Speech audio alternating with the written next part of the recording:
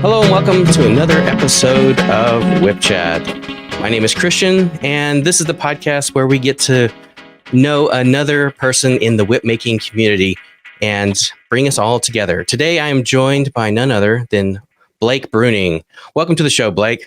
Hello, thanks for having me, Christian. And awesome that you provide such services to get to know people. I know it takes a lot of energy and time on your part to set up things beforehand, after editing, and it's just nice you do that and try to be a connector to the community. Yeah, thank you very much. Yeah, it's my passion. I'm not an amazing whip maker or whip cracker. I enjoy doing both, but I certainly love connecting people, and this community is wonderful. As a introduction, I have written up a few words here about you, just the people that don't know you, that have been living under a rock. Blake is an expert whip maker and expert whip cracker as well, and a martial artist. Blake continues the, shall we call it, the bloodline of David Morgan via Joe Strain. Via Joe Strain, who Blake learned from in person. I would say Blake is the indie whip maker.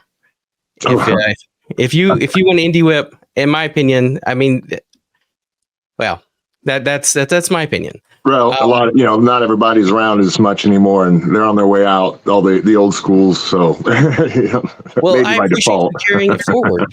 And I definitely want to know more about that. And we could just start there. People that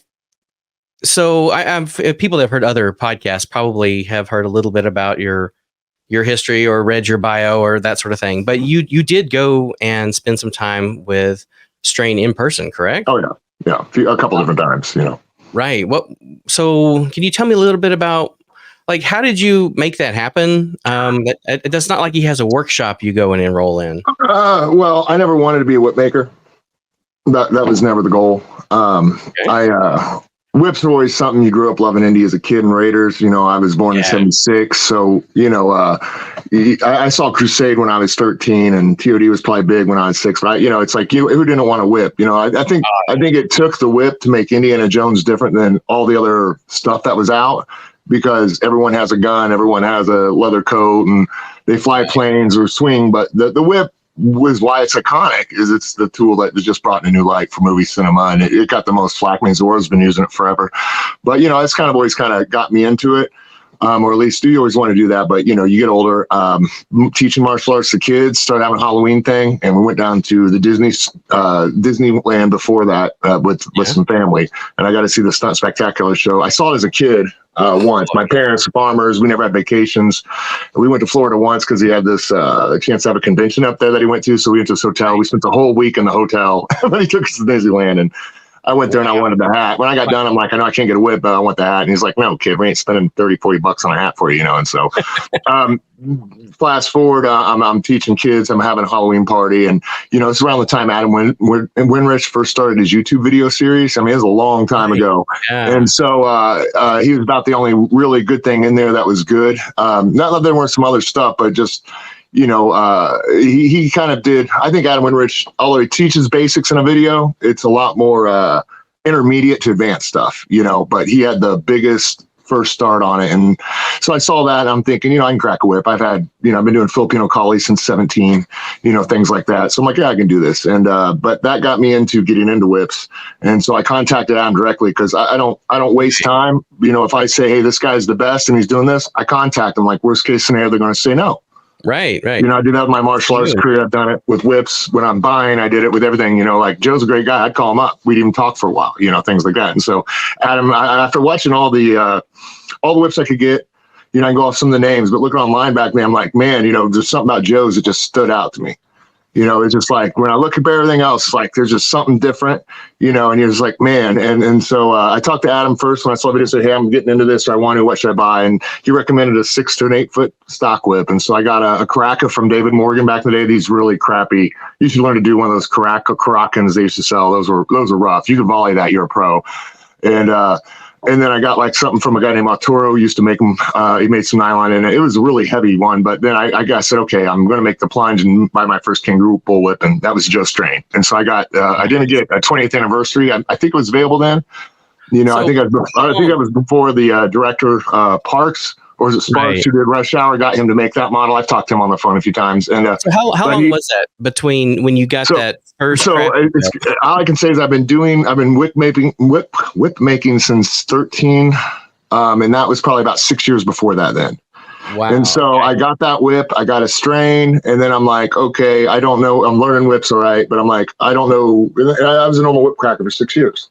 So it was just like, why is this a better whip? What's the right length? What's the best style of whip? I mean, I don't know. And so I started like whips and stock whips and stuff too during those 6 years. Well, like I said, I bought a Kraken. I bought an 8 foot. A Kraken's like a 6 foot stock whip.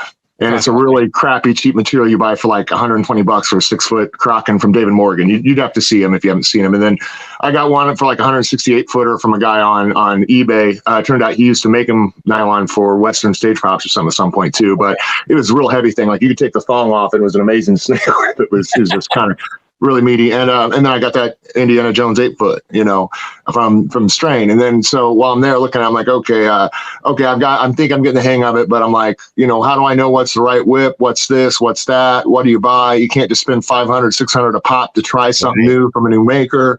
You know, I started going through all the problems everyone else had. And so I started looking around the prices for like stuff. You look on eBay and see what's going for sale. You get used Paul Nolan, used Victor Tell, used what, you know, so I'm looking for good deals. I'd be checking the Club Obi-Wan from Indie Gear, because that was one of the few places you could find good Indiana Jones whips back in the day.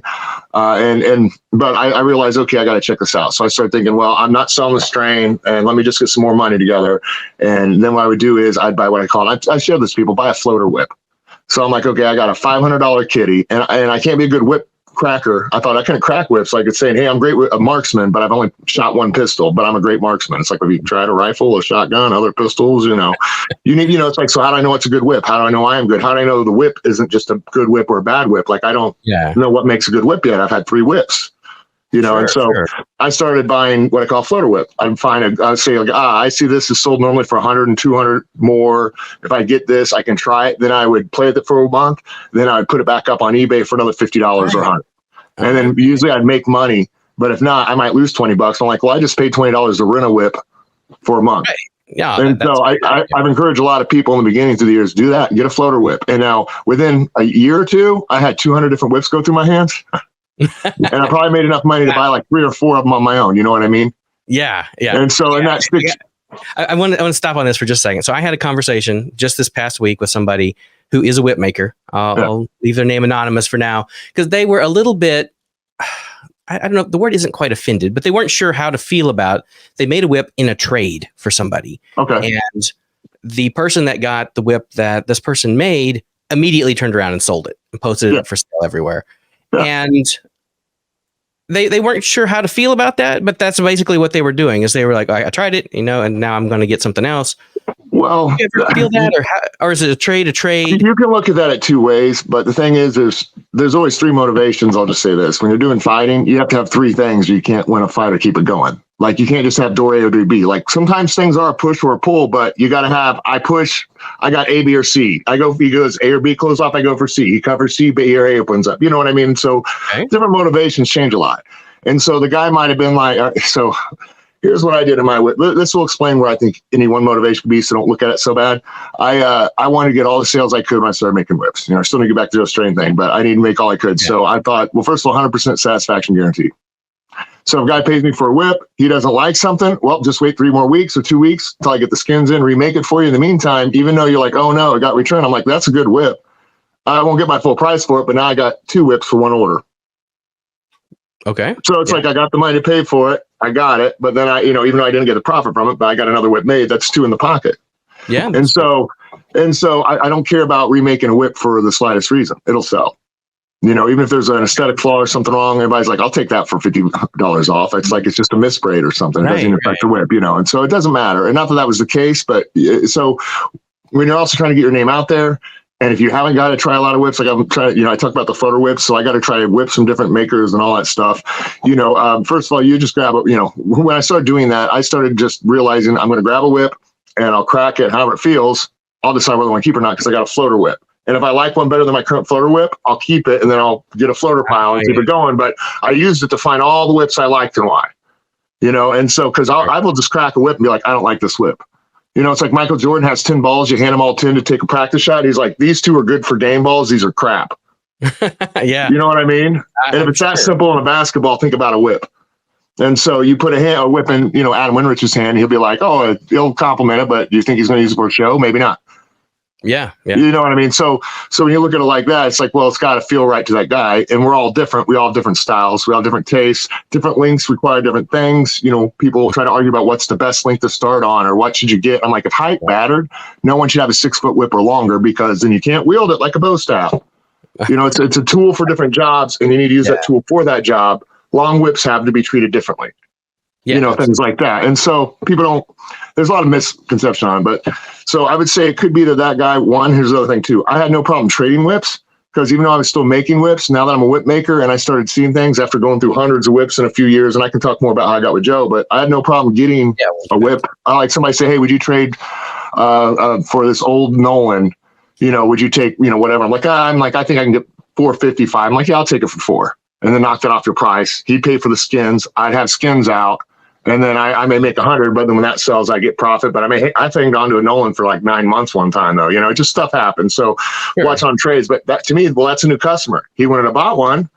I went and got another whip made. That's another product out there. Or got him to see it, see where he likes it, and we'll spread it. But that trade works. So when you're dealing with trades with whip makers, it's nothing against it. But, you know, let's just say you just traded in for 3 whips right now, and suddenly you got a $200, I don't know, let's say $500 washer dryer go out on you. And you're like, I just got these whips, but you still trade it for one of your whips that would have sold for, say, $300 or $400. Mm-hmm. So you can't really judge it on that. They may not like your whip, and I mean that could be it, but it's also a real negative defeatist way to look at it, because you're assuming that the only answer is that it's negative about your work instead of all the other perspectives other people view and see things. It doesn't mean that at all, does it? And I may just want to see someone's work, and I just want to see it, but I can't keep it all. If I kept every whip I traded with whip makers, you need a warehouse. I can't even crack them all. Right. You know, and so don't take it as an insult. Take it as like, hey, I wanted to see your work. I traded with you, and I'm glad you traded with me, and you can keep mine or sell mine. I don't want to be offended either, but it's like, I just want to see your work. I'm like, and then somebody asked me like, oh, I've seen his work. I like, you know, like I like this guy's work. I've done it with 808, you know, Keanu. I love his work. He's been the most innovative as far as creating new custom designs. I think he's been the most innovative nylon whip maker to come out everything since what I've done with the leather, because like I love it where he puts the Japanese kanja. His octopus is, to me, when you add stuff like the octopus, and he's like the only one that adds stuff, it's not a great functioning piece to the weight, but it's a beautiful thing. But like he's done some different innovations like that I think they're good, because the whips are still, you know, other than the weight on that, good whips with the innovations of trying to make a new style. I think the biggest problem is there's a difference between making this car look good and making it drive the way it's supposed to drive. And when you try to add too many things to create something new, I think it's where a lot of whip makers that are new trying to be original lose it. They try to, it's like, well, yeah, it looks good, but is it going to be the sports car anymore? Right. And you are a bit of a car guy as well, right? Well, to an extent, you know, like back in the day, I started watching Initial D, and around Tokyo Drift time, Initial D kind of sparked a lot of this stuff. I don't know if you know what Initial D is. And so I found a Corolla GTS close. And so I started trying to get into drifting. But as I was freshly married with kids, I could just do things around certain areas and have fun, but I didn't get too wild with it. But that got parked. And, you know, now that you're older and things are working on them, I'm trying to, you know, I always want to get back into it. But classic cars is something I always want to build. My dad's really great at anything, and I never got that skill. Like I'm on a farm, but he has a farm dealership, but he worked on airplane engines in the Army, you know, back in the day. So he can do anything mechanical. He went to Purdue for agriculture and engineering. The dude's just smart, you know, but I didn't really get to pick that up. I was more like the side hand kid that helped work on grain bins and anything else I had to do. Yeah. But I always wish I would have learned that car from him. You know, he's always had an old Falcon, and he used to have a Mustang. But I was like, man, I love those cars, because I know back in the day I could at least replace a starter. Even though I don't know what I'm doing, you could buy a $60 starter, and most of the time it's not so rigged you can't just put it in. Right. And a lot of cars nowadays they're made so you can't work on them. Yeah. And so I'm like, I want to be able to have cars. So I've kind of made a vow not to buy anything under 80 something ever again. Once it's EFI, it gets a little bit crazier. And then once you get, you know, EFI is the fuel overhead cams. It has more of an onboard small PC that was junk back then, not like the computers nowadays. But once it's that, not a carburetor, something that just pours gas in, it has controlled wires. And if those things are messed up, it's a lot more kind of like nowadays, you got to have all these system diagnostics because people can't work on these cars without having master control computer systems and how it all works, and it's good to know how to work on an old car. And I went down to fix it. Yeah. I'm not worried about the apocalypse, but like there's an EMP, these cars, I can go out there and pick up my 78 King Cobra right now and start that sucker and have fun. Right. Yeah. I'm guessing you don't drive a Tesla then. So no. I would love to ride in one. I've had people say, dude, the takeoff power is great, but all the other limitations, like I don't like going fast. I'm not a big fan of it. I mean, I'm not a speed demon, never was, but I love going sideways. I love being able to ice skate or learn to try to figure out how to do that in ice skate. Yeah. Oh my goodness. Ugh. Wow.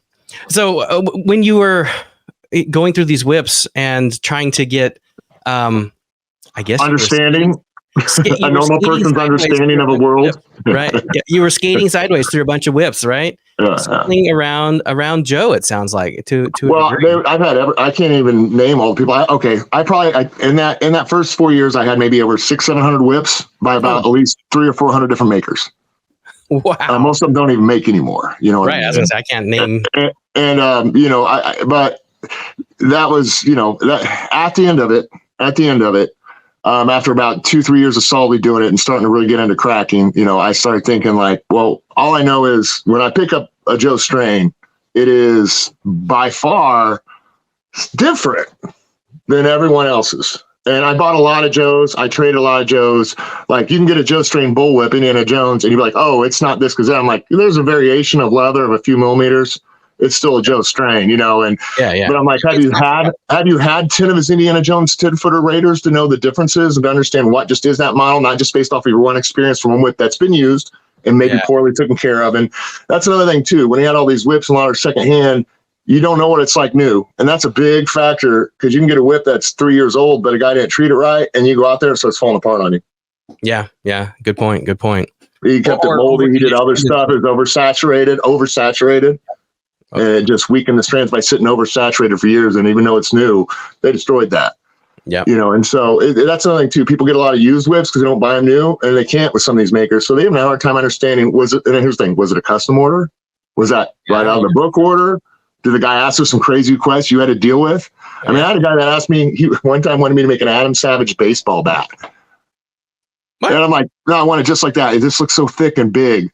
And so I'm like, that's the one and only time I thought about doing a triple belly. Of course, I use bolsters, but I just used the third bolster. But I'm like, it's too fat, man. You're crazy. No, I want this. And so it's like people want some crazy stuff. So I'm like, I have a replica Adam Savage bullwhip out there in like, I don't know, Scotland, Ireland or something. And I'm like, it's out there. And I'm like, if somebody solves that and think this is a Trinity Whipco whip. Well, so you got to take things like that in consideration too. When you see I've only seen one strain, but this is it. I've seen a strain Indiana Jones. Well, how many? Which model? What year was he making it? Yeah, good point. There's a lot to it when you talk about a 20-year career and 7,000 whips he made. I mean, your whips have probably changed over time as well, I would think. I will say to an extent. I got, I went pretty fast. I went faster and harder than anyone I've ever heard about. That's all I can say. Yeah, I'd say and so the curve's a lot different. I also, like I said, so since I found all these whips and there's something different about Joe's, it kind of felt like the Kill Bill thing where it's like that's a Hattori Kanzi, whatever, the Hattori sword, or remember you watched Kill Bill where they had that sword maker and everybody's like, how do you describe a Hattori Hanzai sword? And it's like, well, if you want to compare a Hattori Hanzai with the other sword, you have to realize all those other swords, they weren't made by Joe Strain. You get my point? It was like that when I saw Joe. I'm like, there's just something different. They're slimmer, they're dense. I'd say they're slimmer, but they're denser. They're just the weight, the distribution. I like to do things a little slimmer than Joe or a little bit lighter, but it's like they're great. And so after all these things and all these whips, I just like there's something different about him compared to everyone else. And so I started thinking about where I wanted to go. And so I started buying whips from Joe, not alone, but primarily. I still tried other people, but I started buying whips from Joe. And then for a long time, I usually probably one time I had probably 40 or 50 whips. That's not a lot, but I generally just had about 10 or 15 whips at a time. I eventually got this floater whip going to where I build up to have like 10 or 12. And then if I find a better one, like, oh, here's a better Joe strain, I'll sell it from Jeep. They're both 10 foots. What do you need two? So you do a lot of trading to build up a good collection that way too. Sure. But I started getting commissions from Joe. And then around 2013, he messaged me, and I was really starting to get serious about cracking in my own right a little bit better. It was about 5-6 years of cracking. And then he's like, oh, I'm retiring. I'm like, what? Oh. Well, what do you mean you're retiring, man? Like I'm not even fully sure what I want to do to have. And you got to be the maker. And so even though he says he's retiring, and it was about like October, and he says, I'm going to take all my stuff and options from my website. That'd be like 13 to 14 when that happened, like after that Christmas. And he says, I'm going to take it off and I'll do orders, but it won't be the same. I have to go full-time UPS, and I'm going to make more doing full-time UPS than I was full-time whip making part-time UPS, and the benefits are better. He's got 7 kids, one's special needs. He wants to spend time with them, and he's been doing it his whole life, working these 2 jobs. And so he's like, I'm just going to move on with that. And he says, I'll still do stuff here and there, and you'll see stuff on the weekends, or I might take the occasional order, probably still do some movies here and there. But he's just like, I just want to lay low. And I was just like in my head about to cry. I'm like, it's like if you quit making whips, like, what am I going to do? And so, I ended up running Steve Townsend. I started looking around, and Steve Townsend was a new guy that probably on like leather whip number 8 or 9 on Club Obi-Wan. And I found out he lived near me, but I started talking to him. And as we started to develop a relationship, I started saying, man, let me talk to Joe, because he's asking me questions. And Steve was already kind of learning, I guess you could say loosely, the David Morgan method from stuff he learned from Bernardo online and talking to him and everything else, all his research, talking to other people. But you didn't get to talk to Joe. Like a lot of people just didn't talk to Joe much, but I talked to him all the time. I'd call him up. I'd give him every now and again. I just send him Christmas gifts and goodies.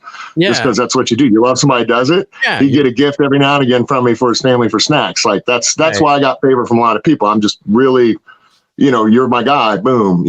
What's one little gift? $20 buys you a lot of favor. Not that I'm using it for that reason, but I'm like, I do things like that. It's like, once that I appreciate all your craftsmanship and work. Right. And so I had a podcast actually to where you're wanting to just establish a friendship and a real relationship with real people out there. Yeah, but Joe's the best. Like, he's not just the best. Like, he's tops, man. Like, I talked to Todd Rex about it. I'd be like, dude, I'll just call Joe up every year, just talk to him for an hour because I don't hear a voice. I'm like, I know. It's fun talking to him on the phone. He's just a really good guy. Yeah, he's the best. We need to have him on the show sometime. That would be probably hard to arrange, but by all means, send him an email. Go for it. Worst case scenario, he says he can't do it. Okay.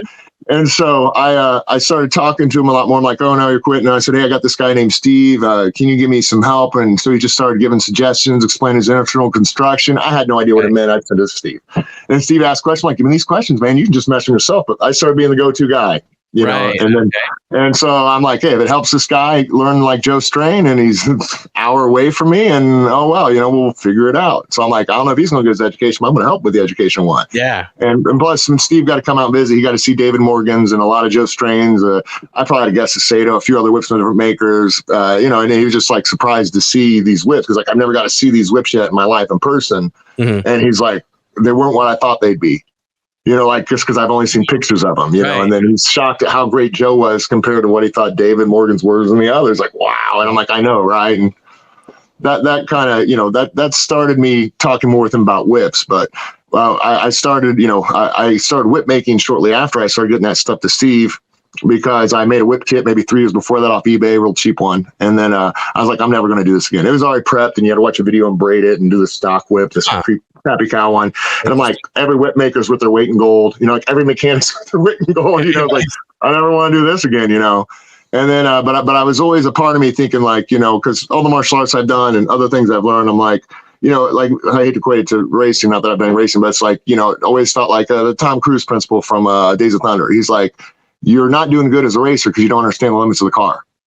And so I'm like, I don't need to be a good whip maker, but I should at least know, well, how are these whips made? So when I look at a whip, I'd be like, well, what is a bad strand or a prep or gap? Or like I realized I had these 500 or 600 whips from all these makers. And I take pictures, I'd some look at them, but I never once looked at them because I didn't have the whip maker's eye.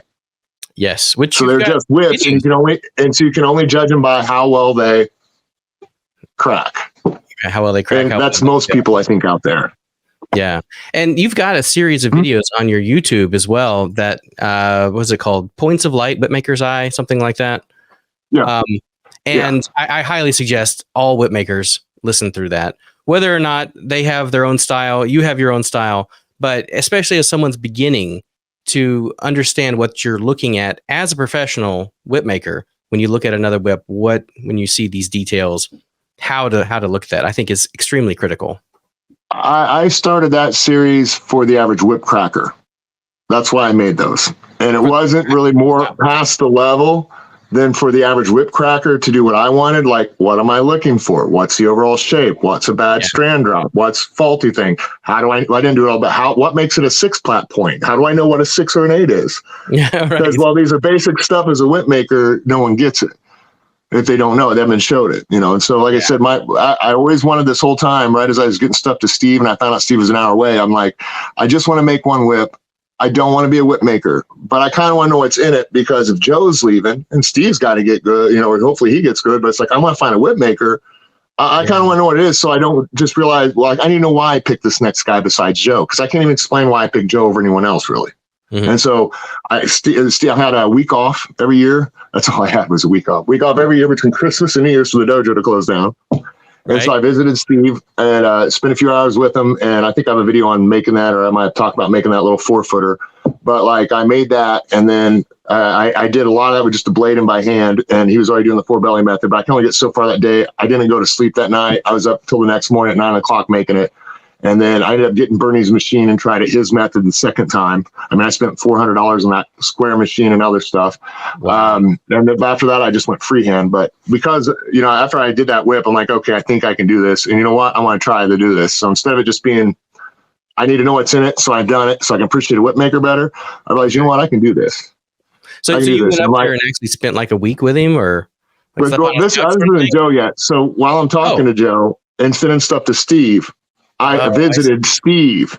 And so I've already had dialogue with him and Joe for a month. Not that I've already been friends with Joe for years, but dialogue in it. And so I said, hey, Steve, do you think you could let me shadow you for a day? I don't want to be a whip maker, but I want to finally have somebody in front of me, because I got a kit. It's online. I can't do it. Like, I'm not just a tactile learner, but with my training, I feel like Taskmaster from Marvel. Like, if you do anything in front of me, I can replicate it. You just got to do it in front of me so I can see the angle I need to see that you're not giving me on a camera and say, here's what I don't get. Is this one hip placement or this ankle, or where's your weight shift? Then they answer it, and I got it. Right. So I said, hey, can you just show me up there and just show me what it is so I understand it? And he, yeah, sure. And so I visited Steve, and then I made, like I said, I made that 4-foot. We didn't get very far in it. We got a core, a belly, first bolster, and then I got a second belly cut out, and then I had to go home. And then I spent all night, like another 14 hours, putting that together, cutting an overlay without my knowledge, trying to, got the yoke ready, trying to get all 12 strands ready, braided that sucker up, didn't go to bed till the next morning at 9 a.m. or 10 in the morning, because I'm like, I'm not finished till it's done, because if I don't finish till it's done, I won't retain whatever I think I might have. Yeah. And that's the kind of dedication I had with things. Wow. And so after that, I'm like, okay, second whip, I'm like, I'll make a 10-foot 16 plat Bernie's way. Yeah, where do you go from a 4-foot 12 plat, second whip, 10-foot 16 plat? And so I got Bernie's device on that second one. And so I started after that. I like I said, the third one, I'm like, I'm just freehanded. This machine's ridiculous. This other stuff ridiculous. The time, the waste, the problems, the frustration, all these skills. There's a lot of skill sets and stuff. I'm like, I'm not doing it that way. And so I knew from then I'm just going to use a blade. And so after about the next, so I knew I was going to make the next 10, 15 whips, and I hope I get my money back, but no, it doesn't matter. I just knew no matter what these next 10 are going to be, they're going to have problems. I mean, hopefully I can get problems out by 10, but they're going to be problems. So go through the process, be a part of the process. Don't just do one whip every weekend. Spend 10 days making 10 whips. Okay. Yeah. Because the training's different. Like I said, hey, you're getting a fight in a week. You're going to fight in 2 weeks. Now this kid gets to train for 8 hours a day, 14 days. But don't worry. We're not going to let you waste your time and energy. You're going to train for 2 days, for 8 hours a day, once today, and then once halfway, but then a week later you fight them. Yeah, I think I know who's going to win. And you know what it's like when you don't get to work on a whip, or you don't finish a whip on the weekend. Like, I got to work a few hours on Saturday, but then I had to wait till the next weekend. It's like, did I remember where I'm at? And then you're not really seeing it come together like you should as a sculptor. You're kind of stepping away from your sculpture at certain times, and maybe it's not as beneficial early off and new and really seeing the process, because you're not there to watch the process go. So I made a lot of whips, got most of my money out of all of them, maybe made a little bit just to reinvest for the skins. And then by about 20 of them, I'm like, you know what? I think I can do this. And I talked to Joe a lot and other things, but after I got onto that, like I said, I was all over Joe. I wouldn't bug him too much, but I'd send him emails, I'd send him questions, and he'd send very vague answers to explain things. And I know now why it was these vague answers, because he's given me guidelines. It's more like guidelines as opposed to rules, Right. And those guidelines are what made the biggest difference for me in the beginning, is that already on my third whip, I'm doing his guidelines. Like not just his method and how he puts the leather and makes it together, but certain guidelines that allow him to have the shape he creates to make it like you should be here, here, here, here, here, and here, things like that. So you know what you're looking at when you're building it, instead of, well, we'll just see how it all puts together and plats out. And if it's off, it's my bad platting or my bad braiding or my prep. And it's like, they're not a lot of people that learn online, they're like guidelines. And so they really have a hard time crafting that in. Different distances down the belly, stuff like that. General guidelines were big, but you'd ask questions, answer. But like me and Steve would kind of get baffled by it. It's like, well, how far should the second overlay go or the second bolster go? And he's like, well, definitely after the 8 drop, the drop from 10 to 8, but definitely it's or whatever. It's got to be past the last. Yeah, the bolster has to go past the drop from 8 to 6, but where in there he wouldn't explain. But it's like the second bolster at least has to go past the last strand drop to help feather it or something. You give these guidelines on some things, and I'm like, well, I see what he's talking about now, because I just sculpted as I go, like Joe, to an extent. Certain parts you sculpt when you get there. So I'm like, okay, so well, at this point he's got to look, well, how much bolster I have left, how much belly tails did I leave that I can trim or not trim, how does all this come together for that last half of the whip to braid it right? So you can't really give guidelines when sometime leather is thicker or not, or this is thicker or not, or you have less tails or not. So you want to build it and then finish building it also as you're building the rest of it, instead of I cut this out and tape, no matter what I'm doing it. And then I just take scissors and cut, there's different things you got to see to look at. But if you're not doing it all by hand and eye, you can't really sculpt that way, if and so it kind of helps. I find it interesting you're using the word sculpt as well. I think that is a critical way to think about using leather. And for those that don't know, I took your video course a few years ago that you offer on your site, where I kind of you have the GoPro on your chest or whatever, and you make a 4-foot web, and it's really fascinating.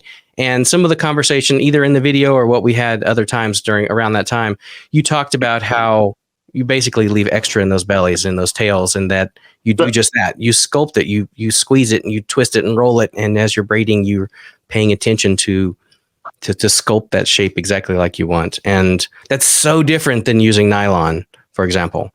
Like that's... Yeah, I mean, nylon still has its own process, because like depending on your nylon maker, your supplier, how much it squinches up and not, you would still need to perfect nylon by sculpting whatever internals are being done. Like, oh, that's summing up more than a lot, let's let the strands go longer. Maybe I need to add a filler strand because it's cutting off too much. Perfection or professionalism or the hype levels, there's got to be one way or the other. You've got to have more hands-on sculpting. Otherwise, it's just, that's what the whole human touch is about. And then also the fact that things need the human touch. Well, it's also limited by talent, craftsman skill, and also where did he get his fundamentals? All these things can kind of play factors. Everybody's got to grow on with what they know, but the worst problem most people do when they get good, or they think they got good enough to do it, is they got good enough to do it and then they quit learning, and that's huge everywhere. Also, I think we spoke about this a couple years ago too. There's different teachers as well, and that some people will try to stick with one teacher and then just copy that, versus making their own, versus when they go off, maybe they leave too early and then they flounder. What are your thoughts on that? As far as education, and I'll equate a lot of things to martial arts, you can't help if you had an instructor your whole life or got in street fights till you finally get training. You can't help what you had. Yeah. Internet, books, YouTube's only been around for so long. A lot of it was barely anything in books before YouTube. You'd have to email Joe or David or these guys that have any. You know what I mean? There's not much learning. So YouTube has become the number one teacher, which is good and bad. Just because it's free don't mean it's good. Yeah. It's just, most things good aren't free. Nothing wrong with it. We can talk more about it. I'm not trying to insult anyone, but like everyone's learning from YouTube, not just whips. I'm just like, everyone's learning from it. Here's how you self-defend yourself. And it's like, I'm going to get killed that way. Thanks to that 30-second clip that's going to get me killed, It's just the way it is. So is it better to have training? Is it better to have classical training? Well, of course it's better to have an instructor better than you and that is ahead of this game to help you with what you're not learning with understanding it while you learn it. Of course, instruction is better, but that's saying the instructor is qualified and knows what he's doing. And whether he's a good teacher or not, has to come down to whether he's actually just a good teacher. Teaching has nothing to do with what you're teaching. That's an excellent point. That's a separate skill altogether, isn't it? Being a good teacher. So, my wife, like Mike Tyson could not teach you to be Mike Tyson. Mike Tyson could never train you to be Mike Tyson. To Gus D'Amata. Right. You can fight, don't mean you can teach or train or get somebody to their own limits because you never had these problems in your life. You're too much of an alpha male to have these problems. Sure. So, okay.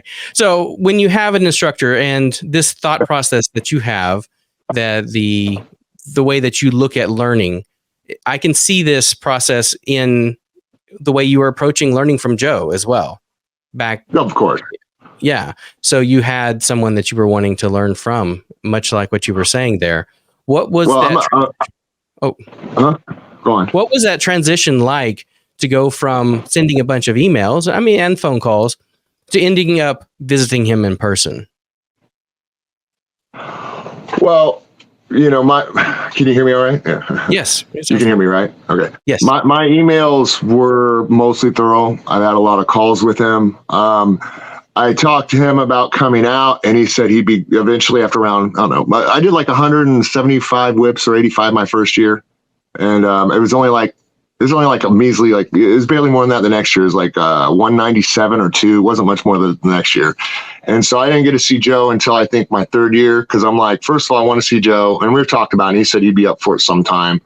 But I'm like, why would I want to go until I've crafted everything he's given me and studied to accomplish it the best I could before I see him, or I'm going to waste all this knowledge? Like, would I love to do one-on-one with Bruce Lee or Michael Jordan just for that hour, and I'd pay $1,000 for that hour, get my ass kicked and knocked out or lose crappy? Sure. Would it be better if I spent 6 months focusing on what they do and they teach, so when I see them, I'm not wasting their time and I gain more from it? So my very martial art mentality through the instructors that had me. I chased Bruce Lee's lineage most of my life. I was 17-year-old. I saw Dan Inosanto at a seminar. Dan was his right-hand man. Like I spent a lot of time going out there, finding the people, because in Indiana there were some, but there weren't a lot. So you'd hit seminar circuits or go to places, seminars, or when these people come in from around the world, you visit them, you spend a couple days with them, buy a private hour with them and see their seminar. You got to learn. You got to learn from the best to be the best, And so my mentality was very much like that with Joe. And so I said, well, I'm going to wait. And about the third year, I don't know if I saw my third or fourth year, but my third year, I broke 500. I think I had like 160 and 190, but eventually I hit something. I broke 500. And so I'm like, okay, I'm around 500, 600. Third year, I want to go visit him now. But at that time, I've already understand a lot. I've asked questions about what he sent me that I'm not getting. I've sent him maybe 20 or 30 whips that he sold on his website for me. So he'd be like, hey. So he'd be like, I made him these. First time I sent him a bunch of Indiana Jones whips, like 4 or 5, and I'm going to for him to sell, and he'd just make a small price cut on it. And he's very generous. And I said, you need to take more money out on your end. No, I'm not just paying you that little for you to sell my whips and your stuff. But I sent him stuff, and I'm like, I just made indies. Still like my first 100, 200, 300 whips that I sent him to him, like about 2, And he'd be like, and I'd see what I got up there. And I'm like, well, it's in this collar. So not this stupid, but it's in this collar. It's a Raiders, or it's in this collar. But because where the belly swelled and the knot was, I saw how he marked one of them. That's an LC. That's this and that's that. And I'm like, so I'd ask him about it. Okay, what's going on? And he'd explain it to me. Or he'd be like, hey, you got to watch he does some fine tips on a lot of whips. Maybe not the indies so much, but he does some fine tip work, as you've seen on that whip you have of his. And he's just like, hey, what you're doing, because on an indie, I was like, that is very slim, maybe 3 millimeters. Maybe it got too short by the time it stretched because of newer whips. He's like, hey, that's really slim for a 6-plat hitch. Like you're going to want a little, like you wouldn't want it any slimmer than that. I think you're almost on the line. Like make sure it's just a little bit thicker for durability. But he'd explain these when he'd see my whips. So that helped a lot, having that mail-in, like learning from home on a computer. But I got to talk to my teacher and send him my work, and he critiques the crap out of it for me. And I can ask questions on it. I suppose, that was helpful.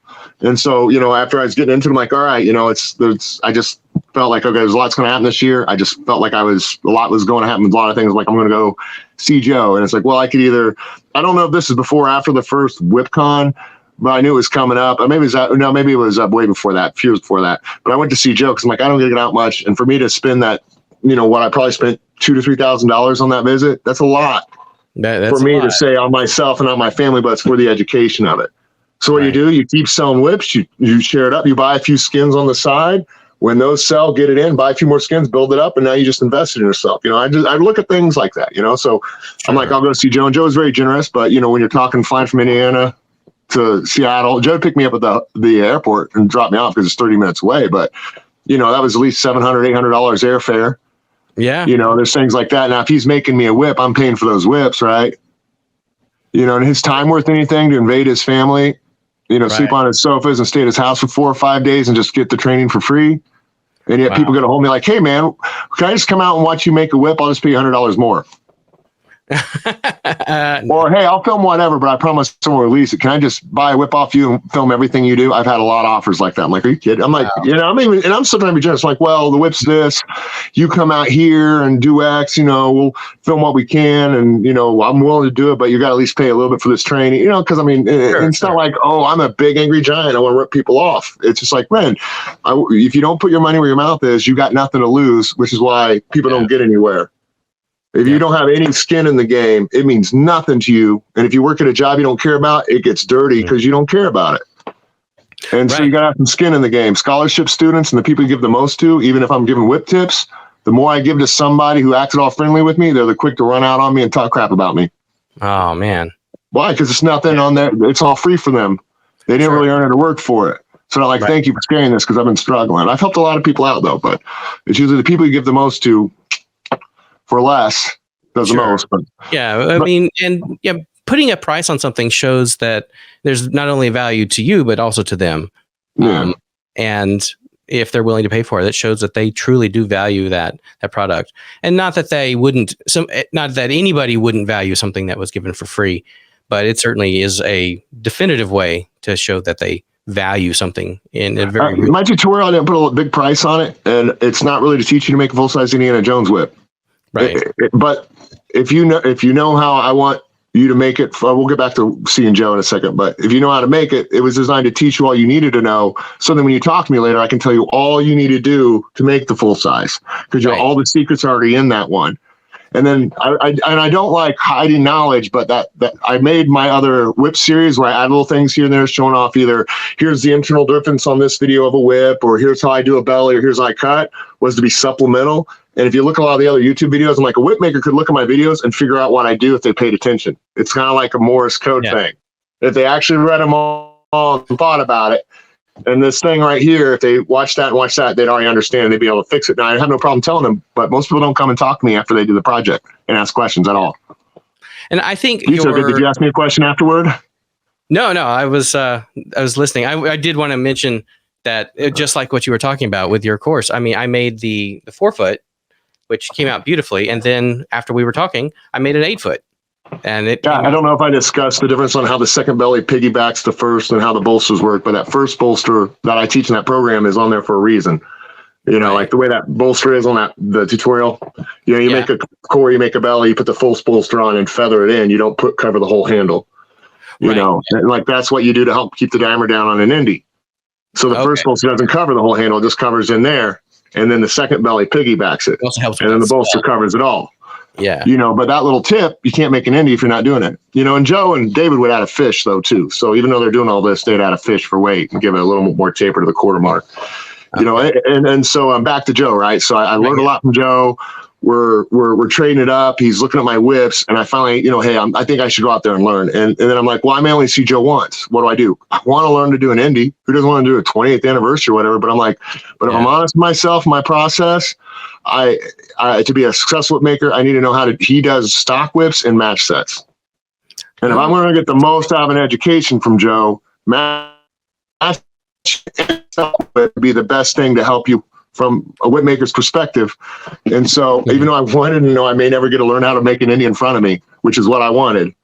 I know what's best. It's the right decision. So we did that, and we talked a lot about other things. But then when I visited him the second time, he did a 20th anniversary Raiders for me, and I got to ask all the questions on why he does this, different models, how he does it. And so the second trip would be more like visiting Joe to see what he does that I've been doing, because I never got to watch him make a bullwhip in front of me, although I've had videos. He'd send pictures of stuff. He'd explain things well in emails. And I realized, like, the funniest thing about visiting Joe is I realized everything I thought he would do, he basically did, but he didn't do it the way I thought he would. Oh, really? Like what?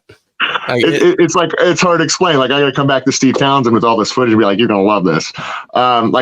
Before then, when me and Steve were working side by side too, I realized me and Steve do everything opposite. And it's almost like that with Joe, but I'll explain. Like, so like if I have to lash a handle, I'll hold the handle here and wrap with this hand. Well, Steve Townsend likes to hold with this handle and wrap with this hand. And so we're doing the same thing. We started realizing everything me and Steve did was almost like opposite, even though we're doing the same things, right?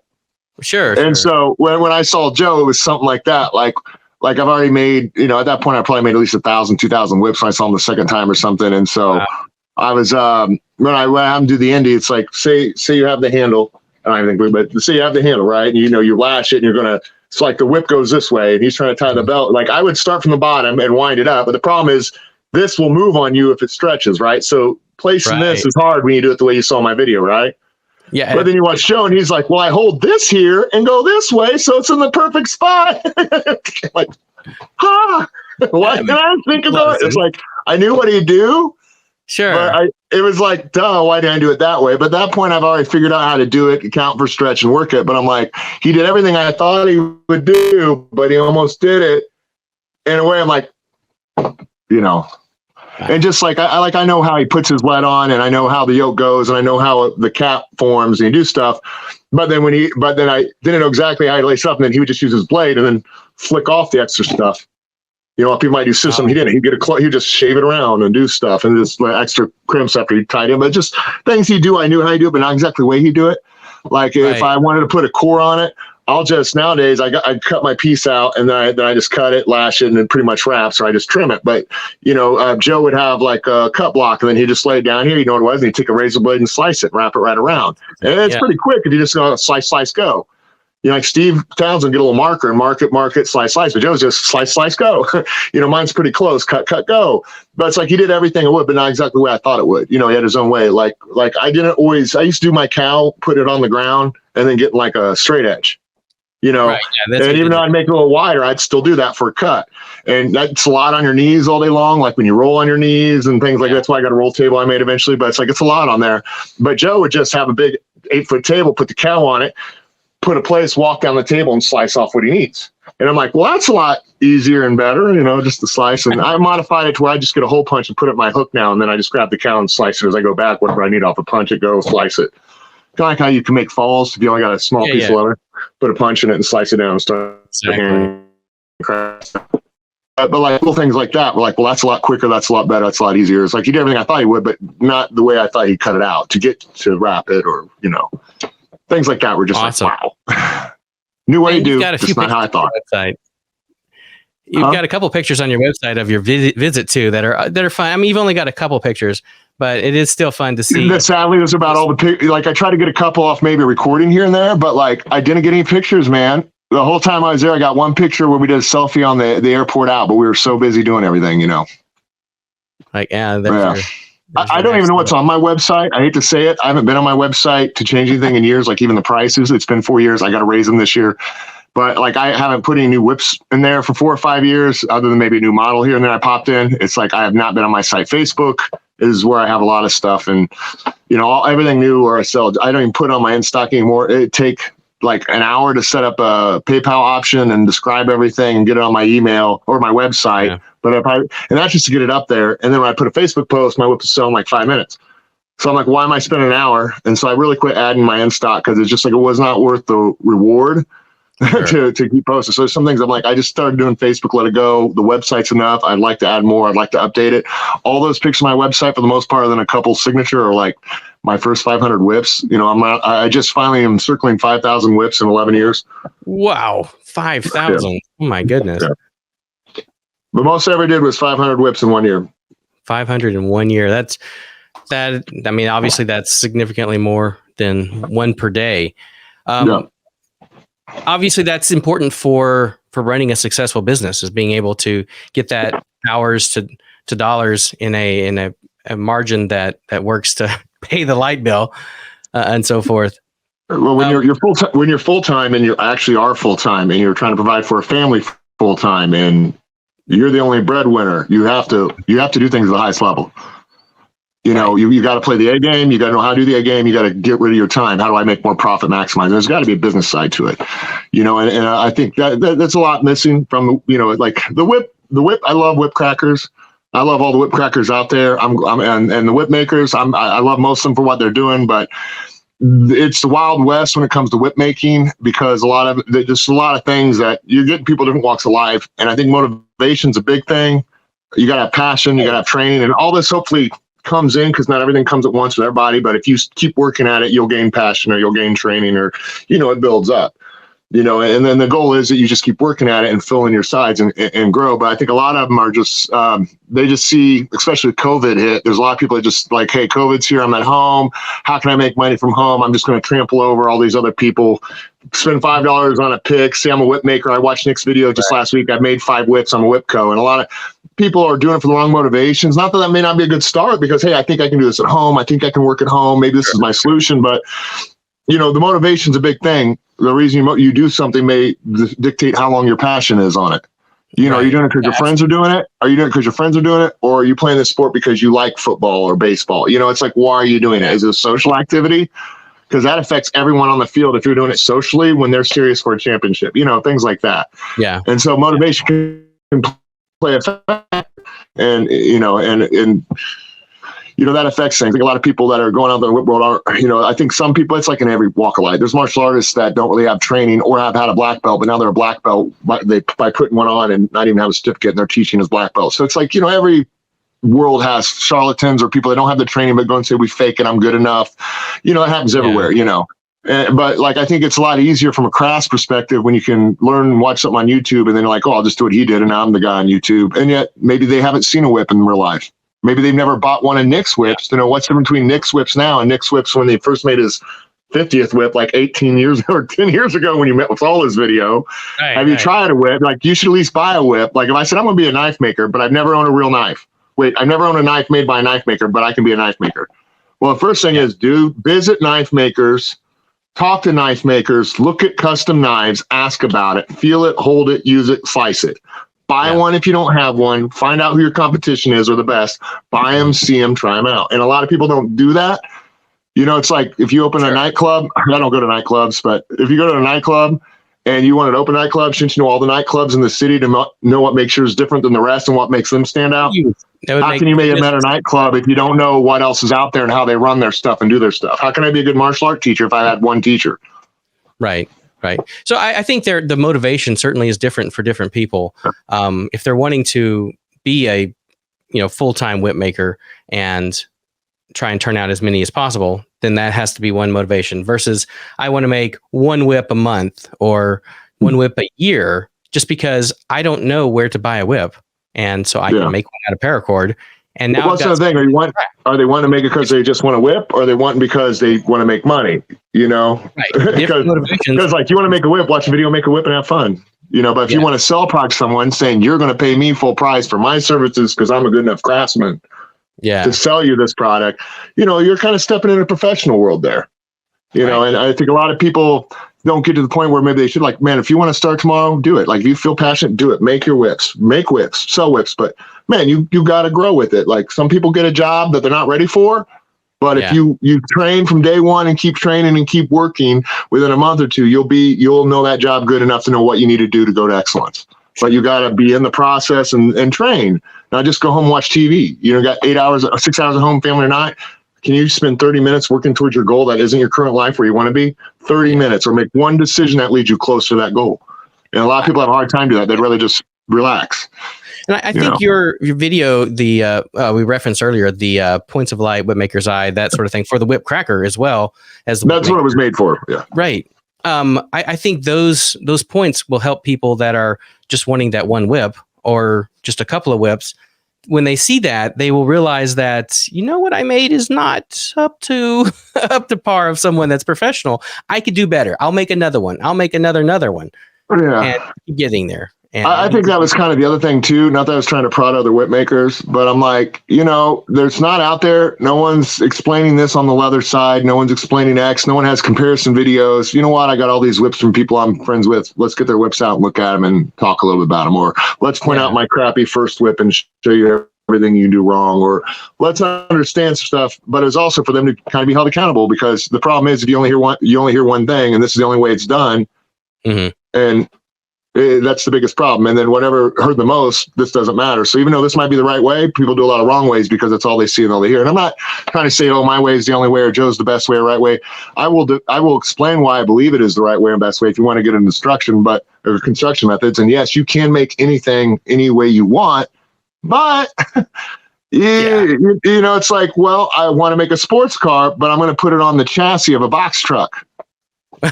Right. It's not the most efficient way of doing it, certainly. And like, would you want to talk to the best to know what's going on and how to look at things and build things? Or you just think you'll figure it out from watching videos from people you don't know if any good, but they're the only people on YouTube talking? You know, and I'm not saying you can't learn from that. A great actor can learn from a bad actor sometimes better than a good one, because they can see what not to do. You know, so I'm not insulting when I'm just saying that if it doesn't matter how you do something, then why even learning? Yeah, that's a good point. No, just do it your way. Yeah, that's an excellent point. And I think, I mean, there's every now and then you see people getting upset and stuff online about these sort of conversations. But as long as I think we're focusing on A, the motivation, and B, understanding that everybody has, you know, if you want to try making a sports car in a box truck, you know, go for it. You know, it'll be entertaining at very least. The whole sculpting thing and how you put together lasagna, it affects the whip. You know, the internal construction affects the rest of it. I mean, every part plays a piece like lasagna. You know, is the belly more important than the bolster? Bolster more important than the belly? Is the overlay where all the binding, you know, does all the binding itself? I don't need binding because the overlay does it. It's like, well, they all play a part. Like if I do a classic core and 4-strand belly and it's got to flare out on that handle, well, I've got to have it flared out enough, or I got to have enough meat, and I got to have the 4 strands be thin enough where it grabs it. So when I pinch that's a rock. I need to make sure that first 2 inches are a rock no matter what, because you won't have any transition if you don't. So you understand the areas you need to work and how. You're like, okay, that's what we need to focus on. But, you know, the way things are constructed and the way it's supposed to be and what you're supposed to look for help make the platform for everything else, you know. And, you know, I think, you know, you can try to redesign something a different way and it still works. Sure. Will it work as well? Probably not. You know, like people justify good whips are because they can crack. Well, I can make a $20 crap whip crack and maybe volley it, but it's not good or beneficial or meant, you know. And so, you know, eventually, you know, you've got to kind of look at your work. But again, if you can't visit anyone, why aren't you buying everyone's whips? Yeah. And then selling them. But take some dimensions, take a heel knot, weigh the whole 10, get a same whip. Like I want everyone who makes an Indiana Jones 10-foot, I want all their 10-foots in one room to see what's different from a Del Carpio versus a Nolan versus a Strain versus whoever. And I've done that to be like, I see the difference. I've had 15 Del Carpios. I've had 15 Nolans. I've had lots, like 70 Joes. I've had different guys be like, this is what's reflective in Nolan's work and why, and here's what's reflective in this guy's work, and here's how their Indies are different because I've seen enough new, used, whatever to understand it all. But that education again is hard because it costs money or hustle. And my hustle was floater whip, floater whip, floater whip, floater whip, floater whip, floater whip. So I could get the education. But I wish it was a whip maker when I did the initial analysis, because I went through like, 400 or 500 whips without the whip maker's eye. And I still did trade-ins and floater whips and stuff a little bit after I started making. But it's like, man, if I only was a whip maker with the whip maker's eye when I had those, I might have got something more out of that, because I did learn what made a better cracking whip. But I didn't learn anything from whip maker's perspective because I wasn't a whip maker during that training. Right. You know? And I think it's notable. Most of what I see you on social media and all is people either reselling your whips or you selling your whips as the whip maker. But I think it's certainly notable that you are an expert whip cracker as well. That I'm all right. I do okay. So. You have some incredible videos that are wonderful training aids as well, teaching people how to do cracks. And some of your video I was watching, I think it was yesterday, where you were snuffing some candles. Yeah, just like that. I had such accuracy. It was very impressive. That video is talking about where I had all these different cracks going into it. So I'm like, you know what? I want to make a video. And I'm like, you know what? I'll make a video. So I was snuffing candles for about maybe a half hour that day. And I tried a couple of tricks. So you know what? Tomorrow I'm just going to make a video. I never tried any of those cracks before in my life. Oh my goodness. None of them. I never tried it out of Hassets. I never tried it out of any of those things you saw at all. Wow. Now, there are sometimes you'll see 3 tricks in a row and it cuts, and 3 tricks in a row and it cuts, but I try to make sure you saw there was no editing in there and that I was just nailing them. But I'm like, I never tried any of that stuff.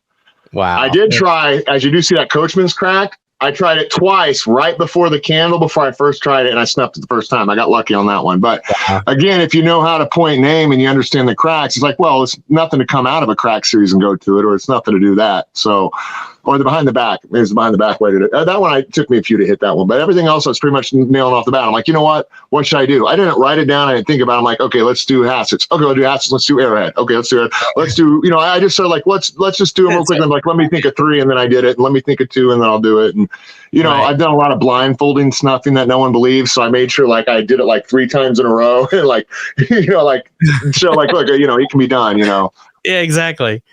Yeah. So they definitely go check out, let's see, it's at Trinity Whipco 9132. It's if you just YouTube Trinity Whipco, you'll find my video series, or it is just called Trinity Whipco as a YouTube channel. Right. Okay. But the saltine cracker, that was a fun one. I got back from Joe and he was talking about, and I was looking for a solution, and he said he used saltines or something before. And so I'm like, I'll try that. And saltine was another fun cracking video where I just spent an hour the day before, and then the next day I just started filming it and just started doing it for a couple hours. Like I didn't even try double cracking the saltines that I did. I'm like, I'm just going to go out there and do it and do my best. Yeah. So, I mean, here's your YouTube channel, and everybody can go and check these. Yeah. Here's Saber Whip trick candle snuffing. Yeah. This is, I think. Oh yeah. See, I even used a Saber Whip for it. I've never snuffed a candle with that whip before in my life. Okay. Yeah. First of all, that's awesome. We need to talk about some of your specialty whips that you make. Yeah, but like I did this video and I never cracked that whip before for a candle in my life. It was actually a new whip. It just, it's like whips are whips. They're a sword, they're a sword. It's longer, it's shorter. If you know what you're doing, you know how to adjust, Right. That's so awesome. Oh, yep. You got to get lit. That's so fun.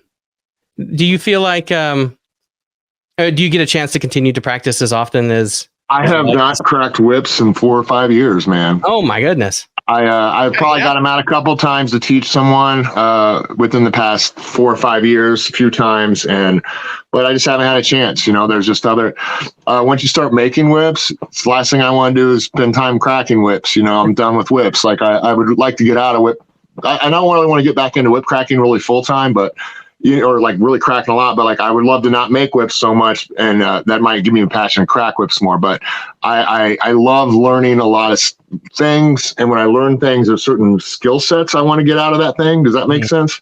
Sure. And so having so like say I was doing gymnastics, not that I would want to know that I can do a front flip or a back flip or whatever it takes to learn it. So like I just want that skill set for whatever reason. So I'll obsess with what I want to get out of whatever I want for whatever reason. It's not that I've done that, but I would love to be taught the back flip. I can do it on trampoline, but but I would want that skill set. So like when it comes to guns, I started getting a pistol spinning. I want that, or roping. There's certain skills. So I'll find these different things I want, know what I want, and I'll master a good chunk of the skill, but there's usually just a certain skill set I want out of everything I learn. And so I haven't cracked whips in a while because I was getting into gun spinning. I was getting into roping, things like that. Like right now I'm really getting into simulators for drifting, so that, in the next year or two, I'm going to finally, I'm working on getting a car I want to do so I can go to some courses and start drifting, and so there's certain skill sets I want. And so, you start hammering that, but there's so much you can learn and master if you've mastered things before. And my martial arts and other things allowed me to learn everything at a higher level because of how well I mastered one thing. I can do a lot of things better, and the learning curve can come in huge if you actually understand and master something. It can translate to other skill sets easier.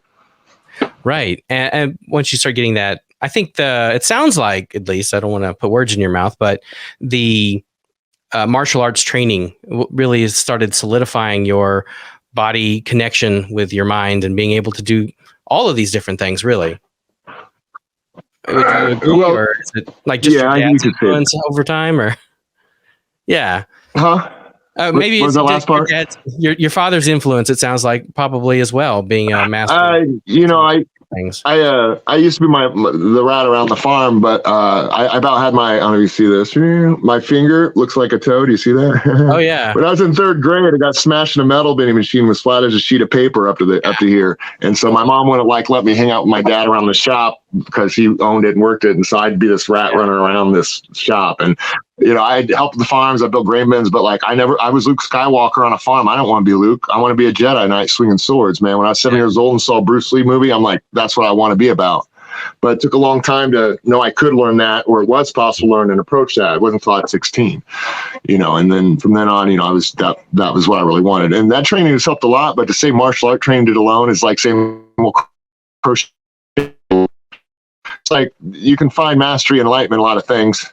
But martial arts can be a good one to help physical training. But again, you're talking about the local karate, the local boxer, whatever. I mean, I've had 50, 70, I would have at least 50 academies I've walked in and spent a month at. And I've probably had 120 different people I've seen privately and through seminars. And I would go to a place that's an hour and a half away for 6 months to train under a guy. And then, I did a lot, it wasn't just one style, one discipline, whatever. I've learned tactical shotgun, home evasion, multiple opponents. And, you learn everything you can from the Jeet Kune Do. The Kali was always my art, but I didn't want to be a black belt in Brazilian Jiu-Jitsu. That was never my goal. I did not want that. But in the protection programs, a lot of people are saying, well, you need at least be a purple belt in BJJ to teach protection. You don't really need it. We're going to teach you to circumvent the ground, try to get up in 3 seconds flat if you can, all the right tools to circumvent this. But it's like, if you had a purple belt in BJJ, it would allow you to recognize position quicker, make little decisions faster, base and posture instantly good, and all these things to make it more functional. And so I never really want to be a black belt in Brazilian Jiu-Jitsu, but part of my path and with the people we're training with, it just had to lead me to do more BJJ than them. And so I never wanted it. I'm a black belt, 2 stripes under Marcelo C. Monteiro, BJJcoach.com. And when he came to Brazil, Indianapolis, I became his first right-hand man there. And man, I was there for a while. I spent the last 12 years of teaching martial arts, teaching kids BJJ. I had the #1 ranked kid in the world, Gabriel Smith. He was in the Brazilian World Tournament the same year. That was my kid I trained. Best kid in the country, 13 and under, because he's only 13. I've dealt with the best. I train with the best, and I work on that. So when I start whips, I'm going to Joe. If I'm starting drifting, if I can't talk to Keita Tsuchiya, I'm going to find the best pro drifters and find out somebody in the area that runs an event and talk to these guys, which I'll get into. Or how can I be a part of this? Or how can I find the top guys to learn from? Wasting your time doing it yourself sucks. And as a teacher that had a grassroots, Jeet Kune Do, Kali, some MMA in the day, you didn't have these instructors. So we had to be those guys. And I always, man, I wish I had a teacher. I wish I had a teacher. And so I was always the guy learning and teaching and everything. And whip making was very similar. I have had to learn a lot of stuff in the mind of a master instructor to teach to others as well. So those are benefits of being a great teacher more than maybe a great martial artist. Right. Okay. I see. That helps with everything else. How to learn and break down fundamentals and learn better and focus your time better and energy and understand the end from the beginning and the vision of things to excel better at something quicker, because you don't have more time than someone, but you can learn it better or smarter in different ways than someone. Right. Are you still working in the martial arts field, or do you still have a studio? And I was happy to retire. Let's say it wasn't the best time, but about 6 years ago, when I brought Steve on full time, and I had him come on full time for a year or so, but COVID came up after that. I finally worked my way. Like, I saw whip making for a while there, being this can get me out of teaching martial arts. Thank God. I need to have power of my income or freedom of my schedule. It's working for the man, even though you're teaching martial arts at one of the best academies. Like, man, I'm still working for the man. I can't control my life. I teach. I'm always busy from 3 o'clock to 6, 7, no matter what. I can't watch my kids enjoy their stuff because I'm the guy teaching other families' kids stuff that they can enjoy. I just wanted to get out of it. You get tired of people come from all over the world and disciplines and mixed martial artists just wanting to come in there, prove they can kick your ass. Yeah, true. I've heard that. I don't want to prove I'm okay at this or whatever. It just, you spend 30 years sparring, and not a lot of people do martial arts spar. I spar every class. I spar multiple classes a day. I would also have Friday night sparring for 2 hours in academies that we do everything from weapons to no weapons to kickboxing, boxing, grappling, MMA. We'd have 30 minutes of different stuff. I mean, I'm like, I'm in there. You're attacking me. I'm going to get you to get it. I'm your drill sergeant in the trenches, and I'll play with you, and you come at me, and we'll get you to learn better by by me taking all the abuse and damage gently as you go to town on me. Right. Just I was a very in the trench type of guy. Right. But after I kind of wanted to just like I'm tired of kind of doing it. It ain't worth me getting as much damage. Like when you wait, it's a lot. It's a lot. And I would love to do more martial arts, but when you're stuck teaching one style in one way, like I'm stuck doing BJJ. I don't want to just teach BJJ. I never wanted to be a BJJ black belt. I never wanted to just teach that. Yeah. I want to do everything. Stand up, multiple opponents, weapons, bring in a stun gun. If I get stung, that's my fault. Let's have some fun. Let's try tactics. Different. Like we need to play. We need to understand multiple sports, disciplines, all the clinching, everything. We need to do everything in real environments, real possibilities. We need to know how to do parkour just to obstacle someone, because if you're running for your life, if you just know how to hop over a table, you might get out that door than if you had to run around it. He's stuck by 3 seconds. You can turn and get a weapon. I mean, we approach from every angle and very hands-on thing, but by the time I'm just teaching kids, it's like very warehouse factory, because I'm just teaching the same 150 kids every class, few classes every day of the week, 5-6 days a week, 4 or 5. There's not a variety of location or students or what you're teaching. And I just want to be free. And like Jeet Kune Do is about freedom, but not total freedom, but being able to be free and understand things from a free mentality. But I had no freedom working for someone. And it just like, I settled for it because it's a good paycheck that I knew I'd at least get.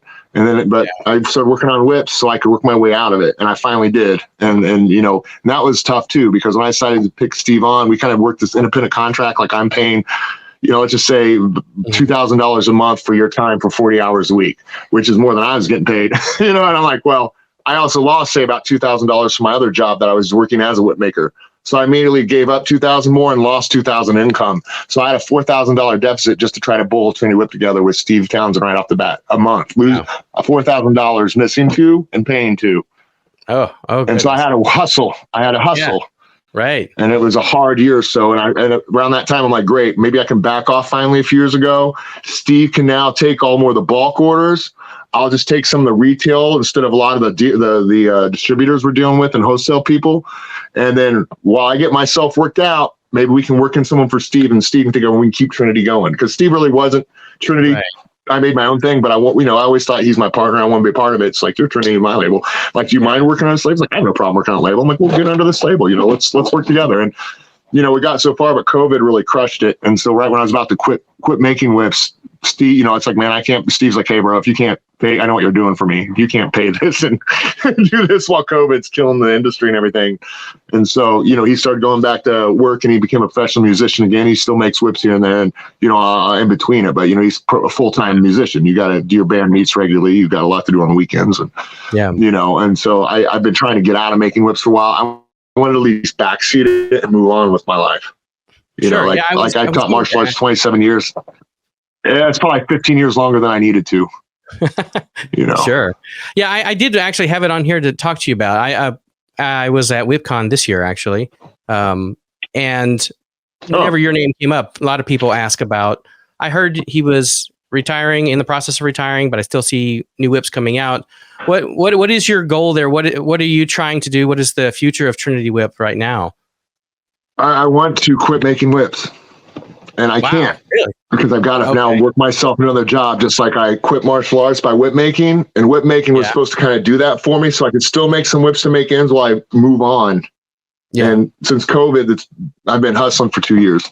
And so I kind of made a thing. All right, that's it. I'm going to try to give myself just whatever I said, 2 years, or whatever I said a year ago. I'm like, 2 years, and it may go longer, but I'm going to hustle I can. But I want to quit making whips because, if you actually understand how other people make whips, and then whether how I make whips are different, the amount of whips I can make because my methods are so much faster, I can make a lot more volume. And to hustle as much as I did, it's just too much strain on the human body. I've also probably had 17 broken bones in my body doing my career, and I started just this past year, I'm trying to braid and I feel this kink. The doctor said it's like tennis elbow or something maybe, and to try to do stuff, and I've got something.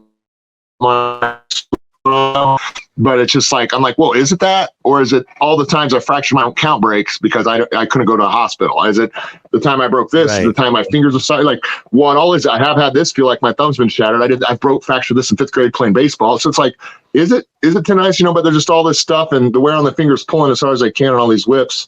It's just like, man, I can't, I don't want to be doing this full time where I'm making four whips a week, or 4 to 5 whips a week, or it's a lot, Sure. It's a lot of pulls and whip making leather. There's a way to do it to loosen it. And I mean, there's a way that you push pull so you can really tighten it without pulling as much, but you're grabbing strands you can't even grab. It's like dental floss. It's like if I grabbed a hammer every day and that's what I was pulling, you'd have rock hard hands. But since we're grabbing little strands we wrap around and pull, it just warps your fingers. Sure. And it'll warp your fingers over time. So like you look like Terry Jackas, or I don't know if David's were that warped, but some of these old Australians, their fingers are very gnarly and warped from constantly wrapping and pulling and getting twists from years and years of twisting. You'll see they're twisted a bit. Do you have any suggestions? And so like that's one reason why Joe retired. Joe said, well, 20 years, 7,000 plus whips, brother. It's like my hands, it's weird to go into a passion knowing that you got a life expectancy if you hit it hard like a pro. Yeah. And you're making 5 to 10 whips a week. Jeez. Even if they're shorties, there's like 10 shorties coming out. You're working like a pro, and a lot of people don't do that volume. One, the box truck can't be made that way. And the other is who's crazy enough to work 16 hours a day like I had to for a while there. Yeah, exactly. On any job. That's impressive. Wow. Yeah. Way to hustle, man. But still, that is tough. Do you have any suggestions for people that are finding physical problems as they're making whips? As someone that's done this, what sort of, do you have stretching, or, I mean, what do you do? And case by case, like you're trying to, it's like how you build your box truck. Like we can get into whip making method you want in a minute, but a lot of it could be posture. Like, are they doing from a vise? Are they sitting in a chair? Are they standing up? Is it, if they're pulling from a hook, is it too high or too low for their natural posture? I mean, posture can be a lot. If it's your arms, maybe you're pulling too hard, not enough, but Yeah, no, those are excellent points. Like what about your back or your hands, like you said? Are there tricks? Yeah, I mean, it's too much to gauge from a quick question and generalization. It could be a lot. Like, then again, it's like, hey, did you play tennis your whole life? Do you have bad elbows? Do you have bad fingers? What have you done with your whole life too? Like that affects things. Good point. I was talking with somebody else earlier this week, and they were talking about they had a stretching regimen that they tried to do before and after a whip making session, just for their shoulders and hands and all, just for muscular pain that they were having when they were working on it. I was just curious if you had a similar, or is your other things you do during the day stretch out your body with other physical exercise, for instance? If I heard this right, it was a little garbage. You said you've talked to other whip makers that are having certain issues and they'll stretch beforehand, or they do other physical activities so that they can survive whip making. Is that what I got out of that? Yes, sir. Well, do you think that professional athlete, and I'm not just this, but professional athletes, do you think all they do is their sport, or do you think they learn supplemental training that helps balance it? Of course. Right. Of course. And I mean, you are a professional athlete. Well, I mean, I was technically, but I was more like a professional play gym for the toughest guys around to come at me and me teddy bear them while they just, these guys, monsters, but I would say you should always stretch. Like if a normal job in a factory says every 2 hours you need to take a break every 2 hours. You're going for 16 or 10 or 12. Take a good 15, 20 minutes. Who cares? You're about to work for 3 or 4 hours solid. Right. Get rest to do whatever. Add a little stretching. Wake up, pulling your fingers in. Do whatever. If you don't do anything and like stretch it all and run out there and run down your field where there's all these potholes, you're going to twist and sprain or break an ankle. But if you're warmed up, you'll roll with it better, So, you could look at it, or if you feel you're having problems, you should do some things to help develop maybe your strength. But a lot of it can be posture. A lot of it can be they don't know how to braid. Yeah. They're putting too much effort in the wrong way, or the wrong way with their body, or because like if we all just grab it and pull, it all looks one way. But do you know the difference between Joe's and everyone else's? You got to see it, feel it, and understand his energy. Like when I went to Joe, I'm like, hey man, I knew he did some martial arts. Like, hey, can I put my hands on you while you braid? Like, so I come up behind him like Ghost, like Ghost. Right. And I put my hands on his forearms while he's braiding, and I'm like feeling the tension of his pull. I'm like, holy shit. I'm like, it feels like you're not putting much strength in it, but this is the tightest braid I felt.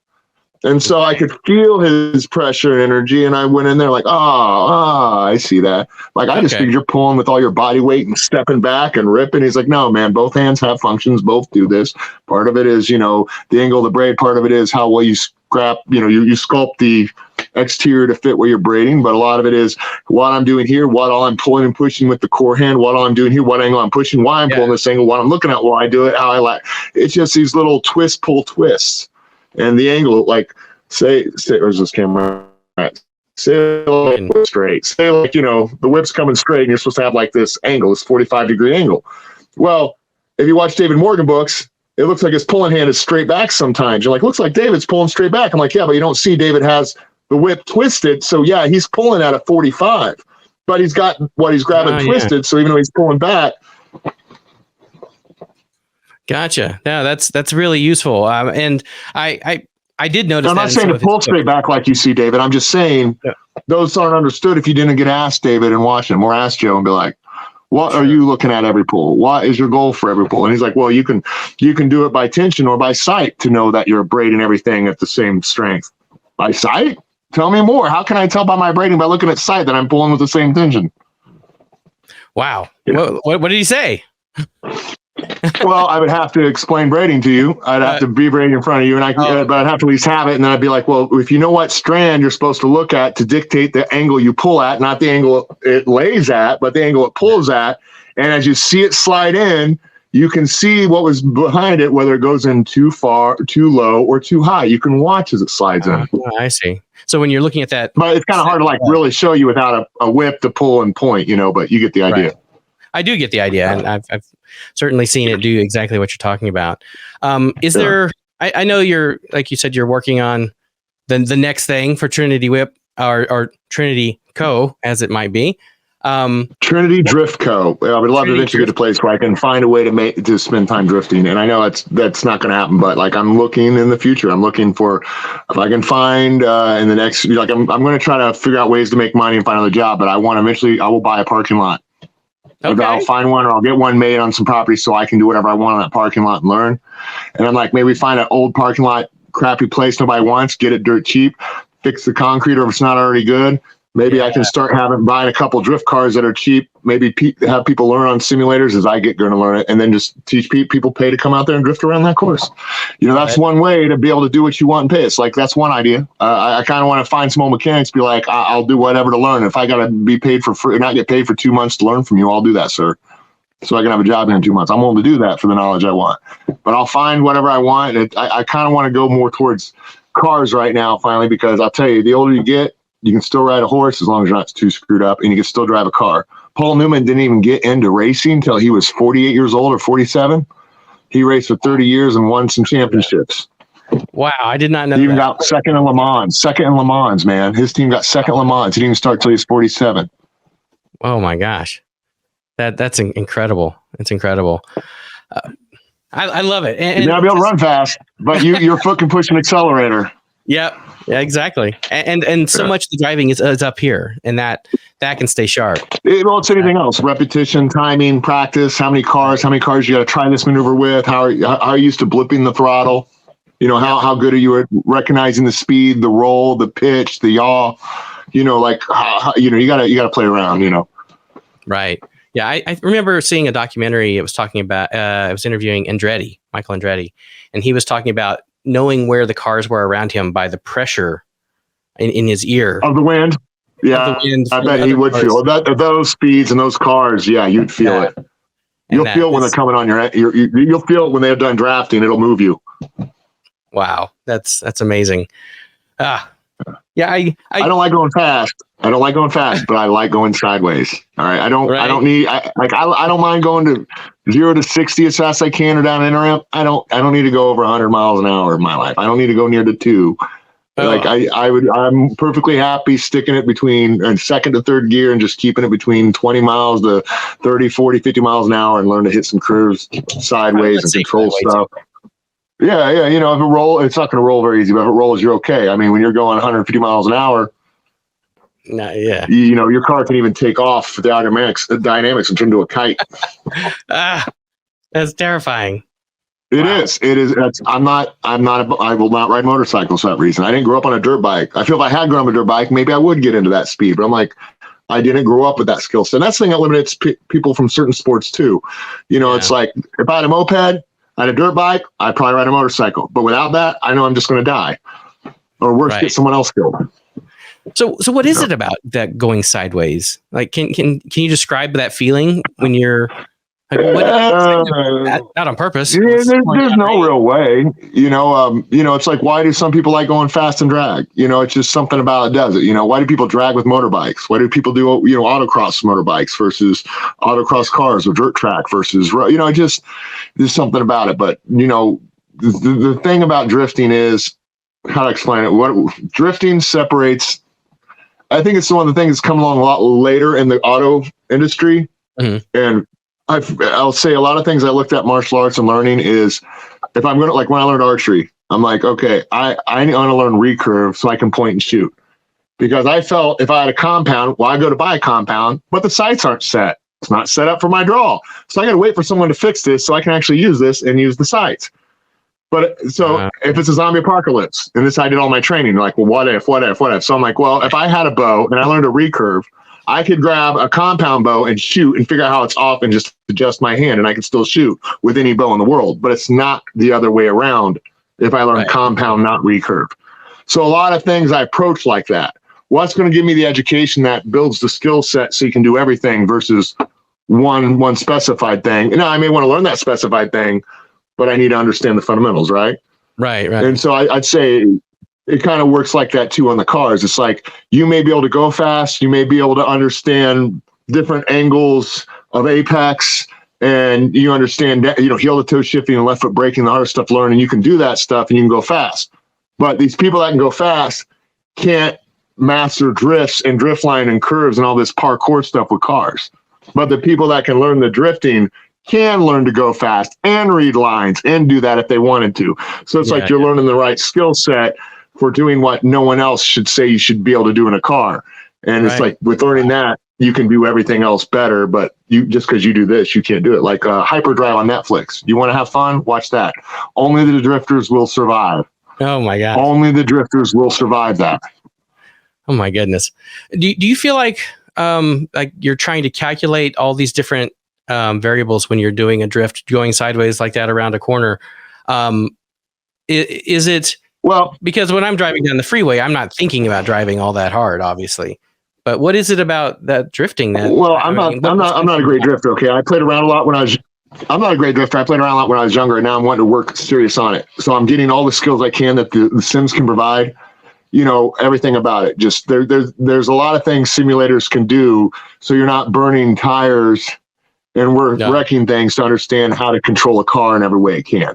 And so simulators, even professional drivers now use simulators, like even the basic simulators, even if it's NASCAR, because they get to go to the track, they get to hit the track, they really get to learn from this stuff.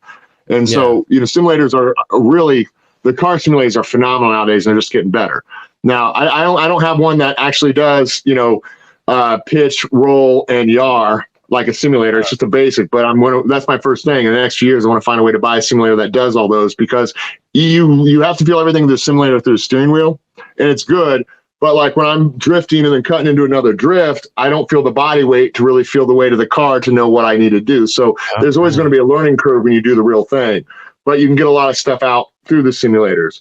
And so, simulations where I'm really at it now, like as far as enjoying a car and getting a car sideways, I love it. I love everything about the funness of it, because it is hard. It can be hard. There's a lot of ways to enter drift, but it comes down to three basic things. One, what you got to do to get your car sideways.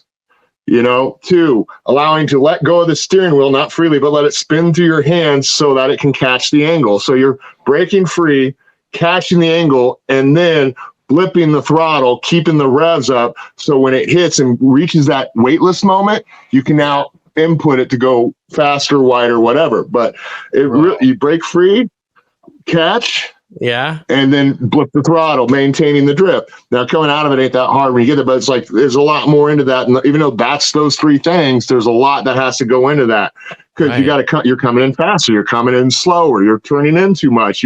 There's so many variables in just taking a curve. So it's like, how do you get good at something? You got to do it over and over and over and trial and error. And instead of burning up tires, you can burn up a simulator to get a lot of these basic skills out.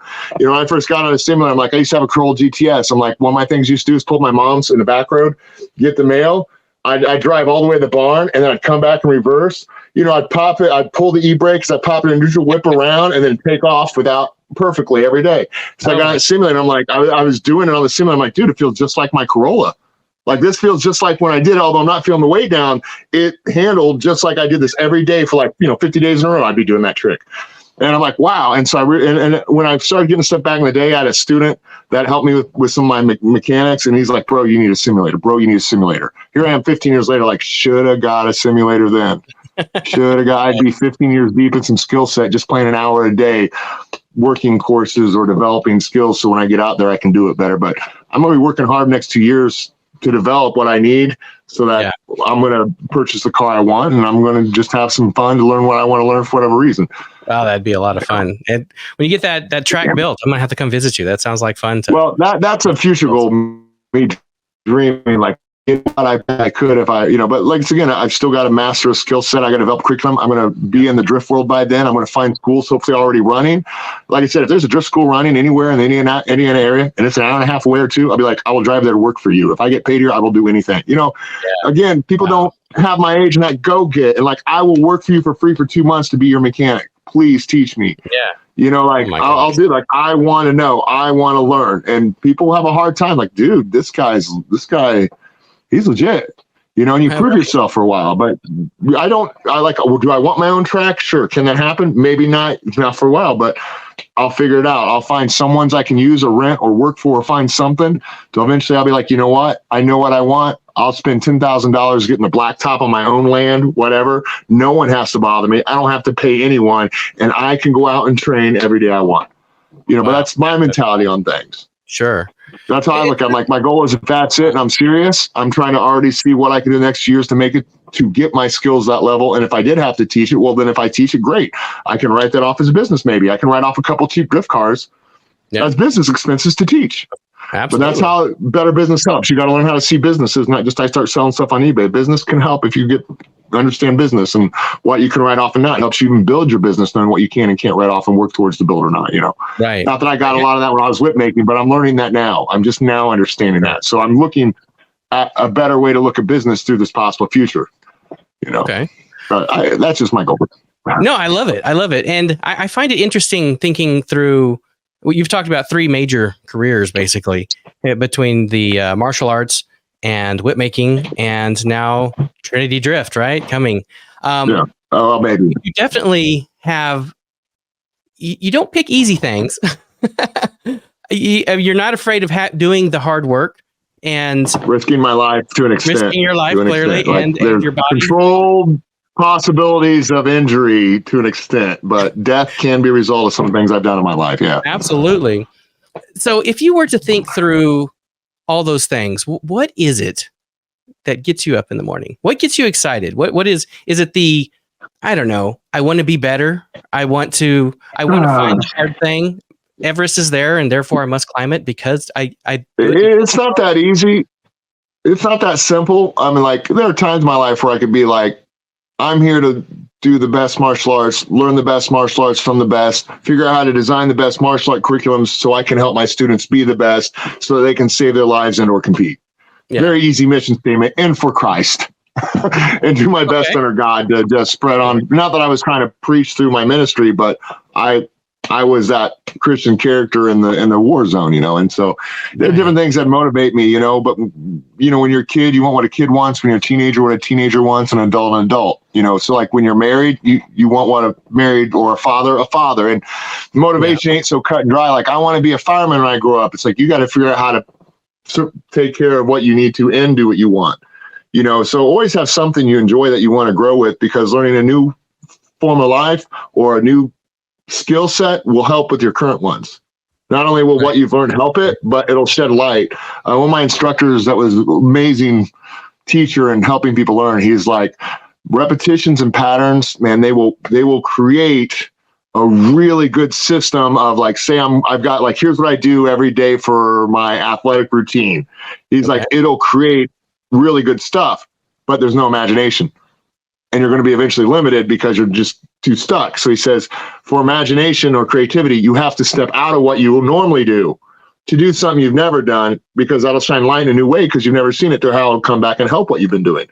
Like you may not find it, but finger pain may help your Brazilian Jiu-Jitsu. I don't know. I'm just saying you just don't know.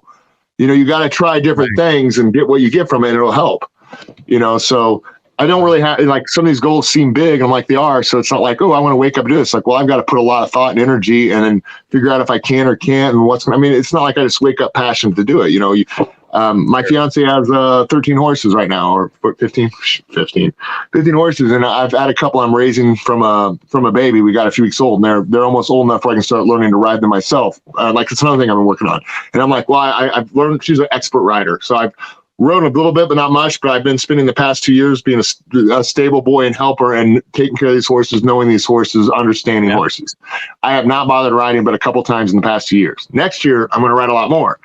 Okay. And hopefully, as riding, I'll help train the 3 that I'm raising right now so they can get to be 3 years old so I can train them. But I've been learning a horse, but I've learned it this way. I've learned it from raising 2 young ones, seeing how they develop, seeing how to teach them, seeing how to guide them, knowing that they will trust and love me, seeing how they develop, how they learn before I even start. And hopefully I can ride a few horses before I screw them up trying to teach them, which she'll have my help. But you see, that's not just an overnight thing. You have to get up in winter and make sure they have water and all the stuff you got to deal with, you know, and it's a lot of work. So, you know, what gets you up out of day, ultimately you got to make that decision. You know, either you start off on top, you start off on bottom. You can just spend all day on bottom. And even if you don't make the top, you might as well scramble to get to the top, because nothing else is going to get there if you don't work at it. I think work ethic is a huge thing with people where it's not there, or motivation or passion. I mean, that's really the biggest problem with most people. And it's a lack of purpose. They don't feel like this is their purpose. And without really feeling like your purpose, you can't have a lot of passion. And I think leadership isn't there, and a lot of things. It's the lack of passion, purpose, or whatever. Like, if the leadership it's not his purpose to be a leader, and he's not passionate about it, what happens to the staff? It just, you know, and we're not one-dimensional beings. Like, would whip making make you happy? Like, if I said right now you're going to make nylon whips, don't worry, your whole family's provided for, but you will have to make whips for the next 20 years and nothing else. How would you feel, Chris? I think I would feel stuck. Absolutely.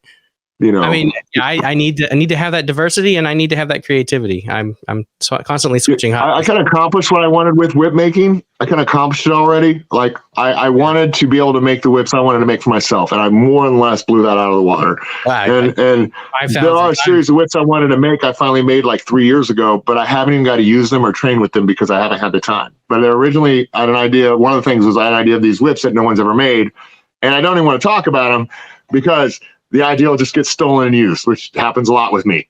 Okay. You know, but it's like, I made these things. Even if I tell you the name of what I call them, somebody will figure out something. Next thing you know, they're the creator of it and all this. But I'm like, I need to do a lot of training, because each whip I made, you can't use it just like a whip. That's all I can say. And it's like, it takes a lot of training. And I in the future, and like, they'll just die with me. Maybe I'll show them off one day and say screw it. But I finally kind of made what I wanted to make for another possible pet project. Like, I'd love to make some comedies or a movie here, an action film here someday. And I've looked into that for the past year with some friends talking about it. Just like, okay, if I can do X, X, and X, you know, we can pull something off. Worst case scenario, we'll figure it out. We'll pull something off. So the past 6 years, I keep laying down ideas, and we're creating stuff. And if ever happens, we can maybe nail something. But it's like, that's how it works. You know, you want something, you need to be involved about it. You need to work towards it. Maybe it goes somewhere, maybe it doesn't. But if you want it to, it's just not overnight, and you can't always quit your job to do it. And, you know, what gets you out in the morning, you know, every day is different. You know, I used to love making whips, then you get tired of it, you know, and but I didn't make whips to want to make whips. I started wanting to make whips for good reasons, and I wanted to make a good whip. So don't get me wrong, and I love doing it.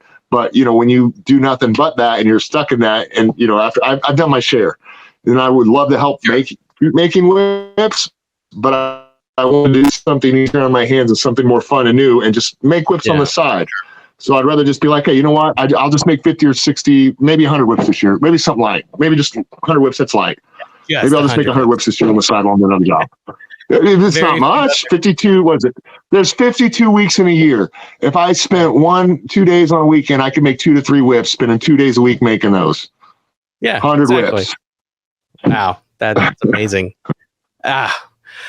So, I mean, not talking about the new ones that may or may not come in the future, but you have had some extremely creative ideas on various types of whips. I actually have a couple of them here I'd like to talk to you about, and your process was when you were developing these, because I love that creative passion that you have when you have one of these.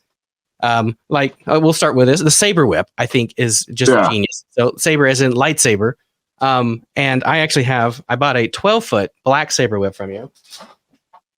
And did you buy that? Did you buy the one that already was just a thong? And then I think so. I think that was the one where I made it, and then I ended up getting a handle for it. Yeah. Yeah, and you had to. I remember that one later. So I've been playing with. I remember that now. Yeah, I forgot about that. I can't remember the name of that handle, but I used to know the Gladius, or it's the Gladius or Glacier. I forget the name of it. I even know the name of that hill. Yeah. But yeah, it's awesome, and I've been playing with it because it's interchangeable. You can switch out. So I've been trying some different handle designs as well myself, playing with an excellent thong that rolls out so beautifully. So this is super fun. And the other one go ahead. What? Yeah, go on. Yeah, go on.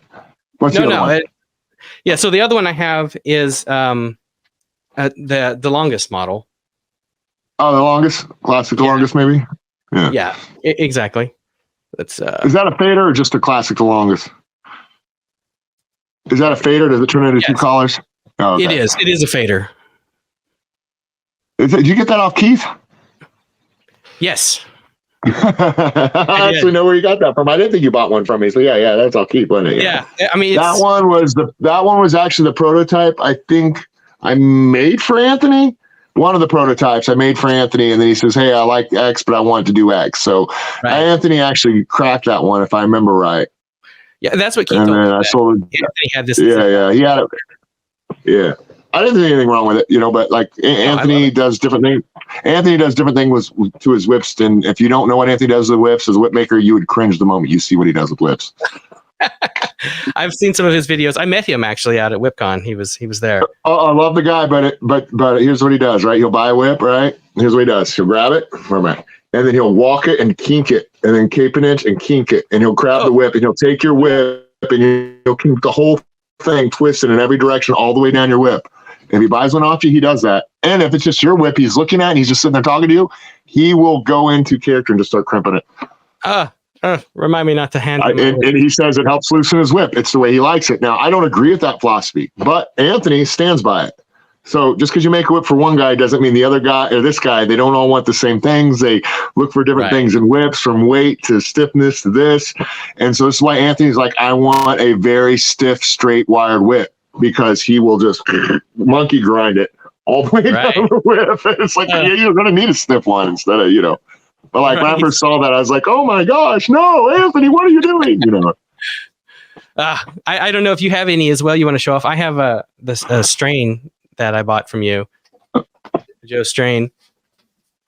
That is truly a work of art here. I'll go full screen. Yeah, that's the first custom whip I bought off Joe. I wanted the coral snake, and I told Joe, just make a bull whip the way you want it. And that's exactly what he gave it to me as a 16 plat. So whatever that is, that's how Joe would make it. If you said, Joe, make a whip. It is. So because I thought, he makes all these models. Like I wanted, and this is what I thought of when I got whips from different people. I'd be like, what do you like to make and why? What do you prefer in a whip? And then I would order that whip from a whip maker so I knew what they liked and why. Now it makes sense about their craft based on you going to make the whip you want. So now I know what you would like in a perfect whip. Like everything else you got's a variation of what you like. So what is it you like? Yeah. So that's one reason I got that. I said, Joe, do whatever you want. I just want these collars. I want a 6-foot whip, but make it however you want. Yeah, he did a stunning job as well. In my opinion, it's like, did I need a 10-inch handle? Sure, that's fine, but it's a nail spike and it's a solid whip. But I'm like, would I like this maybe be a little shorter now? Maybe I don't want the 10-inch nail spike. It's a little heavier. Maybe I'd rather have a target for that or not. Or maybe I like the weight to be a little lighter here. But, there's just different things. But that's just my opinion. But again, that's what I like. But is it solid? It is one of the best whips I've ever cracked. It doesn't change. It rolls out effortlessly at the perfect Joe. So, it's like, hey, what's the best whip? What's your best shoe? Are you going to wear a size 13 Nike Air Force One like me? I don't wear that. Like, is that what you wear? Well, I should ask you what shoes to wear. It's like, you can't ask me what shoes to wear. Just like you can't ask me what whip to use, but you can kind of tell me what you want to do with the whip, and I can kind of find the tool that will best fulfill the function of what you want to learn with it. Right. What are not some based of the on silly? It's got to be 8 to 6 foot. It should be this or that. It's like that doesn't help anyone. That's like saying you need an economy car. You need an economy car. Well, what am I going to do when I haul stuff? You get an SUV. Well, I need something for a truck bed. I guess you need a truck. Well, you ain't helping me all. You're not even asking me the number one thing. What are you wanting? Why are you wanting to whip cracks? Why are you here? Hey, I want a haircut. So just trim up what you got. Why are you here? I mean, exactly. And do you feel that, do you have that conversation quite a bit when someone's ordering a whip, or do they usually know what they want? It gets all over the place. Like I said, I've 5,000 whips. There are a lot of customers in there, and some people just order, not say a word. Some will ask questions. I'm there to answer. I always say, call me. If you're willing in detail, here's my phone, text me. If that ain't enough, call. Let's just deal with an hour phone call. If it's going to take that much. And I spent a lot of time to people where I've wasted a lot of time. They never bought anything. It doesn't make me jaded, but you also got to learn to limit your time. Don't give someone an hour. Get all the information out of the way in 5, 10, 15 minutes. And don't just stay on there for them to talk about their kids and other stuff. Not that I want it, but it's like a lot of people waste their time. They haven't made a sell yet. And you got to also watch how much you give freely if there's no reward. Not that I want it, but like I've talked to people for 2 hours before, never got a sale out of it. And not that I was talking to them for 2 hours for a sale, but it's like, dude, talked to me for 2 hours, figured you'd get a sale out of that because he keeps talking to me about it. Like, dude, you're answering all his questions. Thank you. I'm so glad of your time. And man, I got talked to you for so long and blah, blah, and then nothing. So it's like, I'll still talk to someone that long if they want. But, a lot of, some decisions you got to make as a businessman is what is too much time, what's not enough time. Like if I've been on here for a half hour and I haven't directed the call as the guy selling something to someone like a business, that's on me. I've had at least 10 minutes to talk to this guy before getting into questions or directing it. Right. I did want to talk about some of the other whips you've made, and we can just kind of have this up on the side as we're chatting. This is one of your YouTube videos where you're going over a bunch of your whips. And people can just see these as they're watching the video. I think everything in there is probably within my first 1,000 or 1,500 whips. I think I made that on my fifth or sixth year whip making. Okay. Yeah. It's a couple years old. Yeah, I can't remember, but yeah. Like the lightsaber whips you brought up, what I call the saber whips. That's Adam Winrich's fault that they exist. Oh, really? How's that? Yeah. I was thinking, I finally got him, Nick, and Steve to meet up together because like I've met with Adam before, and then I started talking about trying to get these guys together. So I arranged a few events where all of us got together, and he was talking about, hey, have you seen these lightsabers? And he's like, somebody so-and-so. And I'm like, well, I've seen someone try to take a cheap lightsaber from Toys R Us and try to attach something to it.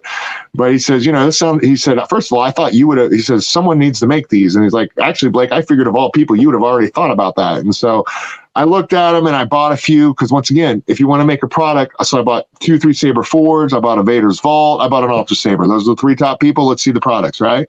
Yeah. And then I'm like, what would we do with this? And I'm like, well, when I made those, I'm like, I don't want to just turn it into a fancy cow whip, where it's anchored into the handle. So I started thinking, what can I do? And I'm like, all right, so if I could come up with a custom polycarbonate nail spike and shaft that could make this work, I think I can make an interchangeable interlocking whip.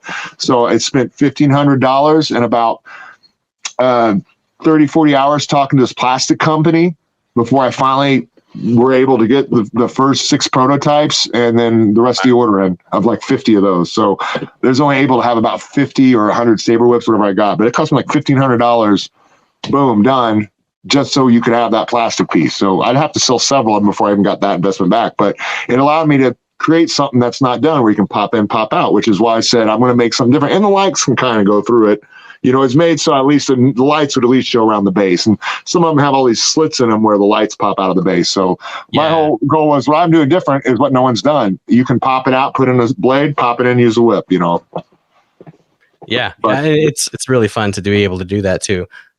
Like this Batman whip. That's beautiful too. Just with the ferrule on there makes it great. I think that was when I decided to send stuff to stage props. I sent that. I always thought, like I want a Batman logo. Why not? And I'm like, what would Batman do? And I'm like, well, usually in the cartoons or the comics, his parents died while he went to see Mask of Zorro. So I thought if Batman had a whip, he'd have a Zorro whip. So I just kind of made Joe's version of Zorro, give or take, and then just put a Batman logo on it. Right. No, that's awesome. You've put other handles on whips too. Don't you have like a sword handle or? I had a vision where I'm like, man, I would like a nice knife handle, smooth thing as a sword. Like, why not? And once again, as opposed to somebody getting an old service saber and broke it off and, try to cow whip it in. Right there. I'm like, okay, I'm going to have an actual armorer who makes handles. Make sure the tang is a tang, but it just comes out with like 3 or 4 inches of a nail spike outside that tang. and then I can grind it or craft it or cut it to where I want and add whips to it. So it's that the nails, technically a nail spike is kind of turned into a tang, or a tang is turned into a nail type tip. But those are actual sword handles made by an armorer and then a whip attached to it. That is awesome. Super creative. Yeah, everything I did, I'm like, if you're going to do it, you need to do it in a way that's super quality or never been done before, or it's the right way to do it is have other craftsmen and their skills that they can partake in this. Right. And that's why you go with the outsourcing the ferrules that are engraved, right? Yeah, Bernie was more of an etcher. Is that the right word for it? Yeah, the etching or he did more etching on his ferrules than what you'd call engraving.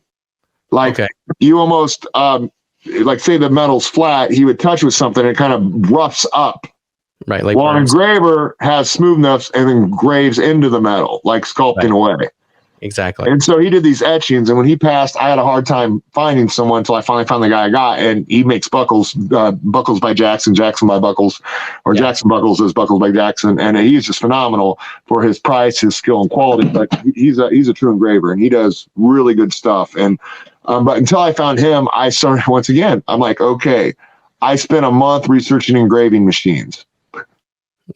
Wow. I was looking at price versus budget and would it work? How do I do X? Could I do that? Like I'm looking at, is it worth spending $2,000 or $3,000 on a engraving machine so I can put it in? It will actually laser engrave what I want in it. Like I said, I started thinking, man, do I got to do this on my own? So like I was looking at that, but finally, luckily, God just directed me towards Buckles by Jackson. And I'm like, solved. And he does a great job. Oh, that looks just like the one I have here. And that one's the revolver. Will Roberts is using that revolver whip. That's his signature. See that little ring right there, so he can spin it like a gun. And I believe he's in the movie The Redeemer using that, but it's made for Netflix in 2022, but it just hasn't been released on Netflix yet. Yeah, but the one after this, the revolver, there's a ring in there, so when you tie it all up, you can spin it like a gun. Oh yeah, like your gun's kinda, that's the revolver whip. But it's supposed to be in the movie 2022, The Redeemer. And Netflix, it was made. It just hasn't been released yet. So I don't know why they're holding it. But Hollywood does it a lot too. Hollywood has so many movies you've never seen. They were made. They thought when this guy's getting hot, they'd bring him out. Didn't happen. Didn't have the right moment. Other movies came in. Never seen before in life. So it may come out on Netflix eventually, but they obviously didn't release it in 2023 or 22. But then again, around that time is when Alec Baldwin shot a guy. And there's a little bit more anti-guns, and plus a couple other Westerns came out really big at that point. So I don't know if they just held it and it may release eventually, but I hear he got a lot of good footage using a whip and a revolver whip, and he plays like this bad guy's gang's right-hand man that does all the assassinating for him and killing him. So supposedly Will does a lot of cool stuff with the whip, and I was really hoping to see him really kill with that whip. I hope we get to see it soon. Yeah, that'd be awesome. Wow. Some of these, they're so beautiful. I was talking to a couple other people. Actually, there was a post on Facebook just today while we're recording this that I think it was Blake Gorey has a ferrule that he was using electrolysis. I think it was called electrode etching. So that's probably what Bernie did. It's like what you do. It kind of like welds it off or something. Yeah. Something like that. Yeah.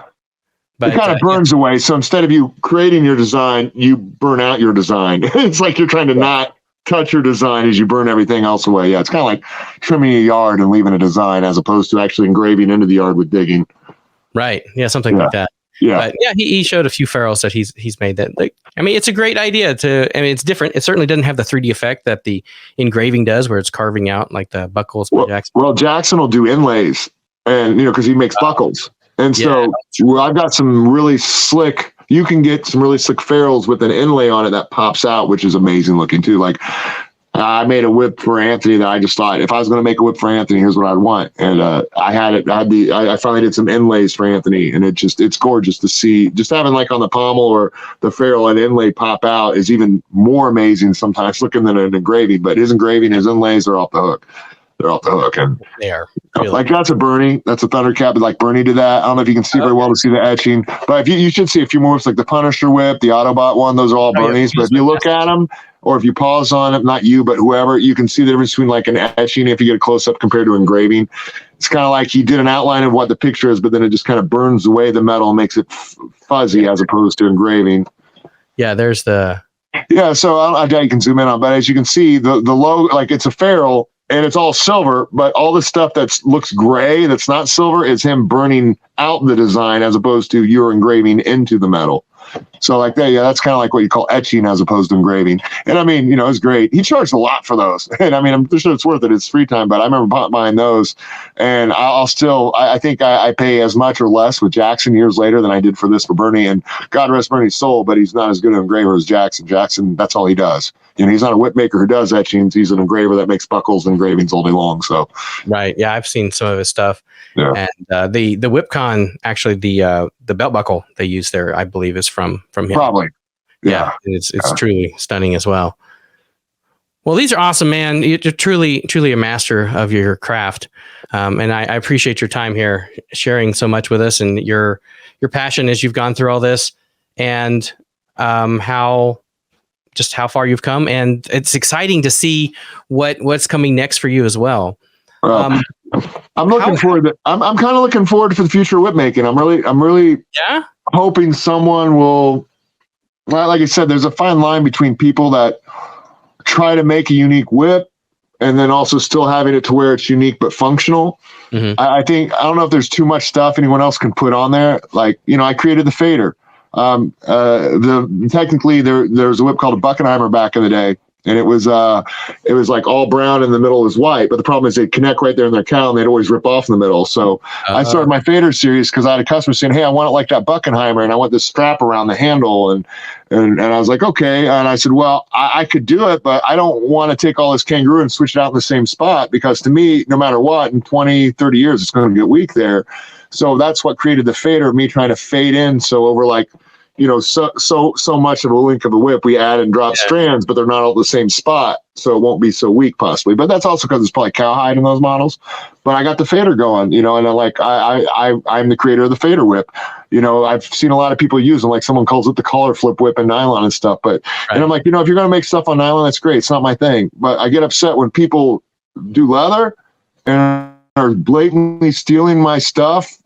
And they're saying this is their profession. And I'm like, dude, I created this stuff. Like, I know I'm not Walmart and I can't sue you, but it's like, I don't just open up shop and steal your stuff, you know? And it's like, if you want to do this stuff, all you had to do is this. I like your whips. My name's so-and-so. I would love to make one of these. Can I? I'm like, sure, man. You asked me, you talked to me, said you like it. I know your name. Go ahead. Like, yeah, if you want, just when you make the first one, say, I made this because I saw Blake do it and I really liked it. And shout out to Blake for coming up with it. I'm like, dude, make it. Make your money on it now. Go ahead. But, you know, people just rip me off. And then they're like, you know, and I've had some altercation people. I'm like, hey, man, you know, this is my work. And I'm like, nylon, I don't care. But leather, that's my thing. You know, and then they just defend it. It's like, you can do whatever. You didn't create the fader. I'm like, no, I did create the fader. I didn't create the first two-tone whip or the whip separator, but I created a fader. And now, man, within the year or two I made faders, there were like 3 other nylon guys doing it. You're seeing a lot of people turning nylons into collar flip whips or whatever they call them now. And that's because I made a fader. You know, I was really blessed at trying to let my inner geek come out. Like I started looking for those G.I. Joe ferrules or the geek stuff I grew up with. Like when I started making whips, like I want to make whips that I just want to see done because I want them done. And that's kind of how I did a lot of this stuff. And I'm like, if I like it, it'll eventually sell. Hopefully I get my money. But if I'm crazy enough to like this, someone else will buy it. And so that kind of let me go around and try to make a lot of these different stuff. I'm like, what all can be done? And there's some things I didn't do that I want to do. There's some things that I want to do that I realize you shouldn't do. And I think that's where it balances for people being creative is what's, you know, like they want to be unique and different. And I'm like, you don't have to be unique and different. There's so many people like me that's already made things more unique with leather. And there's so much stuff going on. You don't need to be that unique. You just have to be good. First, be good. Right. First, be good, then find what makes you unique. Okay. You know, but you can't be free of your way if you haven't mastered a way to realize what that way is limited. Sure. But you've mastered something to know what equals mastery so you can grow. And there's a lot of trial process, but I'm looking forward to more people trying stuff. Like I think Kimono's, Keanu made a web. I like that he's done some unique, like I love that he tried to put kanji, Japanese kanji or letters in a whip. I'm like, it doesn't affect the aesthetics. Other than it being aesthetical, it doesn't affect the function and form of that whip. And like the saber whip handles, they can be a little bulky, especially you get a big long one and maybe a shorter whip or long whip. There's different ways to make it better. So I'm like, well, they can be a good whip, but they're a novelty. They're not going to be the best whip, but this is the best you can do to make a saber whip. And same thing with the sword handle whips. I'm like, I want to try to make the best I can, but would it be better than a target whip or something lighter? Maybe not. You know, there's there's just a lot of things. Oh yeah, is that his octopus head? Yeah. Like I love what he did with that. I think that is a fantastic artistic piece. Now, would it probably be the best cracker in the world do the handle? Maybe not, but I think that's one of the most unique creative things I've ever seen. How well he did that with the collar motif too. It's just great. Yeah. I'm not saying, but I think I love seeing creative stuff and people try new things. You know what? Sometimes it works, sometimes it don't. But be ready to say it doesn't work. Like, well, it works, but the weight on that thing. It's good to. Yeah. Like just because it worked once doesn't mean it needs to be your staple yet. And I'm looking forward to, I want to find some other crafters come out and try to learn to do it by hand like me and Joe do, because everyone out there doesn't really do it like I do with just a sharp blade. They use stranders and jigs and it isn't though. I mean, I can do it. It's not, the problem is they don't put the time in. They don't put the time in to try it, but there's so much reward there. Like you've made a leather whip, right? Yeah, and have you made them like? I made your. Have you done it with what I call the onion method? Like you ever done Bernie's method? No, I have not. Three belly method. Nope, I've made it like the three belly no bolster method, the Bernie method. I have not. Most of my whips I've made are nylon. When you do stuff. Well, you see, when it comes to construction stuff, they do that. They have where you cut it out in a big long strand, because they're like, well, let's just say we're doing the overlay of a belly. My belly has 6 strands, and it's got to be at least 6 millimeters wide at the thickest. So I cut everything out at 9 millimeters, and I cut everything out 9 millimeters, and then I measure and I cut and I cut and I cut, and then I take those strands and I prep. The time it takes them to make an 8-foot whip, unless I'm wrong, is like 14 to 16 hours. Right. Yeah, I've heard similar numbers. Because every strand needs cut, every strand needs prep. You're wasting almost 2/3, half to a third of your material on what you're lacing, because you cut it out all one thickness, but it's got to come off at an angle. So they're wasting so much hide. They have to put more material in there. There's more time prepping. There's more time checking the back of your strands. And so I'm like, I can make an 8-foot whip in 7-8 hours. And if you're taking 16 hours to do the same thing, when you're fast enough to do it in 16 hours, I would have made 2 whips. Right, actually, if I would have worked at 3 in a row, I might have made 2.5 whips, and I'm just 3 hours from finishing a third one. And the methods can affect how quick and how well you make things. And so, for one, you're wasting more material. Bolsters are a very important thing with whip making. Like the bolsters, people think, 2 bellies, 2 bolsters, same as 3 bellies, because it's equal amount of layers. I'm like, no, I have a belly, 4 strands, no drops. That bolster covers that, and I can taper that as I need, and it's a smooth surface, like to smash on that other belly. Same thing with the other bolster. But if I have a belly, say it braids out to here, well, the other one it's chunky over it, and then it's got to go to here, and then I'm braiding over more hard material to get that third one. Right. And now one thing you want to never do is drop a strand on a braided material. That causes bumps. But these internal 3 bellies, they're constantly dropping strands, and then they're braiding over belly, dropping strands, they're braiding over another. And they're like, I have all these kinks and these gaps and this. I'm like, well, it could be, it's probably your drops, but it could be maybe X. It could be this. It could be, you can give them stuff, but I'm telling you, that foundation is the same, because it's like putting bread, it's like putting bread on top of bread on top of bread, and thinking you could taper things smooth to the quarter and craft everything out and sculpt, but you can't. Because it's bread with a loaf of bread with a loaf of bread. And so, and it causes a lot of functions people don't understand cause a difference, but you can't craft it as well. The fact of a bolster is me really being able to handcraft how much meat I want in there or not. It also, having a braided layer over braided layer over braided layer is a lot different than a braided layer, a nice round bolster, a braided layer, a nice smooth that mends into the cracks when it smashes. It'll dense the whip better, and you can sculpt better with it. And it's not that hard. You just got to do it. Because if you do it the other way, you need to know stranding skills with a strander. Yep. Cut it out. You need to know how to prep it with your jigs. Right. You've got to do other things. So use different machines for all these steps. Well, I just use a blade from beginning to end. So if I wield this for 5 different steps on one whip, and you wield 5 different tools on one whip, a fifth of the time, my skill set just takes off while yours just slowly does stuff, because you do a fifth of a skill set on each whip. Okay, that's interesting. Do you feel like there is a limit to how fine of strands that freehanding would go? I mean, what do you mean, like fine strands? Peter Thorndike, could he make his 72 strand without using, First of all, the 72 strand isn't a 72 strand whip. Well, that's true. It's a handle. That's true. He doesn't braid it. He does the interweave through this. He sews it. He sews it. Ah.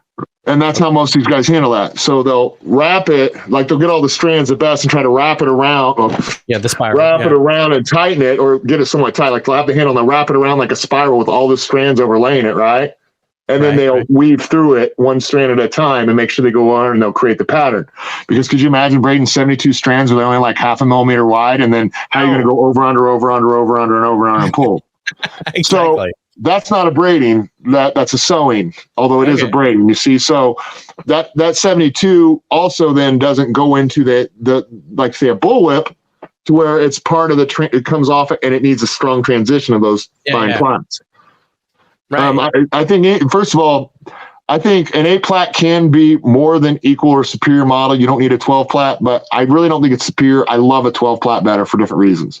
I love that the 6 strands are enough to make a smaller head, while 8 strands will make a bigger head if I don't slim them down more. So I think an 8-plat can make a weaker point than a 6-plat. I don't think 16 plats are necessary at all unless you're wanting fancy two-tone work. Why have an all-black 16-plat? And then a 24-plat, you better be wanting some design. Because why do you need a 24-plat whip? So the function versus form, there's a balance there too. You know, and so like that handle's great. Peter does amazing work. I've seen the man from Smoky Mountain. I've seen that in person. It's phenomenal whip. You know, and in fact, to watch Adam crack it, you're like horrified every time he just cracks it. And you're like, no, don't do it. You know, but the whips are made to be cracked. And I mean, it's a beautiful whip. But, you know, like that's another thing too. It's like, you know, that's not braiding. You know, that is a form of braiding, but he's sewing it, which is amazing because you couldn't braid that. And it's phenomenal what he does. But again, that's not function. That's a form. The keeper's the only thing really functioning on that handle because it's not connected, you know, as a bullwhip. It's a stock whip.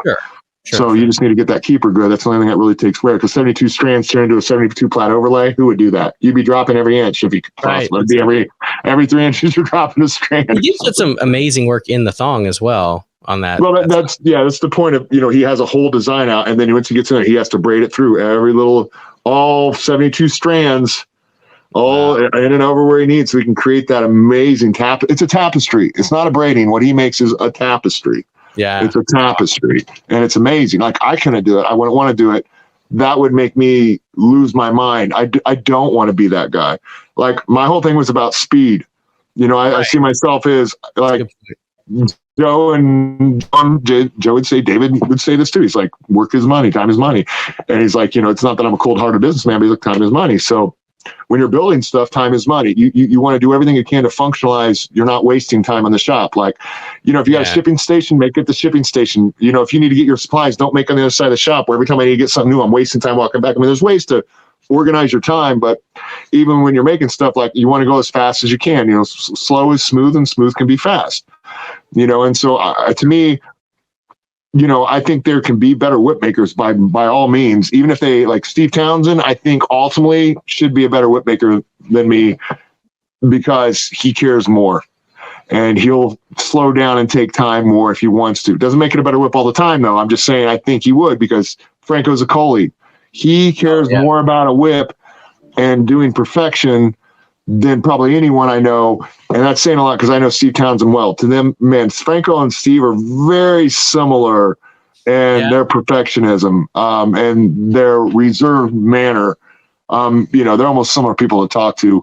And like, I'm like, I know what 100% is of my bar, and I'm not going to slow down. I'm just going to have to develop the skills that can make it this high tier as fast as I can. And so I'm like, is it 100% of my best work? Hopefully. Is it more like, is it anywhere above that 95%? I'm good. I don't mind if, okay, maybe 1 out of 1,000 plats isn't as smooth, or man, I wish, you know, this was a little bit better here. It's still a solid piece. You know, I mean, it's an handcrafted item. I'm not trying to give out junk. Don't get me wrong, but like, I know I at least want to make a 95% of what I know I can make of quality and everything, but I'm not going to spend 4 extra hours to negotiate maybe 2% that the average guy won't even know is wrong with it. Right. You know, and so you got to find your balance of what skill you want and how much time to spend. And if you're spending Like I can make like Joe did in front of me. This. He had a 58 DM kangaroo hide. He made an 8-foot Indiana Jones out of it. He only needed a little bit more for, I think it was one of the knots in the wrist loop. And he could do that because the way he cuts hide, the way his method is, one skin, not only 58, you got an 8-foot overlay, both bellies, and a heel knot out of that. That's impressive. When you see people are spinning 2 to 3 skins to make 3 bellies and an overlay and over a skin or two that's wasted, so you're like, well, I'm spinning just in kangaroo, say $200 instead of $110. Right. I'm spending twice as long making it. So, okay. So if you sell a kangaroo bullwhip in that method, and it takes you 16 hours, say 2 full work days, and it costs you, say, $200, $250 for materials, 200 materials, and it takes 2 work days. Well, you only made $100 a day for 8 hours a day. You made $10, $11 an hour. Good job for you. Do you want to do that the rest of your life? All right. And so if I can make a whip, my skills can make an 8-foot in 8 hours. That's what you need. Hopefully earlier, maybe later. If I make a 10-foot, maybe it's a 9-hour day, maybe it's a 10-hour day. You know, you can easily do it because I'm not wasting much product and I can get the work done. Now, if spend an extra hour or two would make it a superior product and it caused me to do something, I would change it. I'd slow it down to do that. But if it's not really making that big of an improvement or changing anything to spend an extra 30 minutes doing it a different way, don't do that way. You know, find out why you're doing what you're doing and understand why it needs to be done what, because there's certain spots that will be covered up or certain spots that won't matter as much. So learn those areas and clean up the rest. Do you feel like you need to take notes, or is this mostly in your head when you move from whip to whip to whip? Are you keeping track of various things like that? Sculpture is the best word. Like, I mean, I know enough to what I'm doing, but I'm constantly sculpting it. So I'll get a handle, I'll cut a core that's bigger or a little longer than I need. I'll get it set up so it's ready, but then I'll prep it and then I'll braid it and then I'll braid the belly. Then I put the next bolster on, and I got the next bolster and belly on it. I'll braid the belly to where it ends, but then I won't touch the rest of it. And I'll trim the bolts like as I braid over the braided material. And when I come over to unbraided material, I will stop to look at it to see what I want to trim to complete the desired shape of my sculpture. So if I had a first belly braided and tails, right, like first belly and then there's tails, I would braid the belly and stop on that second belly over that first belly. And then I would handcraft the bolster, the core that's left, the first bolster, the tails to where I want in the length. And then I would continue the braid and stop. Now that I'm stopped on my second belly, I still have like maybe a piece of core, maybe the first bolster sticking out and the new tails. So now you put the next bolster on. And then if I was to braid an overlay, I would braid all the way down as I could on the braided material. But once I get to where it's filler, tails, bolster, I will now look at that.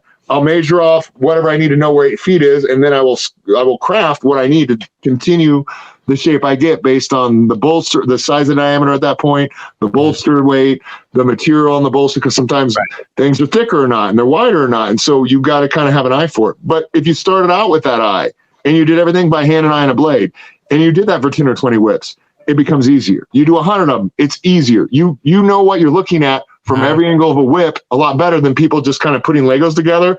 And then when they get halfway down, like, I got to resize the overlay. If you braid half a whip and you got to resize your overlay, that's like saying, hey, man, I need you to do my kitchen flooring. Let's put the flooring in. And he does half the room. Realize, oh, shit, I've measured this wrong. Are you even a floor? That would not be professional. Now, Bernie had that happen in his video, but he's trying to teach a method, and he's trying to put in a video, teach someone a simplified method he made for a lot of reasons. If you'd ask me, explain why he did all that. He says, I didn't always do it like that. Yeah. Just as I got older and stuff, I changed things to make my math simpler. I'm like, you made your math crazy, but he thought it made his math simpler, and he did things a certain way, but without knowing that, that caused problems. So like one of his, he had to redo it. He did math. He taught the math. I guess he braided the whip most of the way down. He's like, oh, my math was wrong. And then he re-crept it. Now, by prepping by hand, if my math was wrong, I can grab a strand and a blade and just prep off what I need. Just right there, yeah. But if you did it their way and you use an infernal machine, unless you're using jigs at that point, you would now have to pull the whip out and run the whip through the machine, pulling the strands because you can't do it by hand. Sure.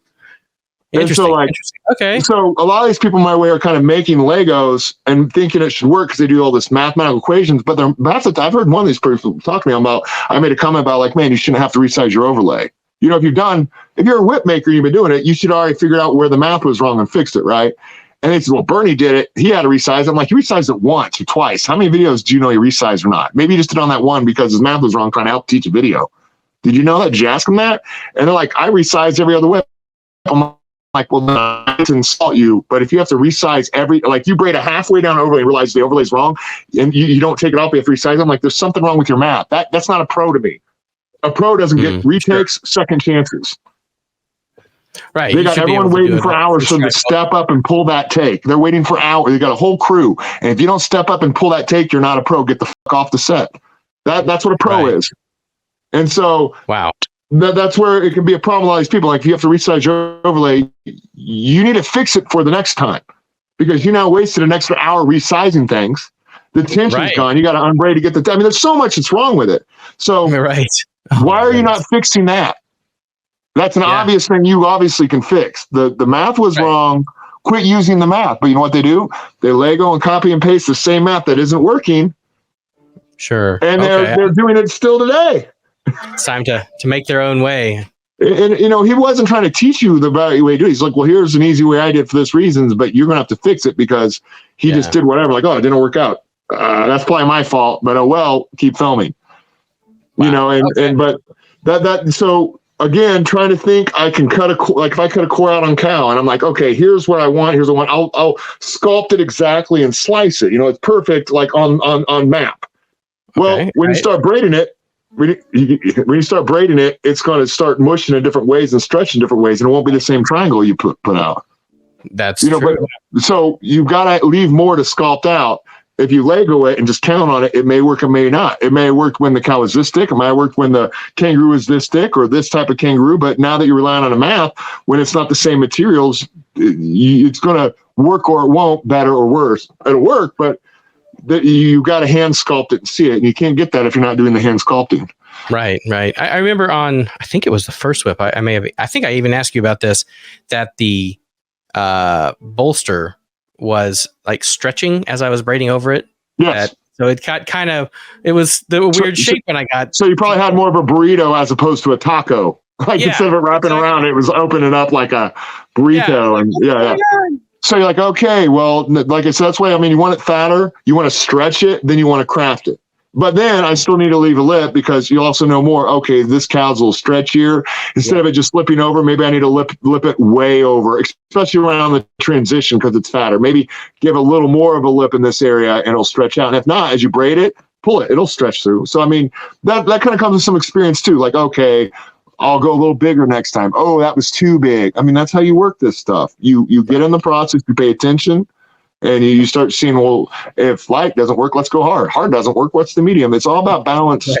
Everything's about finding the balance and the flow and the balance. Yep. And everything, you have to have counterbalance too. So it's the same things there. It's like one thing I learned from Joe was being able to just watch him use a splitter. I know we need to close this up, so we're gonna. One thing I know since using a splitter. He was I was so glad to watch him use a splitter on kangaroo in front of me because he'd say stuff and it makes sense, but I don't get it. And then he'd say it, but when I saw it, it made more sense. But he's like, "Well, what do you do for splitting?" He says, "Well, I guess I try to get everything split down when I split things like 0.7, 0.8 millimeters for X or whatever."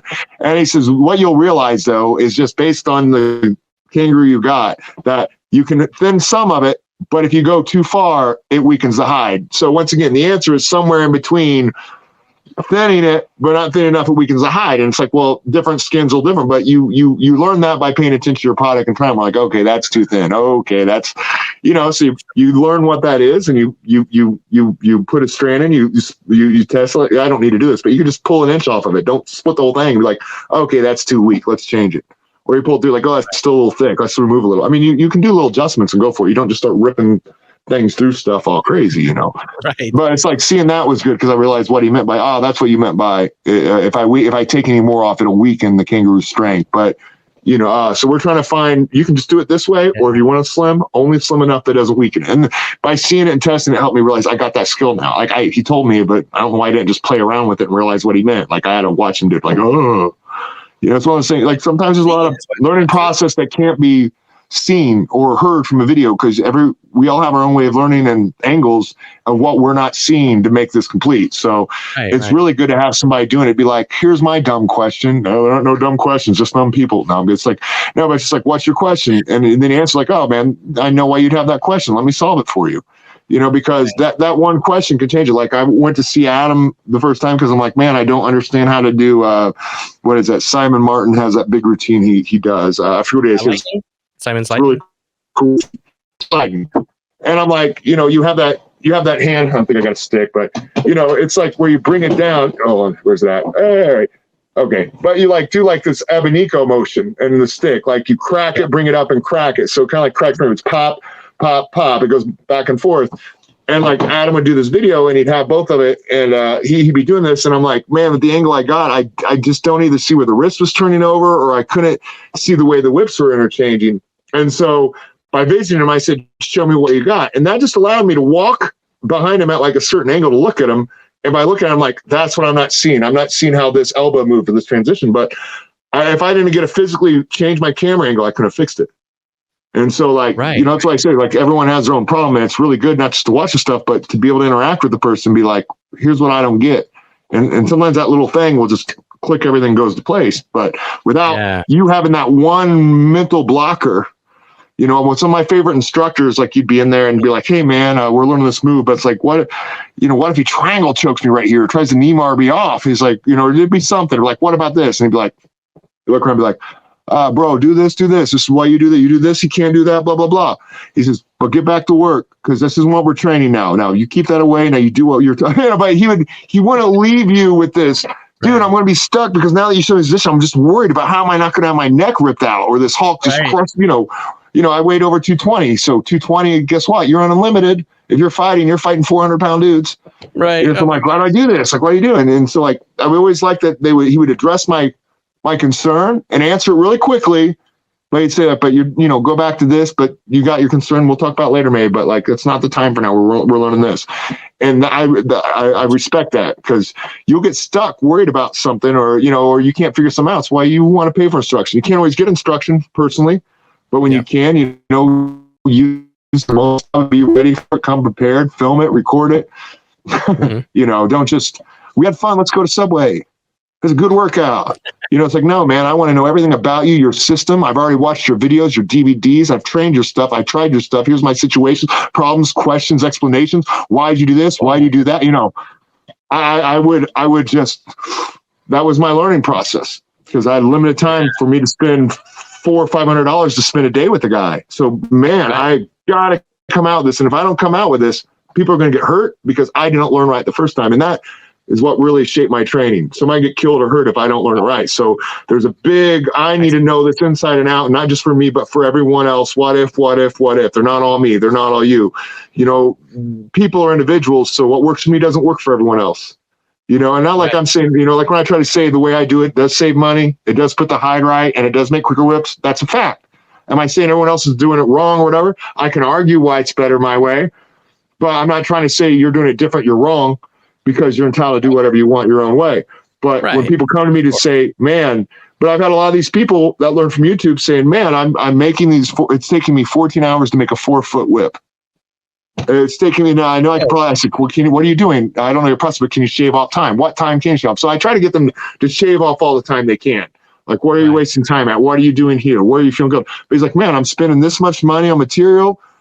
I'm spending 12 hours making a 4-foot whip. I can only sell for $250. How do I live off $30 for a day's worth of work? And I'm like, well, here's how you, and so I didn't care. I said, here's how you do a core. Here's how you do a 4-plat belly. Here's how you do this. Yeah. And I did that with BB Handcrafted. And he's also an Austrian whip maker, not Australian, but an Austrian. And man, after that, he took off. I didn't spend much time. I'd help him here and there, but he'd go because it's like, that just solved all my problem. It takes no time to make an internal, no time to make a belly. I'm not wasting as much hide.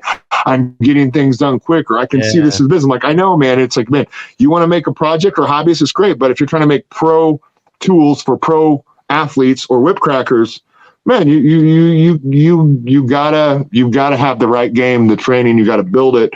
It takes a little bit more, and there's a lot of ways to build that, but you need to be well-rounded. Like I said, you need to have seen 20 Joe Strains, 20 Paul Nolans, 20 Steve Townsends, 20 Dave, whatever. You needed to see 18 Jackas and different Jacka models, different Jacka lifetime models, because his last 7 years, they just got bigger and bigger until they're like clown shoes. Oh my gosh. Like I had one of his whip. I felt bad selling it to someone because I'm like, dude, it's 30 millimeters of the transition. Oh my gosh. That's a good size. 12-inch, 14-inch handle, 8-foot whip, 28 to 30 millimeters. You know how heavy that beast was? It was a bat. I bet so. Wow.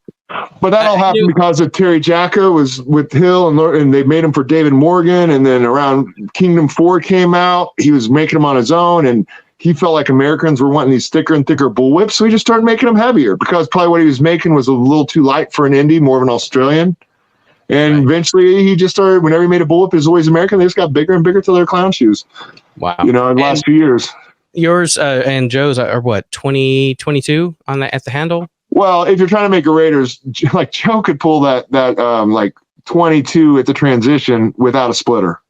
And that blew my mind because if you don't split anything and do the right construction method of Joe's or Morgan's, and you don't split anything and everything's like a millimeter thick, it should be about 24 millimeters. Okay. But if things get split a little, the hide's a little thinner, a little thicker, it could go up.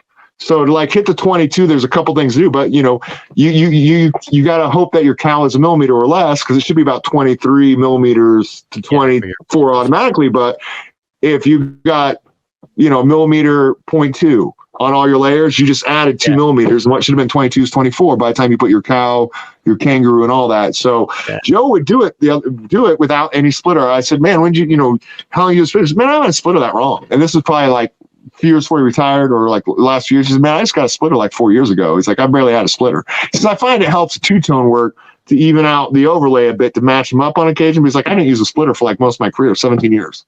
Wow. Oh, okay. And I'm like, how did you get it down? How'd you do the 22? He says, man, I choose my hides well. I know where my belly starts, the yoke, how to look, where to put it, also to tell where it thinner is so that it'll be smaller there. Wow. And so like it can be done without a splitter. You can get that classic 28th anniversary Raiders. That's Sparks' fault. It's Rush Hour. The reason you have that whip is because of the director from Rush Hour, Robert Sparks. He used Joe Strain whips in Rush Hour 2, and some other movies. And so I've talked to him on the phone a couple times, and he's like, he let me know he's the guy that had Joe do the 28th anniversary, but he's like, hey, I want this Raiders look because somebody got online and measured that 22, 20, and this, and he's like, and so it's the 28th anniversary of Raiders, and he's like, would you make it for it? He's like, yeah, might as well make for it. Might as well make it a model. So that whip only exists because Robert Sparks, who made Rush Hour, kept bothering Joe to get this spec in there, and Joe didn't care. He's like, I know on that one he probably tried to make sure as thin as possible, but if you got one of those and it was 23 instead of 22, do you think Joe would care? Probably not. No, he would not care. He would not care. I brought some crazy things to him before about like these. I got customers that are like, man, I want it to be red, but really bright red, or I want it to be so bright natural, it's like white. And I'm like, I can't affect the 10 shades of natural I get from either the dye job, the age of the kangaroo, and then depending on if you stretch it in hot water or not, and how many oils you lose if you don't stretch it right. It's like you can't really dictate that. And I was like, hey, would you do anything crazy to like, instead of using your plaiting soap, try Bic more, some other things like maintain the collar for a whip where a customer asked, and he looked at me and says, no. He's just doing that for a customer. He's like, I'm making sure my whip is a great product that comes out, and I'm not going to compromise my quality because you think the shade of red or natural should be a little brighter or not. I'll make him the whip and send it to him. He is more than capable of returning it to me if he doesn't like it. Nice. I think that's a great way for us to ask how, if somebody wanted to have you make a great whip for them, they could do so. They are running out of time. They are. They are. I was hoping by the end of this year to hopefully find another side job. I mean, I don't want to be working at McDonald's and stuff. Nothing against that. I worked doing martial arts. I did side jobs. I tried factory jobs. I did now delivery. I worked as a meat guy for 2 weeks, cutting up meats. What do you call a bake or not a bake? What do you call the meat guy? The deli. I've tried different jobs, and like I don't want a job like that if possible. The whole point is hopefully not. So I'm trying to find something that I will do that I will enjoy and hopefully learn a skill set. Because you're going to work, find a skill set you can learn at the job. So when you leave, you're educated. And so I'm maybe hopefully find I don't want to do Jiffy Lube, but if I can find a mechanic, like I said, I would scholarship for 3 months knowing I'd get paid and could be trained in my job. It's worth it to me giving 3 months being around this guy and learn what I can so I'm qualified. I have no problem with that stuff because I'll make myself live until then, but I will create opportunities that way. You know, like, hey, you want a free guy to work for you? I'll do anything you want. And they're like, are you kidding me? You prove yourself for a week. We'll see where it goes. And they start seeing I keep coming back. I'm the most jolly guy. I keep people happy. I'm taking care of people. They're like, all right.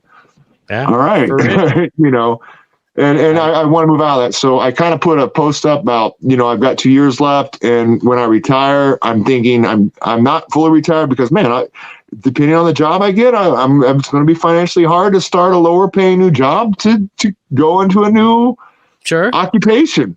Right. You know, and I'm not really sure what direction, but I got a few places I'm thinking, well, if not this, maybe this. I got a couple ideas. I really don't want to go back to teaching martial arts, maybe privately, maybe not. Like, I don't want to deal with it because I want to make sure it's the right student. I don't want to waste my time for anyone not serious anymore. I'm not going to waste my time teaching someone who, when I show them something, when they come back, they're not better than I last saw them.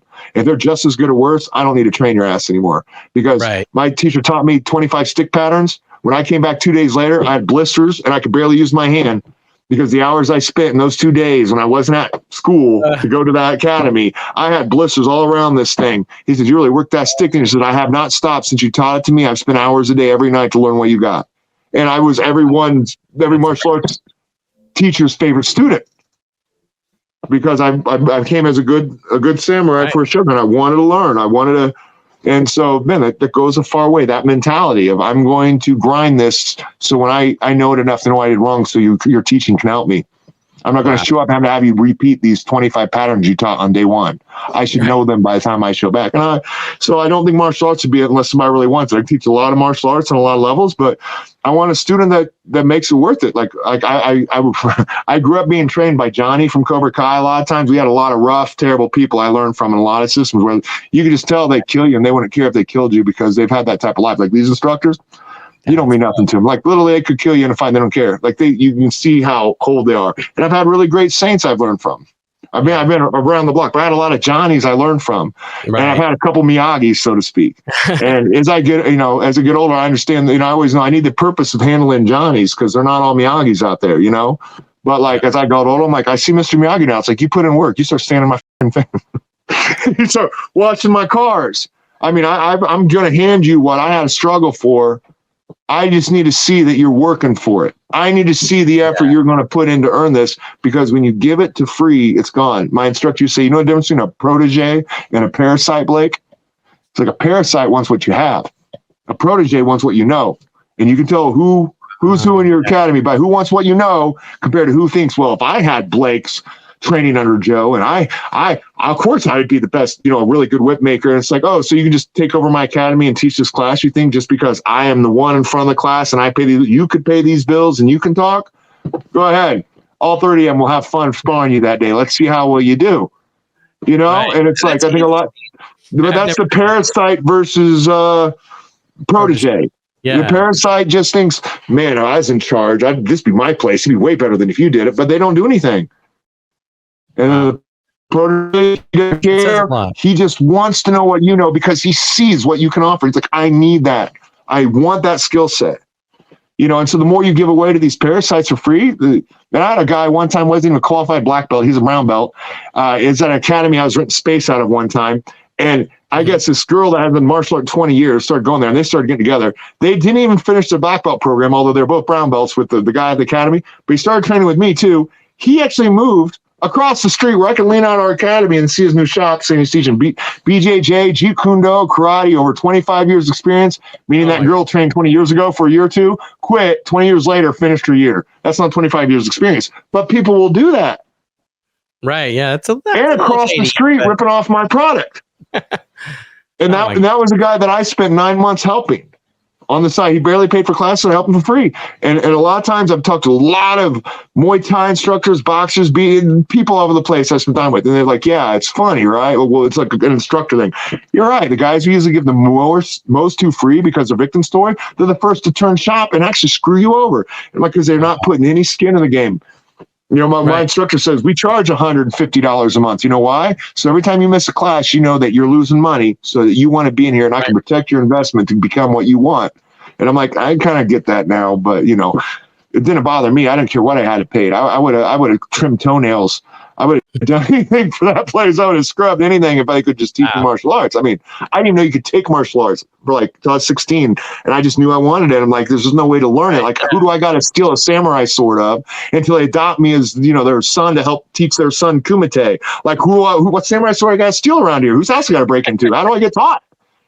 And when I found out I could just pay someone money and go, I'm like, the price don't matter. I just know what I need to know.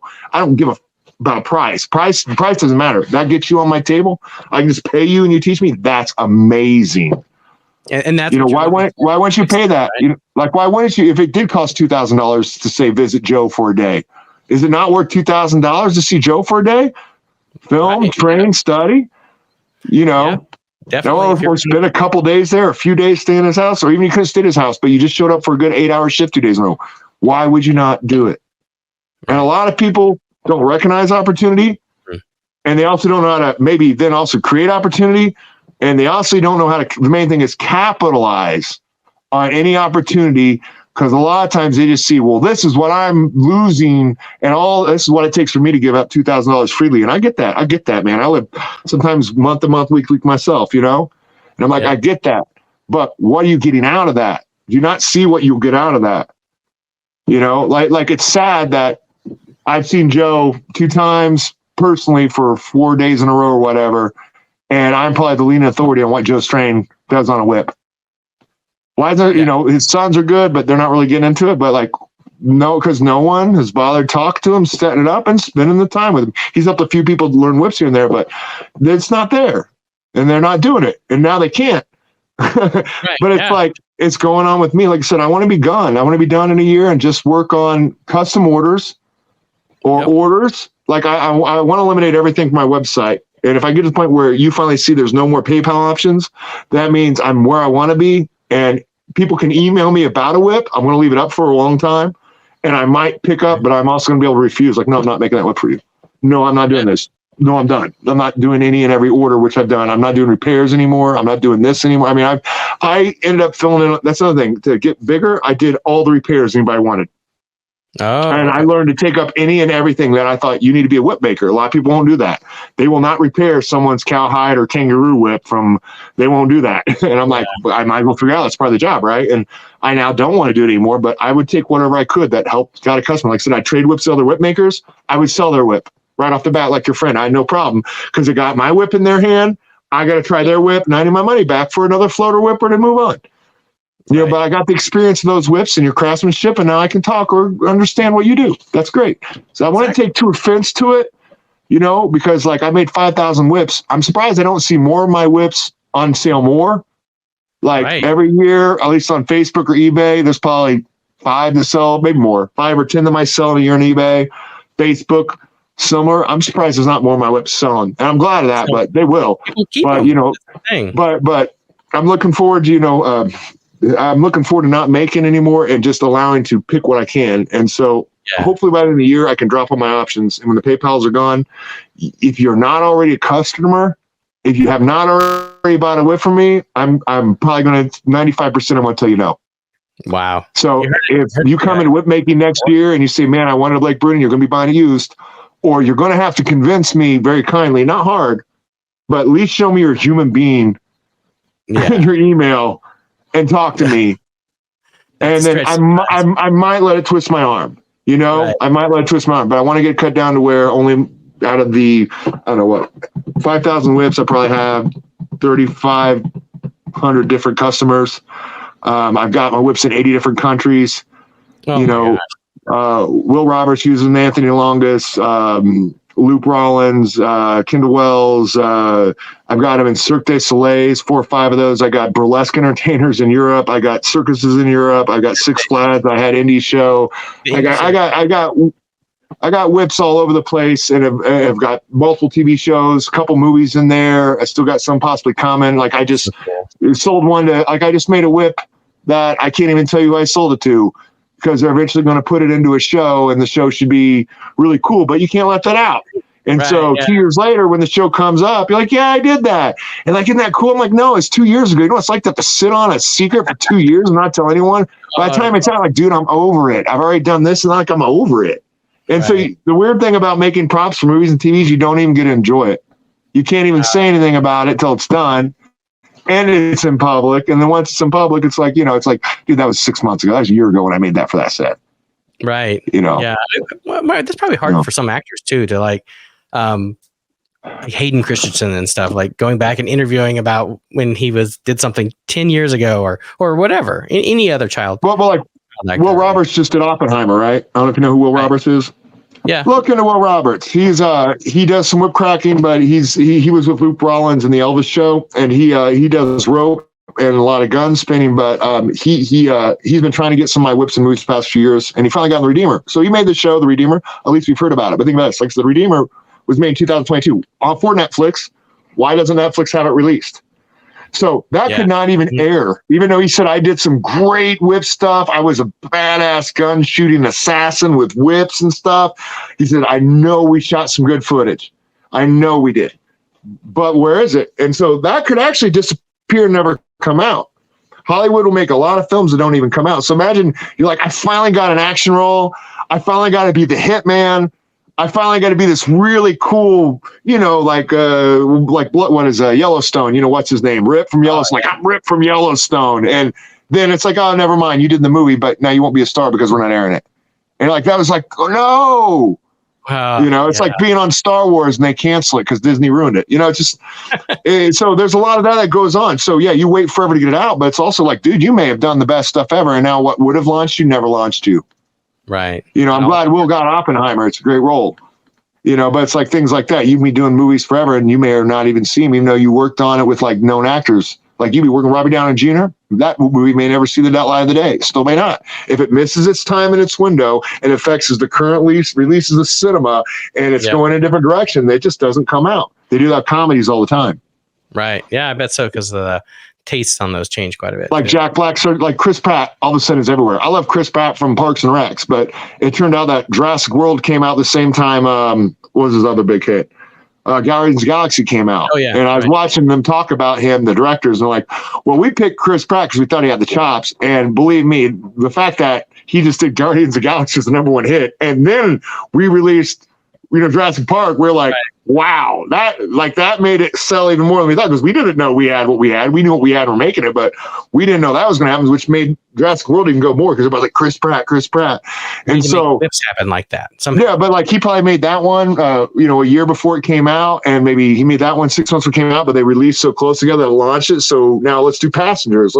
So a lot of these stars have multiple movies and different lights ready to go when they know they're going to really push this to get all our money and take over and brainwash it, so to speak. And then they'll launch the right ones to increase that effect and budget. So some of them just get dropped, some of them don't. Wow. And if that guy just fizzles, maybe he got caught with his pants down somewhere, and now they don't release those movies because they know they're not going to make maximum money back on their returns. So that's why another reason why Hollywood's crazy. When you get into Hollywood, you realize just how crazy it is for different reasons. I've heard 2 different whip makers that I've spoken to within the last 2 weeks mention that one of their personal goals is to have a whip in a movie or TV show. Yeah. Do you have any tips for if they want to break into that industry as well, to be prop making? First of all, make an excellent whip. Okay. Okay. Yes. Step one. Make a whip that the professionals want to use. Okay. That's because as I said before, you can put wrapping paper on a turd, but at the end of the day, you just have a turd. So, right. First of all, make a quality piece. Get your, one thing Paul Nolan mentioned me back in the day when I was starting off, he's just like, a good thing he thought was good is get your whips into famous whip cracker hands. That's why people send like Adam Winrich free whips all the time, or Anthony. People send Anthony free whips so that he cracks it and they get their advertising. And I'm like, I don't agree with that mentality. I'm not going to give one of my whips away for free. I don't care who's cracking it. Okay. Interesting. Do you want to be an equal with the best, or do you want to be their whipping boy? Right. Okay. Good point. Do you want to actually know that Anthony's buying whips off me and making his customers pay top price to me, or would you rather do that for free, or for like just profit, or just right? Well, he gets to use it, and I'm like, no, there's an equal ground here, and people will not that you want to be an aggressive jerk, but like you've got to be a relationship. There's no relationship, or the lack of relationship creates a relationship. Yeah. So like I wanted a stock whip smash set of Adams. When I first talked to him, it would have been great if I could have, he would have wanted to whip me, but I didn't think he would. But like I knew I needed, like, oh man, I'm making whips. Like I need some synthetic nylon stock whips because I really want to start mastering your routines. So I said, I want X. What would you buy? How much do you charge it? And so he's like, oh, well, that'll be like $450. He said, but I'll tell you what, why don't you just make me an 8-foot kangaroo whip? So that's how I first started trading with Adam. But I went there ready to buy it off of him because I want to crack whips and I wanted to crack the whips he had. And I wanted to know, well, if this is what you like a whip and you're this great Adam Winrich that can do all these intermediates, I need to use the tools you use so I know what's user error and what's not. Yeah. Another reason you buy high-end products, even though you're going to destroy that guitar car, you need to know what's user error and what's not. Yeah, absolutely. Because if you're using the right products and it ain't working, we know it's not the right products. Right. And so Adam offered that to me, and so we traded up a few, but that helped. I like that precedent, like I'll trade, but I'm not, or I'll buy, but I'm not going to do my work for free. Yeah. And you got, a lot of people that will have YouTubes and they'll want to have advertising, and it's not wrong to send your whips out, but to give a whip to some unknown person that's not Adam or doesn't have a big career and then do it for free, he may make your whip look so bad at cracking it because whoever this guy is sucks that he does more damage for your company than good. I tell people, it's your whip, you do what you want. Like I don't like posting who buys my whips. Like I say some here, it's no secret, but I don't post who buys my whips. I think it's wrong to use their name when you're selling, you sold a whip. That's their personal business. They want to try my whip. Maybe they want to try my whip so they can insult it and rip it apart or learn from it or whatever. They can do whatever. The moment they buy it, it's theirs. I don't care what they do with it. But they may want to buy it, whatever reason. They don't need to know. Like, say Paul Nolan never bought a whip of mine. He's seen some I sold through his website, but it's like Paul Nolan, if he bought one of my whips, who wouldn't be like, Paul Nolan just bought one of my whips and mine must be awesome. And it's like, man, that's not the way to do that. He bought it for whatever reason, but it probably ain't because he thinks you're awesome. Like Adam is always looking, Adam Winrich is always looking for new whip makers because they don't last or they have their own limits. And so he's always trying and encouraging new whip makers because his whip makers have died and retired, and he's been around this for so many years. He's got to keep that going, and that's good. Nothing wrong with it.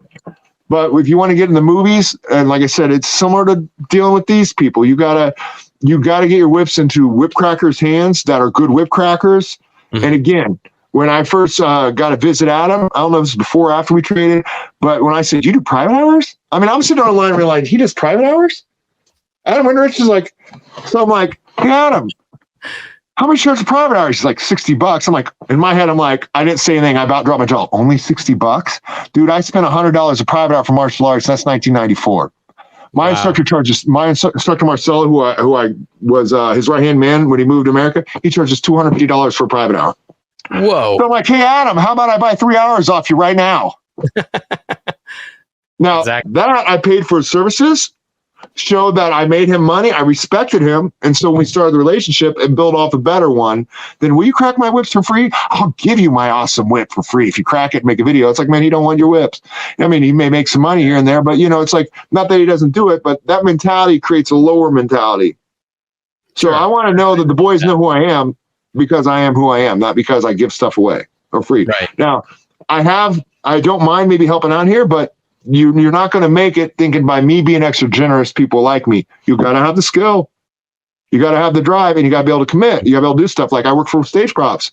Like what was that TV show? Underground Railroad or something? Oh yeah. Yeah. And so like I got set up for some different whips. And like we need X.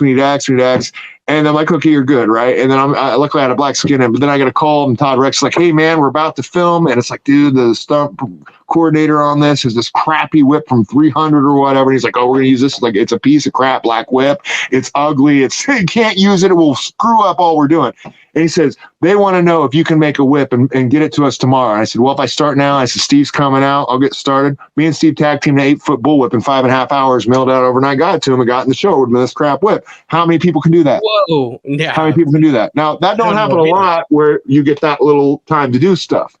But if it takes you 2 days to make a whip, how can you work in this high fashion position or the high profile position of that level if you don't got the chops. I'm glad you make a great whip, but it takes you 3 days.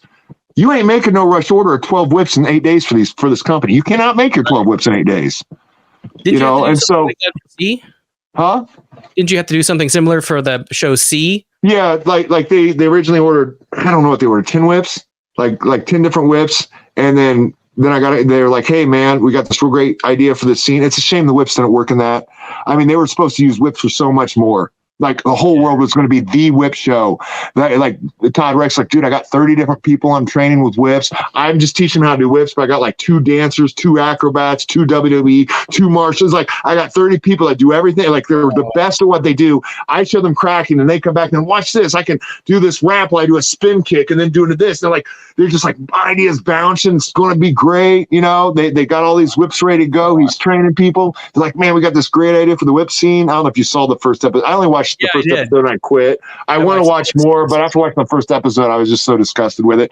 And like, we got this idea in my head when they presented, like, we got this whip wall scene where there's all these whip masters, these 6 whip masters on this wall, and they all have these 2 whips. So it's like, can you make? And it's like they have this scene, they're going to be fighting. And what they did in the movie is they just put like gears of metal and they use them like flails to swing down. And so if you see things, they got whips, but as the blind people trying to get up that hill, they're throwing these flails like big metal gears into their whips, smashing people coming in. So there actually is more whips in there than you see, but they're not used like whips. And they're like, hey man, they want to know. And they said, I know it's impossible. He said, I know it's possible. They want these 6 matches, these 12 whips done in 8 days. And it's like, we know it's not possible. I try to explain to them it's not possible. They want you to make as many as you can, and we'll just go with that.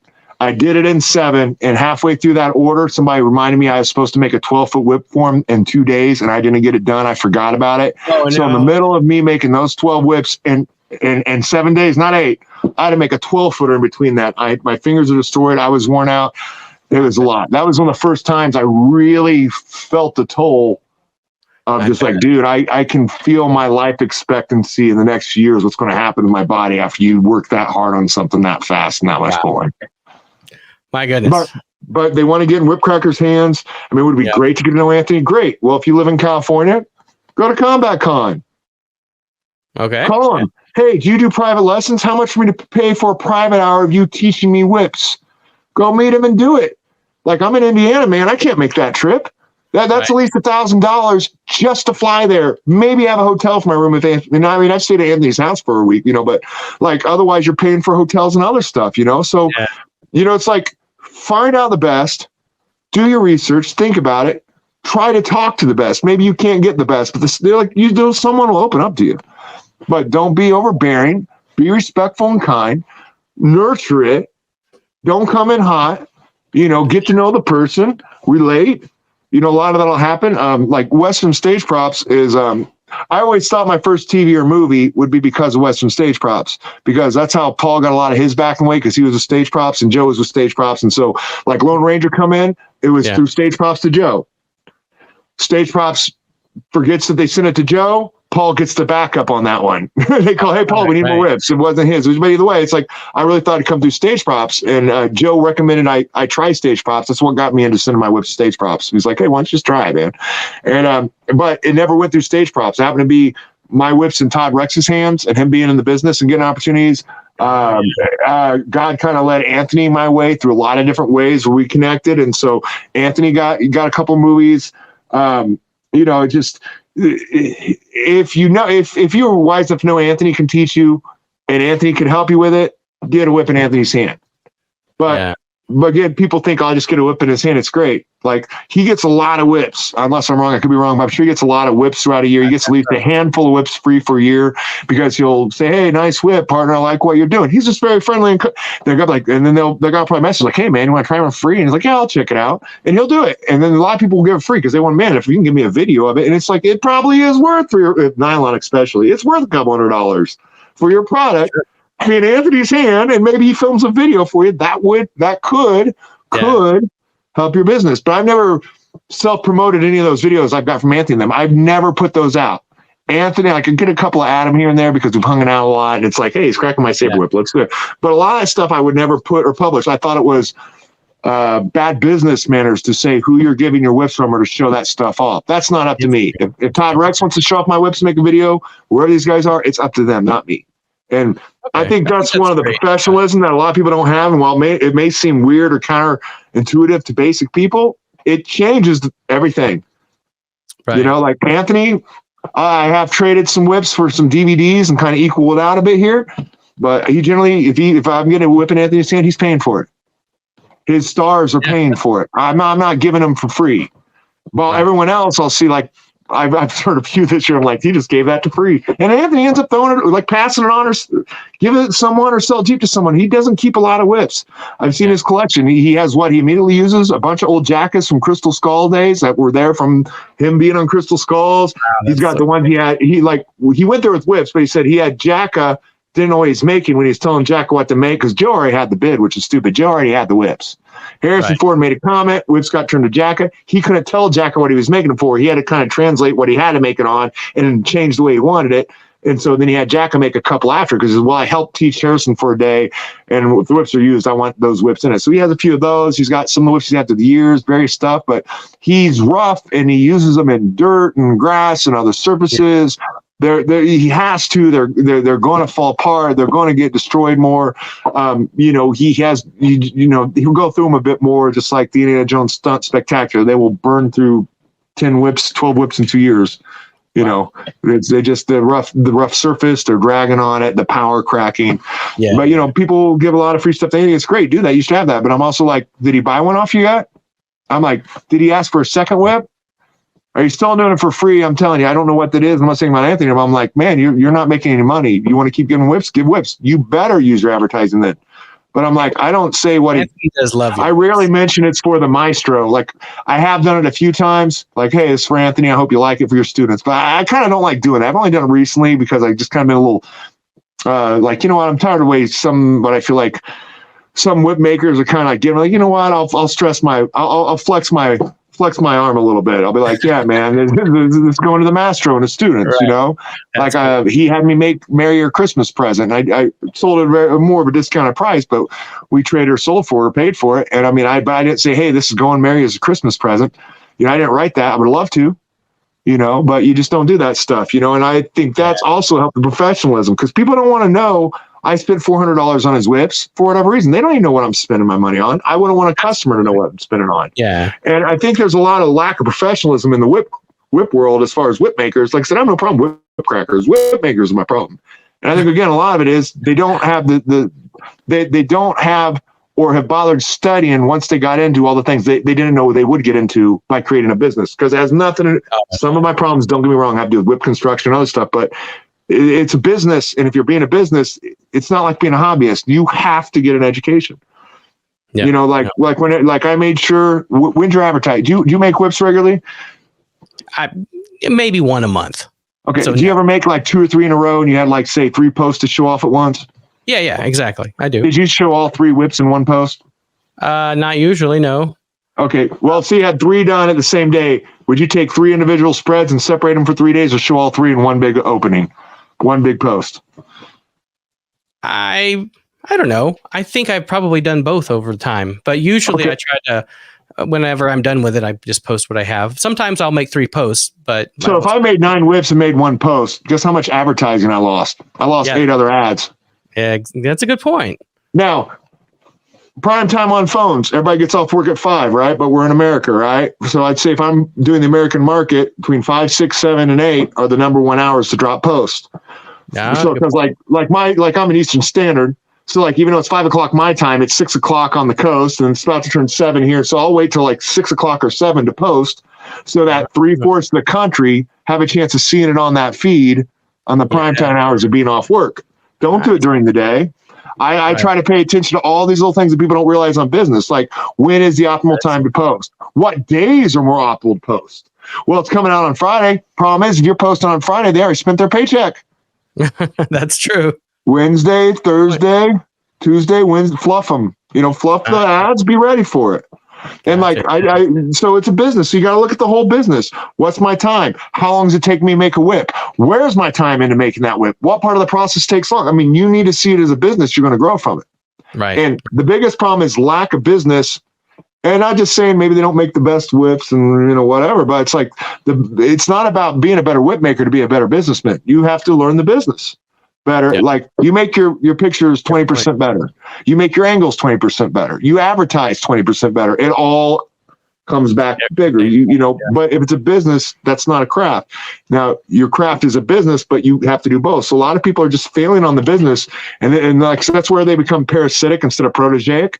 They're like, man, if only I blah, blah, blah, I'd be where Blake said. I'm like, you don't want to do what Blake did. I guarantee you're not pulling 500 kangaroo whips out in a year. No. Let's see it. I couldn't physically. My goodness. No, it about broke me, man. You know, and I had to push that hard for a while. So I'm like, hey, and I think when that 500 went on, I think I even had a part-time job teaching martial arts in the evenings. So, you know, it's just like I work crazy. I woke up, I worked, I taught, I came back, I worked some more. And I had to deal with that for a while. So, you know, it looks very green, and it can be. And if let's just say I was a good pinnacle of, I was an example of a good whip maker out there, or I'm an example of a somewhat successful whip maker, or I know I've kind of done my rounds, but I'm just saying, why don't people then contact me to learn from me on all that so they can have that? Right. And why don't they?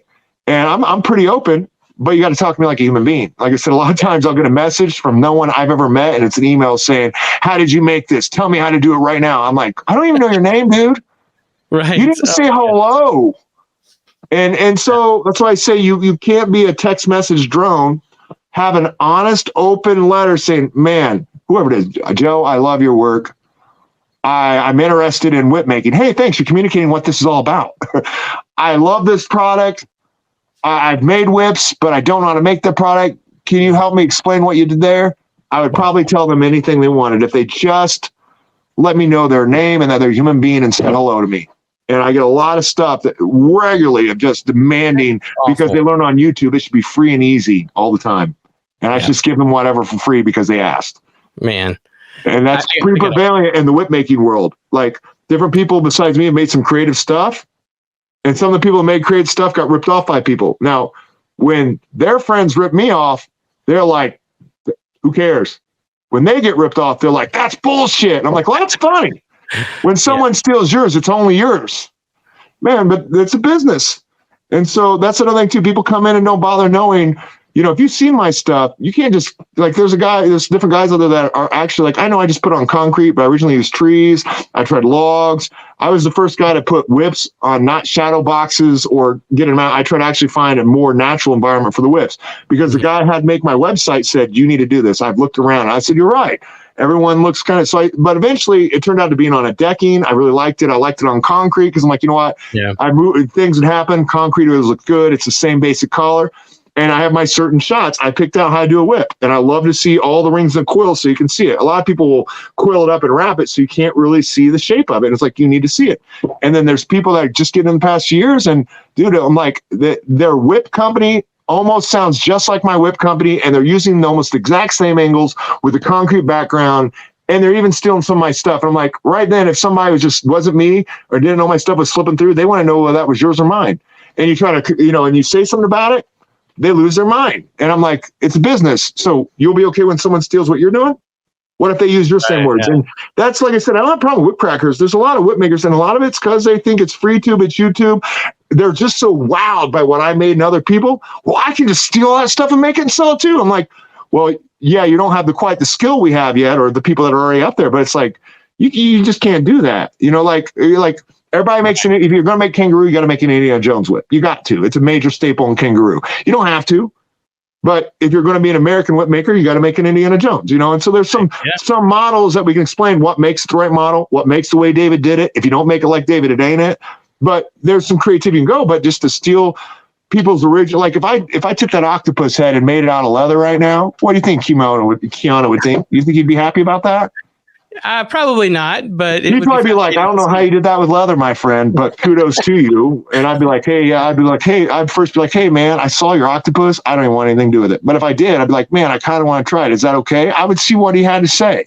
Right. And he said, no, man, no. I would take that respect. And if I still wanted to do it, I would make it, but I wouldn't sell it, not on my website and not on Facebook.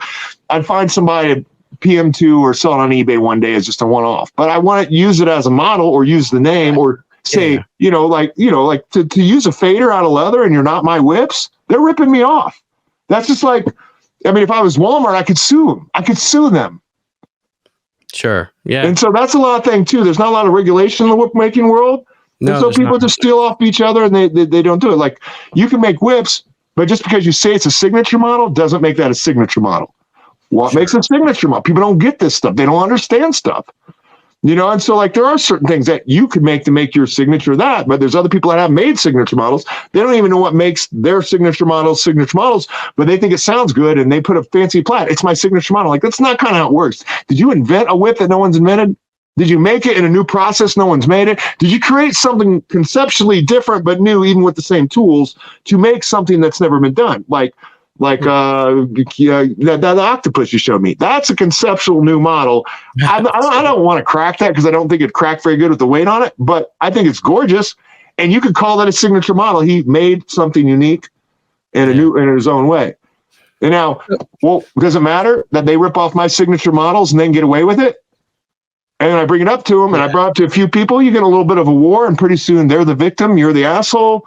They start telling all these other whip makers and friends conspire against you in their little ways. And they start, I've had some issues with people. It's like, I realize, man, it's upsetting that I can't say stuff or I'm the bad guy. Like if I say the Youngin method isn't the best for these reasons, I'll explain. And because you should only do what you think is the best. If I thought the Youngin method was best, I'd do it. Now I'm not trying to insult them. I've done that method and I can explain what's wrong with it. And I talked a lot with Bernie about his method, but it's like, man, it's disappointing that if you say something to help someone, instead of them seeing why you're saying it, they just see, well, that's not what I do. And if you're saying that, well, then I must be wrong. I must be wrong. All my whips are, and then they will destroy you. And that's why you don't hear Paul Nolan say anything. You don't hear Joe, and not because they're old school. They realize, man, I try to compliment someone, it gets thrown in my face. I think that's one thing that kept Paul out of the limelight. And I may be wrong, but I got to someone I believe was like some guy, I think back in the day, in Gear, kind of remember went on. Paul made a compliment to help the kid out, said his whips are about as good as my 500th whip, but Paul didn't have any training for his first 500 or 1,000. He didn't have online. He didn't have help.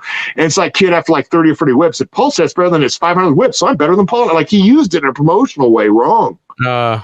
You see what I mean? And so even complimenting someone, this kid took it and made it sound like, well, Paul sucks. This kid's better than Paul because his 50th whip's better than Paul's 1,000th or whatever. Because Paul's saying, I didn't have training. I had to work hard to learn this stuff. There wasn't internet. There wasn't, you know what I mean? Yeah. And so you try to help people here. And while you're trying to be help, man, just a lot of people start attacking you. And I'm like, why are you even commenting on this? It's like, just don't participate. I'm not trying to insult him. And so I started catching myself after a few years of just succeeding above everyone else. And like, I catch myself trying to help. And then I get messages like, I watch your YouTube video and this whip makers that I thought I was cool with. And they're like, you need to watch when you say this stuff. I'm like, say what? Well, you should say, there are other methods. Like I said, so now I got to make sure I say what I say to make sure you whip makers aren't mad at me because I'm telling you my way. Well, and that's one reason I made the whipmakers I. I'm like, I'm sick of this stuff. I'm going to not teach everything because I got my program and I want to help you. And it takes more than a program anyways, but it can start it. I'm going to make a whipmaker's eye so the average person can look at whips. So all these whip makers that are kind of annoying me, man, they'll have something to compare to and I'll talk to their whip makers. And then I got a lot of heat from people saying they're mad because their customers are asking them how they make their whips or whether they use a yoke or not or what this is. And they're getting mad at me. And I'm like, why are you mad at me? I know what to ask now. Yeah. But why be mad at me? Right? I've seen all your stuff and I don't say a word about your crappy techniques or where you're getting or the problems I see. I don't even, why do I get it? And there's a little bit of jealousy because the whip world is so finite. The whip world is so finite. And while there is a lot of us around this world and there's more coming and leaving, and you've been around for 4 or 5 years, like Keith's been around for 6 or 7 years just as a cracker, but he's finally made it enough to where he's seen it like cycle and go out and then cycle and go out. I'm like, yeah, it kind of goes in phases. Like every 10 years, Hollywood hits whips really big for a year. And I'm like, also the way it flows and crashes, like you've seen a lot of people come in, but then some people just drift out and come back 4 years later. There's a weird ebb and flow of still having the passion or moving on and then people coming back and newer interests. In the past 8, when I started, I think it was kind of at the height of whip making and whip cracking. Like, I think it's slowing down since COVID. while COVID kind of might have picked up some more people at home, there's this huge wave, I believe, when I started. And a lot of it's me pumping out whips like I did, more creativity going. There was a lot more on YouTube. There's a lot more coming out, but I think it hit its peak. You know, and it was around the time WhipCon 1, 2, or 3 were out. A little after that, as it started going on, it's just like things were just not as big, and a lot of it could be COVID, the economy. But I think, you know, the whip, mostly if you've been in it long enough to be a name, you've at least seen everyone's name that's kind of a name. But there used to be less whip makers and more whip crackers, and now there's more whip makers than crackers. And it's sick. It's sick, kind of. There's more, and it's just there's too many makers, not enough crackers. And it's great and all, but it creates this petri dish of survival. And everyone tries to be all buddy with all, which I'm fine. I mean, I don't mind. I will help anyone. You call me up and talk to me, I will answer any question you want. I've done it to people that have turned on me, and I still don't care. I'm all right there. But they start thinking, oh man, it's like a victim mentality. We should have free rights. We should be able to do whatever we want and take whatever we want until someone takes from them. And that's where it gets really old, because there is limited space, and we're not supposed to compete, because I'm not really in competition with other whip makers. But there is only so many leather kangaroo whips that'll be sold out of America next year, regardless. There's going to be a lot more nylon bought than leather, maybe, with all the nylon whip makers and all the cheaper nylon. But there's a limited amount of nylon whips that are going to be sold next year from America. There's a limited, or bought. There's going to be a limited amount, no matter what, of kangaroo whips. See, people don't understand enough to look at the world like that. And so they're all kind of fighting over this petri dish. And the more makers we get and the less crackers, we're not going to have a lot of makers. And, you know, and now with the phenomenon, you can buy a logo for $5. You can be 10 whips deep, and suddenly you're so-and-so whip co. Right. And like, no one used logos or mottos. Like, I think that my mind was, well, I forget what I have on my website. There is no cure for whips, only treatment, you know, more whips or something. There's no cure for whip fever. Man, I came up with that because a lot of customers will talk, and I said, it sounds good. And I'm like, you know, I like that motto. We put a little logo up there. You know, I talked to Steve about it. He put a logo. Next thing I know, no one has any logos on their website, and now everyone's stealing my stuff and adding all these logos. I'm like, man, dude, it's like, but like, I excelled at a business on all the fronts. And that's one thing that propelled me, work ethic, other stuff, opportunity. But man, you know, it's really just, it's another reason I've kind of wanted to get out of this business. I'm like, man, I just see more and more people ripping me off, and it don't matter. They don't even give me props saying, hey, I just made a fader. That, like Blake, I don't call it a fader because he calls it a fader. I call it X, but I just want to give a props out for Blake coming up with this. Or, hey, I asked Blake, he said I could make it. I would have no problem clearing anyone to make any of my works if they would just ask me. Right. Wow. But they don't ask. But yeah, I mean, if it's inspired by you, they definitely should. That I made a hitch on my nylon whips that I learned by looking at what Torrance Fisher had made. Mm-hmm. And so I told him about it, and I called it the Fisher hitch. And I like literally described, I'm selling this nylon whip with a Fisher hitch. And what's wrong with that? Like, to me, he won't feel offended. He knows you got his name plugged. Exactly. You know, like I used to teach martial arts, and I teach like seminars all over the place, you know, whether it's women's protection, you know, kidnap protection, you know, guys defense. And I would teach them stuff that I've learned and mastered the years. And I'd be like, hey, here's what we're doing today. We'd have all understand. I'm like, if you can come, you know, if you find a better way to do this than what I'm doing, that's easier, better, let me know. And I'll call it the Chris. And every time and now I have to add this one move, I'm going to say, I did all this but this because I saw Chris, and Chris showed me this one thing. I'm like, it is so perfectly fits in here and works better. And now it's called the Chris. I'm like, what's wrong with that? You know, and like, it should be like that. You know, like I can tell people, hey, if you want to make this line, you know, give me a shout out for the first one. After that, I don't want you to advertise me. I want you to build. I've even told people that. But I'm like, thank you for wanting to shout me out. Thanks for the shout out. I appreciate that. That weighs me from being upset that you're ripping off my property. Right. You know, like I have technically, since I put on the website first on my website, I have legal rights to those designs and names. Don't use my names. You know, and technically I made those before anyone else. I'm the creator of them. Don't steal my stuff. I can't stop it because no one, you know, how am I going to fly to California to sue somebody for small claims court, right? It's not even going to be worth my plane ticket. You know, and so there's a lot of that gets away. And I think that's also hurt a lot of whipmakers too. Because like somebody, if he makes the octopus head and now 3 people do it because they figured out how to do it, well, what's the point of him making it?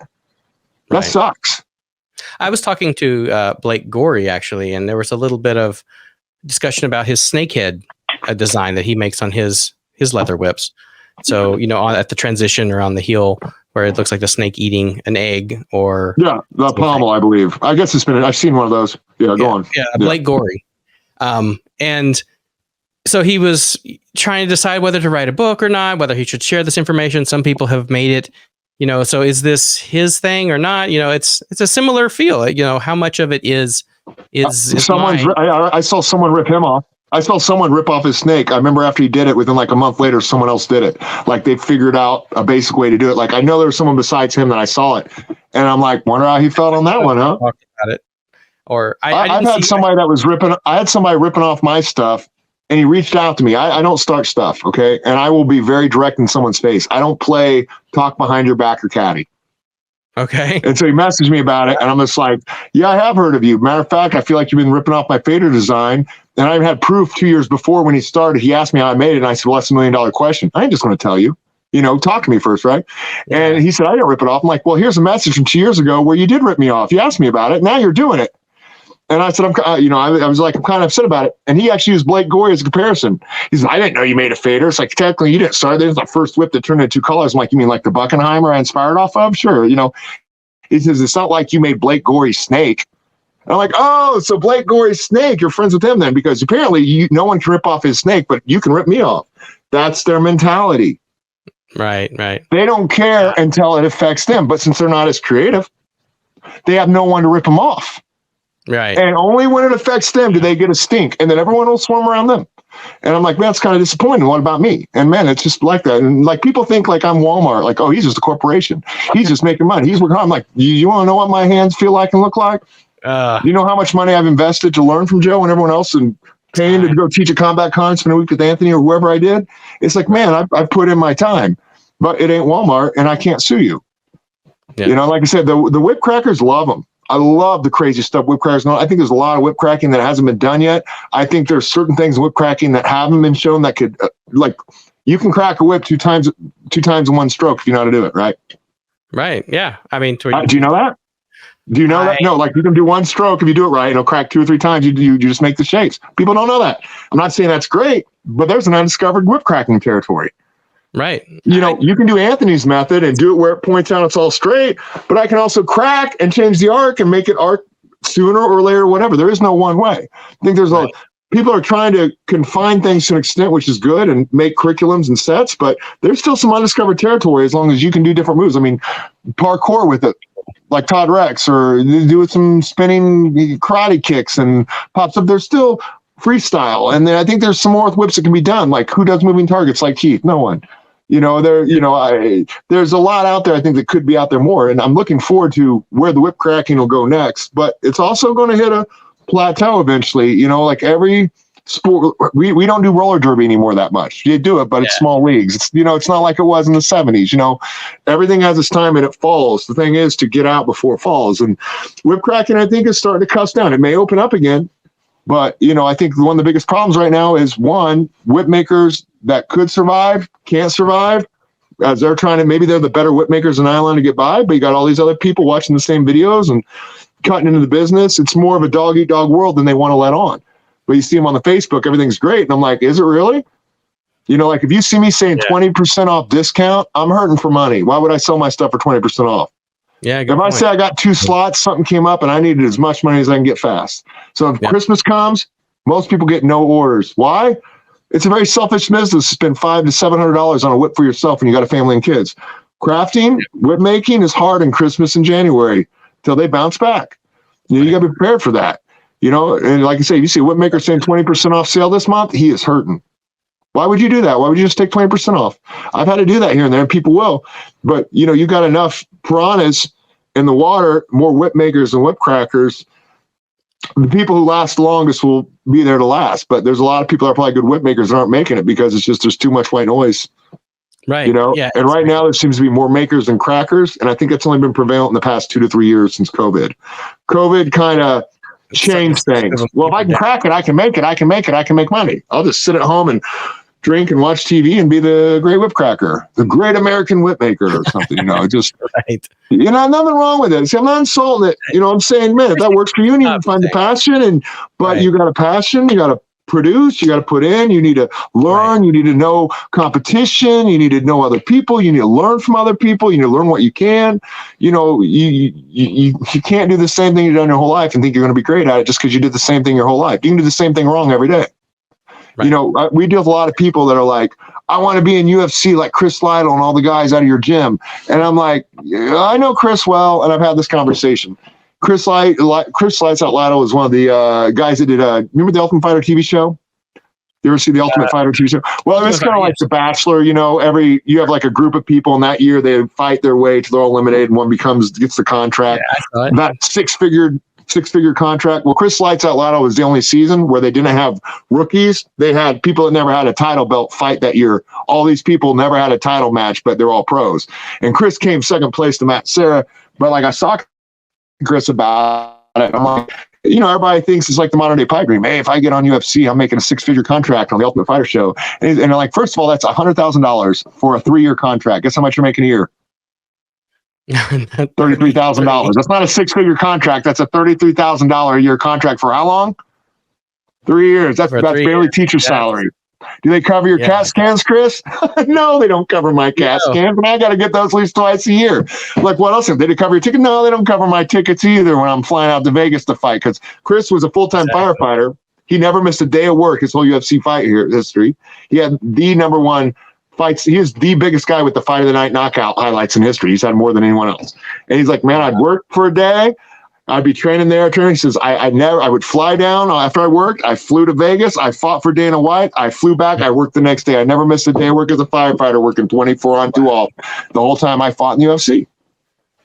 Wow. But you get these people thinking, man, if I just got on that show, I'd be great. I'm like, well, you got to win it for that 3-figure contract. And dude, it's only $32,000 a year. When they start really putting it like that, it's a lot more than you think. I'm like, Chris, did you make a lot of money? UFC says, well, the first one I got $1,000 and $1,000 if I won. My second time on UFC, I got $2,000 and $1,000 if I won. The third time I got $3,000, and I'm like, they think he just goes and gets a $75,000 check every time he fights. Wow, yeah, but it looks different from the outside. Same thing with whip making; it can look different. It's like, man, you just see him get the fight of the night. He won a Harley here. He won 75 here. He does that, but that could have been him or any other 18 guys on the card that night. You know, it's like what they don't see the iceberg. They just see the tip. They don't realize. And I think a lot of that, you know, like what's been really going on the past 2 years, there's just been too many whip makers to whip crackers. And it just looks like they can make money. Like Nick, I was shocked how little whips Nick made when I first started talking to him and found out how many whips he made. Now, this is a while ago. He's made more. But when I saw him, he's about 4 or 5 years deep, right? But he makes all the great tutorials, right? Oh, yeah. And Nick's like, I'm like, hey, Nick, because I get really personal. Like, where do you make your money at? Where do you sell whips? He says, well, I pretty much 95% of my whips are sold on YouTube, from YouTube. And I'm like, really? How many whips made? And this is after 5 or 6 years. I said, maybe 300. And I'm like, because he's making tutorials, no one wants to buy him. Guess what they want to do? They want to make them, yeah. Exactly. Yeah. I told him, you need to get paid. You have done more for the whip making world than anyone else, I dare say.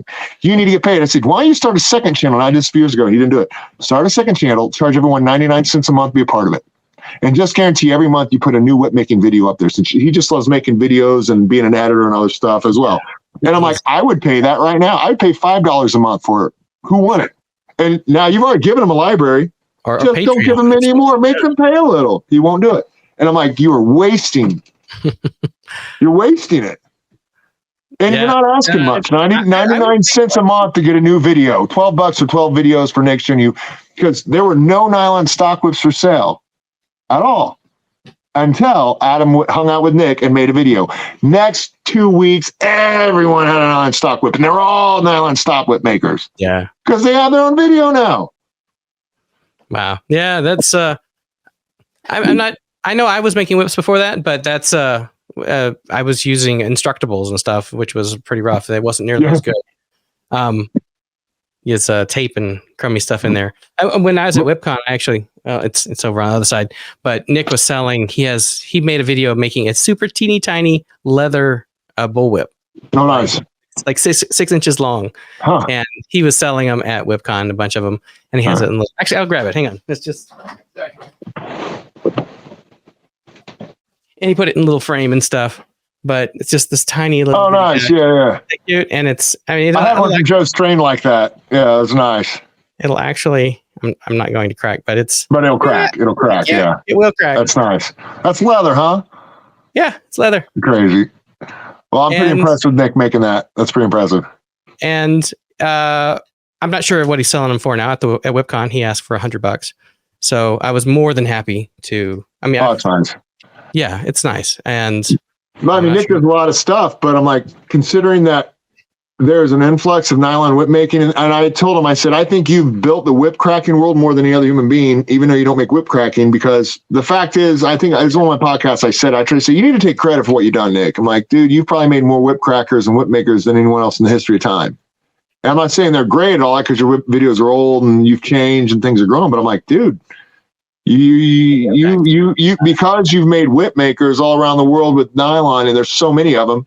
Well, once you start making whips, all your friends play with your whip. You're likely to sell your first few whips to friends or someone you know. So I'm like, that alone, even though he hasn't sold a lot of whips, he made a lot of makers. Those made a lot more customers.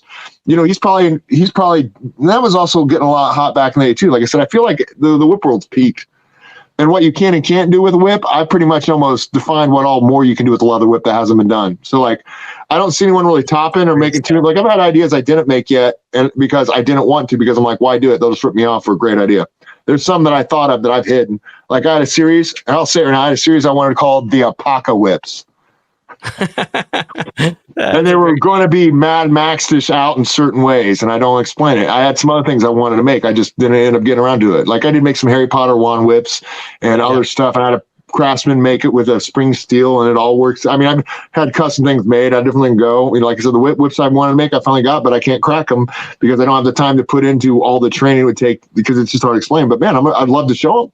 But if I do it, somebody's going to rip it off. Next thing I know, it'll be in a Hollywood movie, and I won't be a part of that. Yeah, and stuff like that tick you off, and so like I'm disappointed with the whip making world, not so much the whip cracking world, not all of it. I mean, I have a lot of good friends, there's a lot of people, but I think the COVID spiked a lot, and the YouTube isn't always the best way, but I think we're hitting a plateau where there are more makers than there are crackers. Mm-hmm. Like you went to WhipCon, right? Were any of the people who cracked not makers? Oh yeah, a ton of them. Yeah. You had a ton of people that were not whip makers that did the whip cracking competitions? So there was a whole group of people that were, I would say, like indie. They were there with their fedoras and hats and stuff. Did they compete? Yeah. All right. So other than the random indie guys, were there many more competitors? I mean, would you say that? Would you say 50% of the people competing were whip crackers only? Or would you say it's more like maybe like 30% whip crackers, 70% makers? Probably so. So my point's kind of proven. There are more whip makers that are cracking than there are just purely whip crackers that don't make. And with those numbers, if it keeps up and we can't, there can't be a way to get more whip crackers involved or more hype to develop the sport, then whip makers are going to be suffering really hard. Yep. And whip cracking are going to be suffering. And I think we kind of missed the golden age already. I think the golden age went on about the time I started making whips for about 5 or 6 years. Past few years has been dwindling due to COVID and other stuff. The economy's crazy right now. It's like 3 times more than it was. I think all that plays a factor in it. So I think there'll be a resurgence, but I don't think it'll be for 2 or 3 more years. It's got to go away again, and then it'll come back in a movie we'll least expect, and not an Indiana Jones though. Something's going to come back and it'll be good. I hope so. I certainly hope so. And I mean, that's part of why I'm doing some of this podcasting here too. Is, I mean, I value the friendships and the people. Like we have a big community, and some of them are whip crackers only, and some of them, a lot of them are whip makers as well. And just getting to know. I mean, maybe there's some competition there, but getting to know each other, I think, is one of the things that I get out of it, especially since I am a hobbyist in all of this. I'm not trying to compete with you, with guys like you. There aren't many guys like me. Like when it comes to leather kangaroo bullwhips, I think certainly not. Only me and Paul Nolan. Me and Paul Nolan are the only permanent time kangaroo whip makers in America. We're the only full time. You try to name, there might be a couple other, but they make like these short whips, like signal whips and sex whips. There's like Victor Tella died, Victor Sonsolse died past couple years. He took care of a lot. Victor Tella took care of a lot of the S&M world. But with him gone, I know there's someone that makes those, but anyone that makes like Target whips, movie whips, Indiana Jones whips, I think only me and Paul are the only two. And so when you look at it like that, the only two full-time that make leather whips, like somebody can say they're doing full-time. And I mean, they may be making 3 or 4 whips a month with it, and it's help paying half of their bills. But I guarantee you they're not paying for them, their wife, and their kids on that whip making. Oh, yeah. And it's a huge commitment and a lot of hard work. Yeah. And I'm not like, oh, I'm better because I had that. But, there's a big difference out there and what it takes to do that. And like I said, I think the biggest problem is there's more whip makers than crackers right now. And that's going to cause a problem with the whip cracking world because there are going to be less crackers. And man, if that don't grow, nothing's going to happen. Back when I started, there were still more whip crackers than whip makers. And a lot of whip crackers realized they can make whips. So they kind of said, screw it, I'll make my own whip. So I'd say that's the case for a little while. If they stay in whip cracking, most of them will want to buy a handful of whips as well. So I've certainly spent my share of money between a bunch of right. So I mean, I'm a whip maker, but I'm also a whip cracker. I'm a whip cracker. But you're few and far between too, right? How many people decided to try to make a leather whip and just do nylon or try other things? Like a lot of people are one or the other. I mean, you may be this jack of all trades, but you're also still looking at it like as a cracker and as enjoying being a whip maker. Not everyone learns it like that. Like most people, they want to know what car drives, who do I get my stamp from, and now let me burn this sucker and know who I take it to when it breaks. Yeah, and so they're not all like, again, you're talking from a whip maker's perspective, not a whip cracker's perspective. Again, it's I think it's going to be the downfall if something don't grow. But it will also work itself out because if there's all these whip makers and not enough sales, what's going to happen to whip makers? Yeah, they're going to go out of business. So what are we going to do? There'll be a whip crackers game again. And then there'll be less whip makers. But the ones that survive, whoever they'll be, it won't be me. They'll keep growing up. And then I think we'll have another resurgence. But I don't think until the leaves of the tree have lost its foliage, we'll build up again. There's just it's an imbalance right now. Let it come down and maybe a movie come in and something to build it up again. Movie would be nice. I just don't see anything gripping this generation of whips like Indiana Jones did or Catwoman or Zorro with Banderas. They when it resurged in that 80s, 90s, they really did a lot of them in there. I mean, all I think about when I think whip parts, Indiana Jones, like I want to snuff candles like Anthony Hopkins. It's like I want to, it's like I want to. Catwoman, although she didn't, Catwoman cut those heads off of those dolls and did this cool baton thing. It's like, they just don't have much. Like Iron Man 2, those are Joe's whips. Iron Man 2, the Whiplash, he had 2 Joe Strain whips. What'd they do? They put all this plastic, like this metal, fake plastic, add electricity, CGI. I mean, if those are actually whips, but just say they just shined a little bit instead of having all that extras on there and they cut through stuff, and actually crack, someone might have bought it. But now he's like, I don't even know that's a whip. That's a fake movie whip. They don't even know it's a real whip. Like they need something like that. Like C, that's what C was supposed to be. It was supposed to be this big production to help finally do what needed to be done in the whip world. And it was going on that process. And I even had pictures of Jason Momoa cracking my whips. And he's even in a harness swinging and trying to do stuff. And I'm like, I love those pics, but I can't share them, right? And I'm like, man, this is going to be awesome. I just did 11 whips or 10. I just did 12, and then they're like, well, whips are out basically. What happened? I'm like, well, Jason Momoa's like, well, if everybody's got whips and I got a whip, how am I different? I want to use a sword or an axe or whatever you used. How can you have a world full of whips and whip fighting when one dude can have an axe and just cut them all in half? Right. So I wasn't the only one that really pushed this. Like, I think it was a guy named Paradox or Pollock. What's his name? Yeah. Or whatever. He waited years to finally have a movie that he could push for the whips to get big. And he pushed it. And then Jason Momoa screwed it all up. Oh, that's no, how come I ID different? I need an axe. Well, it kind of defeats the whole purpose of what we've been filming here. Right. And what our goals was for all this whip scene. That's frustrating. Yeah. And then gone. But that could have been it. Should have been it. Momoa needed an axe. I've never been more disappointed in Aquaman in my life. I'm sitting here making whips like I'm a henchman for Aquaman, dude. I'm making Aquaman whips. I'm a henchman. Let's get this going. And he just kills it. Like, man, that's so lame. Aquaman was a good movie, too. You can agree to disagree on all that. Yes. Agree to disagree on that one. I enjoyed it. Come on. It was a fun movie. Amber Heard, I didn't know who she was at that point. I did not like that girl. I didn't either. I was disappointed in Aquaman ways. There's things I liked about him. Like, well, finally he's got one, and they can finally do about it. It's like, it was just, Momoa may look great, but it just, I mean, he's the coolest Aquaman I've seen, but it just something didn't go right with that movie. Like, I think they've been stretching for a while. The Marvel took off great, and the DC started taking off great, but some of them just kind of, I don't think we need 3 Aquaman movies. I don't think we need this third Aquaman movie coming out. It's just like, what's the point? Didn't even know one was coming out. Yes, I know exactly. I just found out the other day. I'm like, why are we making a third? Why wasn't there Justice League 2? I mean, we had Avengers 4 or 5. Little superheroed out. It seems like I'm several behind. I've had enough for a while. Certainly understand. But I certainly wish you luck in your next endeavors, and I'm hoping that the whips that you are going to continue making as you can, that you'll be able to sell quickly, and people that listen to this will be able to send you some business and be nice about it. That'd be great. I have no problem. Like I said, I have no problem helping. Just talk to me like I'm a human being. Exactly. Not some machine that just supposed to give you all my secrets when you don't even say hello. My name is, I don't know, Mike. It's not the Blake vending machine here. Come on. Yeah, I'm like, I have no problem helping people.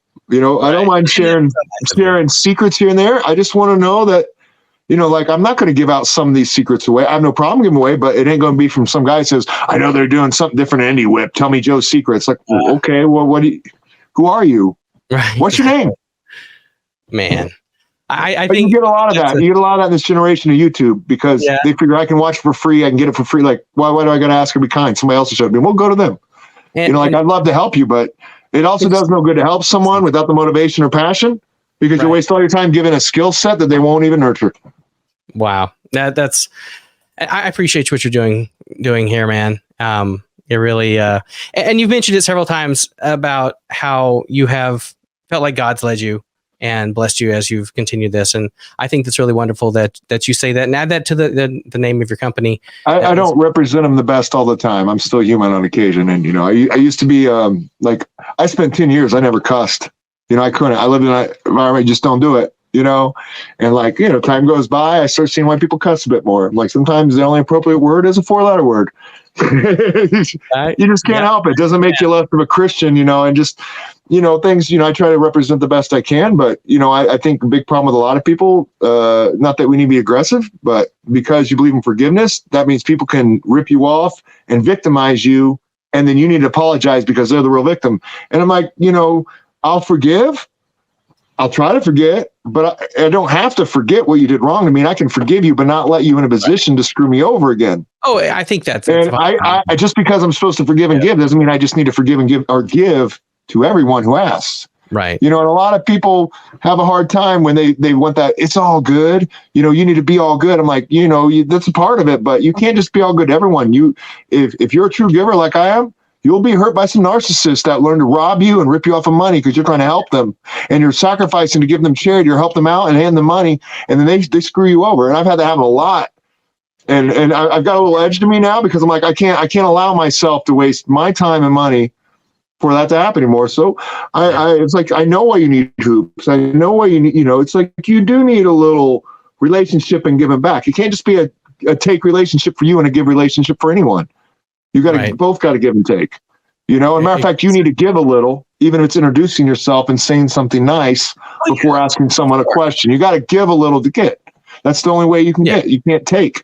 Taking is stealing. You got to give a little, and you might get more than you gave, but you got to give a little, and so anybody that's not willing to tell them their name and say hi to me, they don't have to stroke my ego and say you make good whips, but I don't even know their name.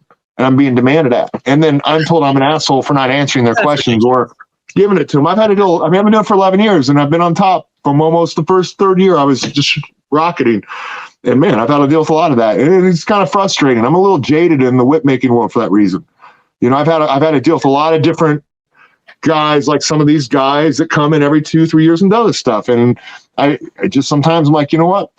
I don't mind saying this is wrong. And then I've kind of I think I'm the most controversial whip maker right now for some of the things I had to do even recently publicly the past few years. And I stand my ground, and I'm not afraid to show what's in private public, and they rather do things privately. And, I've had a lot of, that's one reason why I almost didn't want to do this interview, because I'm like, man, I know there's some, like, what's the point?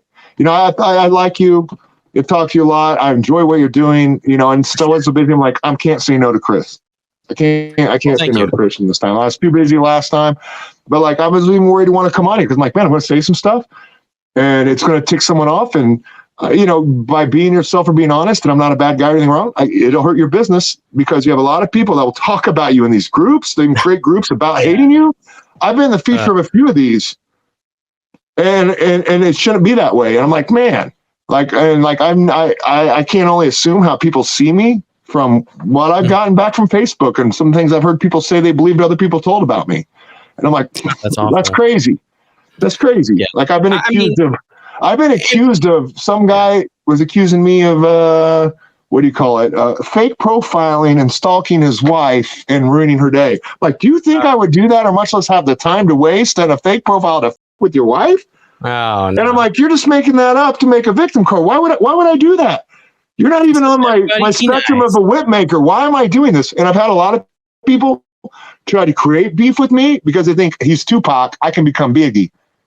If I can sit there and show he has problems with me, I can steal his thunder and his development by saying he's the one coming at me and he's got a problem with me. And I've had certain whip makers, even newer ones, I can't even want to mention their name, but I wish I could, that have done this. And I know it's what they're doing. And I know what they've done before. And I know who they learned from. And those guys are people that screwed me over, that I was kind to. And I can't do anything about it. As a matter of fact, I know there's a lot of it going on behind me the past year. That's why I didn't want to come on. I'm like, man, this past year, my name was run through the mud again. And I'm having people attack me when I say, hey, this isn't right. But I'm not allowed to say anything because I'm Walmart and I'm successful and they're not.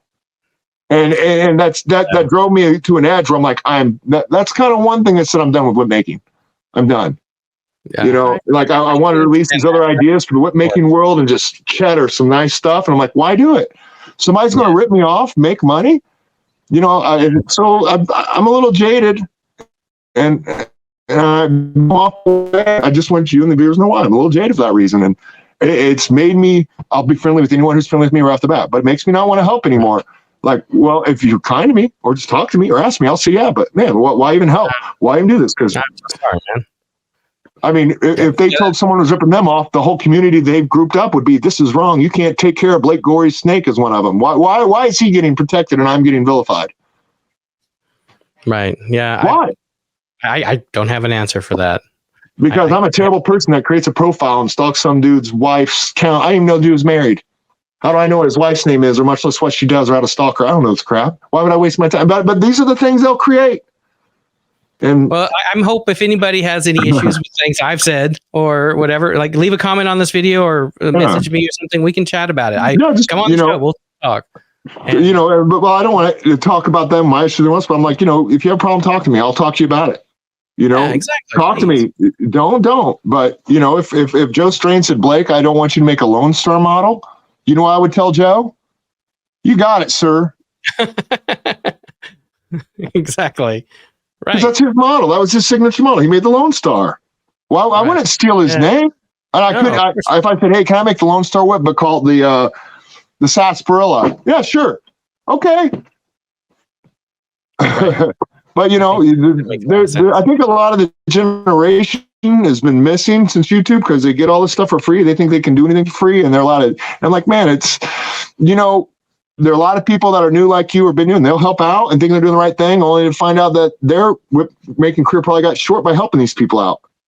I mean, there'll be people, and it's upsetting that the right nylon whip makers may not be making it because there is too many makers versus crackers. And I hope they keep going and raise up, but you can only braid, like leather, you braid a lot tighter than nylon because nylon, it gets stronger as time goes by because it shrinks up, so I use a lot more of my fingers, and it's just like, man, I'm glad they got the nylon whip makers they do. I hope it works itself out.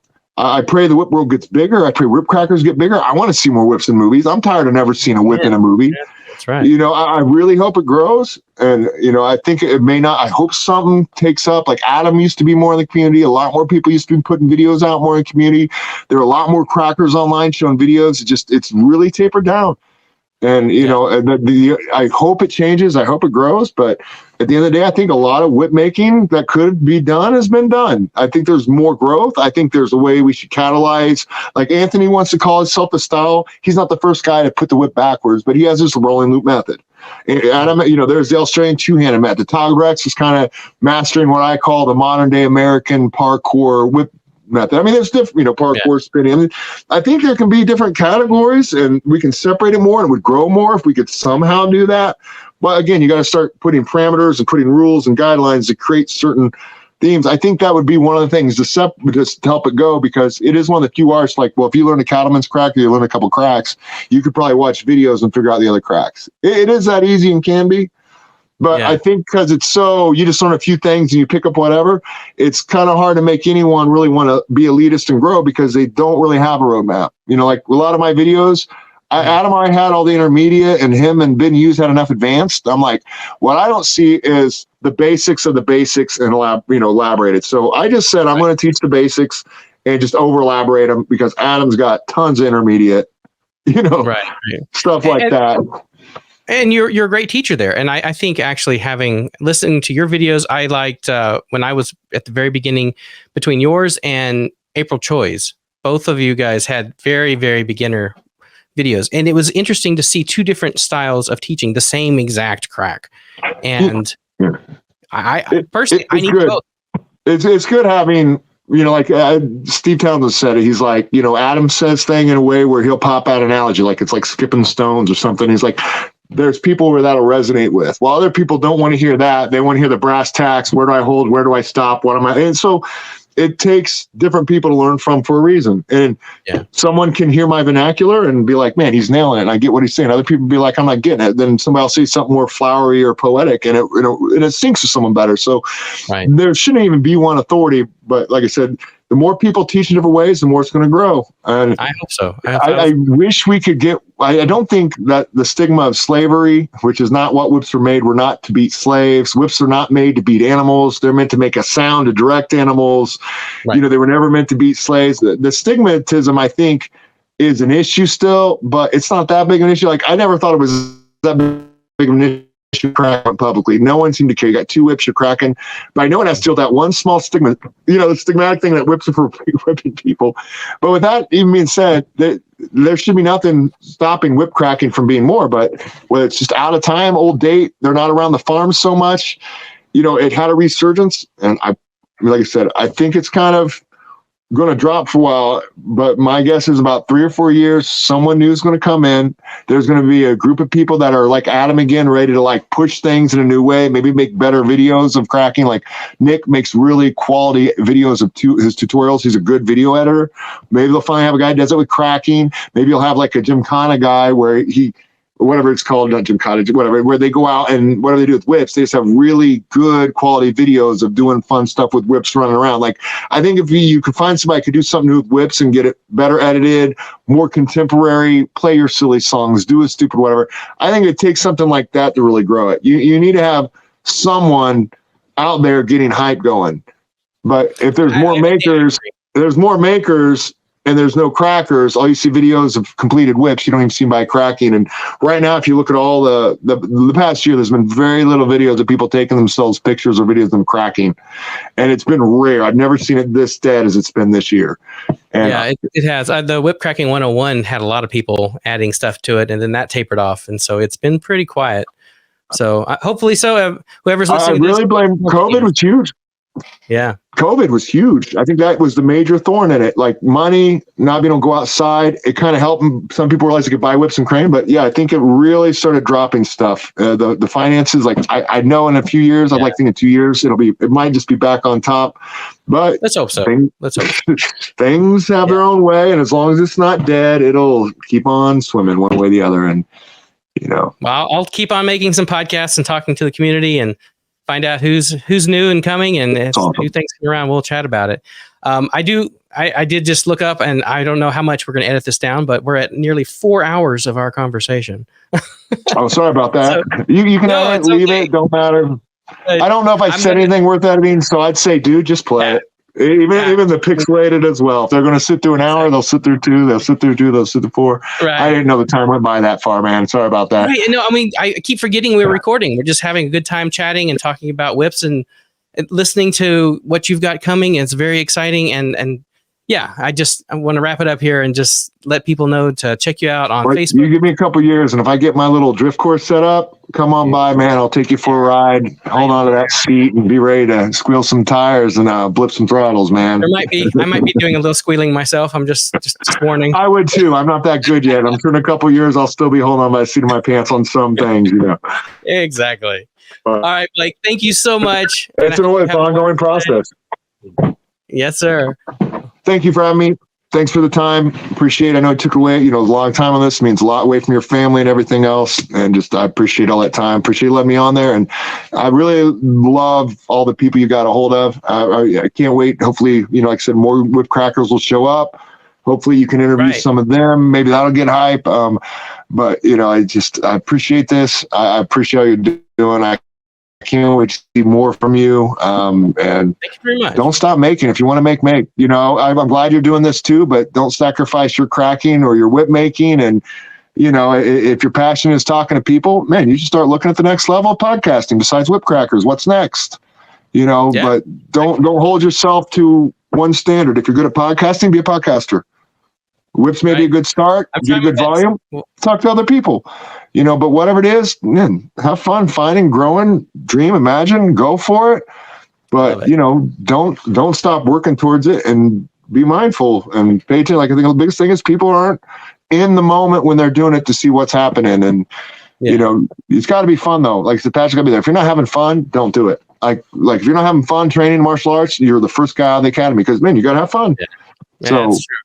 When the fun wanes, start thinking about it. And it's like, is it me? Is it just what I'm going through? Don't give up yet. But, when you feel that fun going, okay, well, what am I looking to have fun for next? And I think that's where a lot of people have problems, that transition. So I'm looking forward to moving on from whips. I'm looking forward to doing something else. I still want to make a good whip for people. I still want to not lose the skills and help out. But yeah, we needed the next generation of hands because these fingers, I can't think you see them. They are funky. I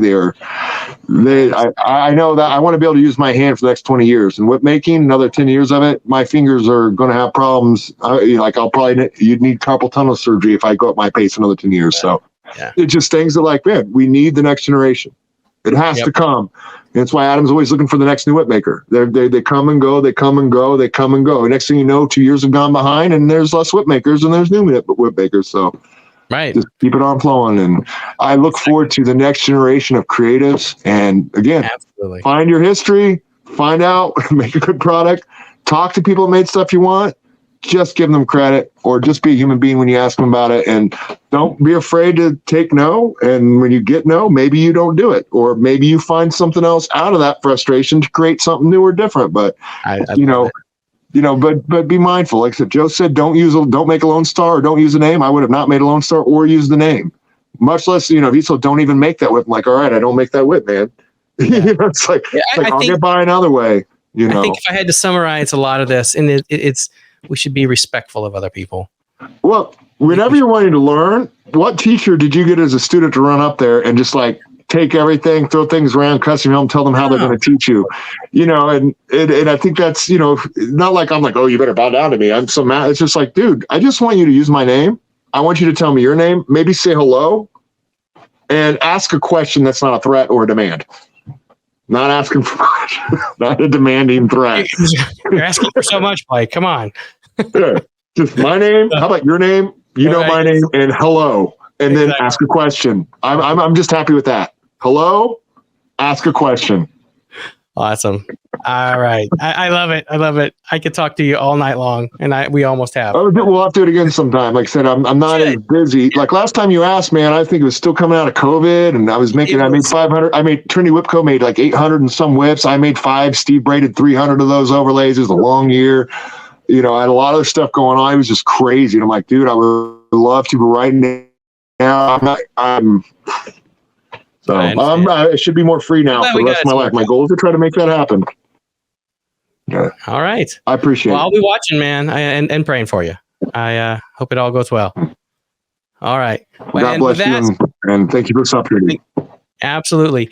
One thing I do want to mention here at the very end, if everyone made it this far, I personally could use a bit of help, not just selling whips, but I could have a donate button on my website for the podcast.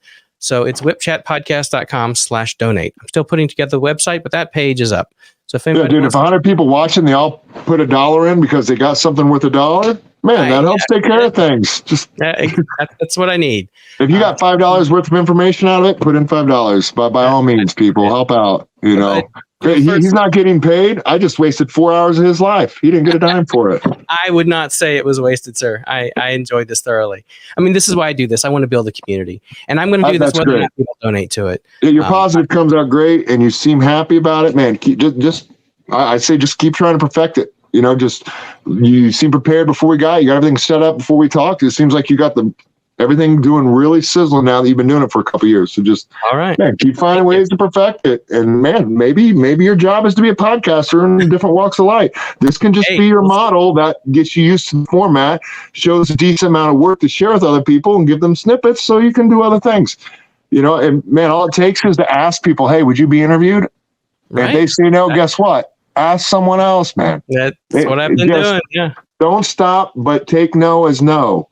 You know, I just tell people, go ahead and ask. Worst you get is a no. But when you get a no, don't keep bothering Joe. You know? Right. Yeah. Like if he tells you no, don't, you know, go another route, ask something else. But, you know, respect boundaries. But, you know, you get yes one out 3 times. No, the other 2, you got yes once. You got at least one person that is doing what you want. Exactly. Well, have a great night. Thank you very much. You too. And I guess just tell everyone, keep on cracking. And even more so, keep on cracking and get other people cracking too. Right. There's a lot of you out there that are just taking a big break because of COVID and you're catching up from the bills. But man, this summer, get out there, get a video, just shoot one video, pass it around. You know, if you whip crackers don't post, it won't grow. Exactly. If you whip crackers don't post fun stuff, cracking someone's butt, I guess, I don't know, throwing something, a newspaper with a bad headline, just make little fun snippets, you know, a stuffed animal gets thrown at you and you're attacking a war movie and you whip it, just do something. Make videos, get them out there, get it growing. Somebody be the next, I don't know, the next, do it. Exactly. Just edit, go, have fun, be cheesy, be original, grow this. All right. I love it. Thank you, Blake, once again. And with that, have a good night. God bless you. Have a good day.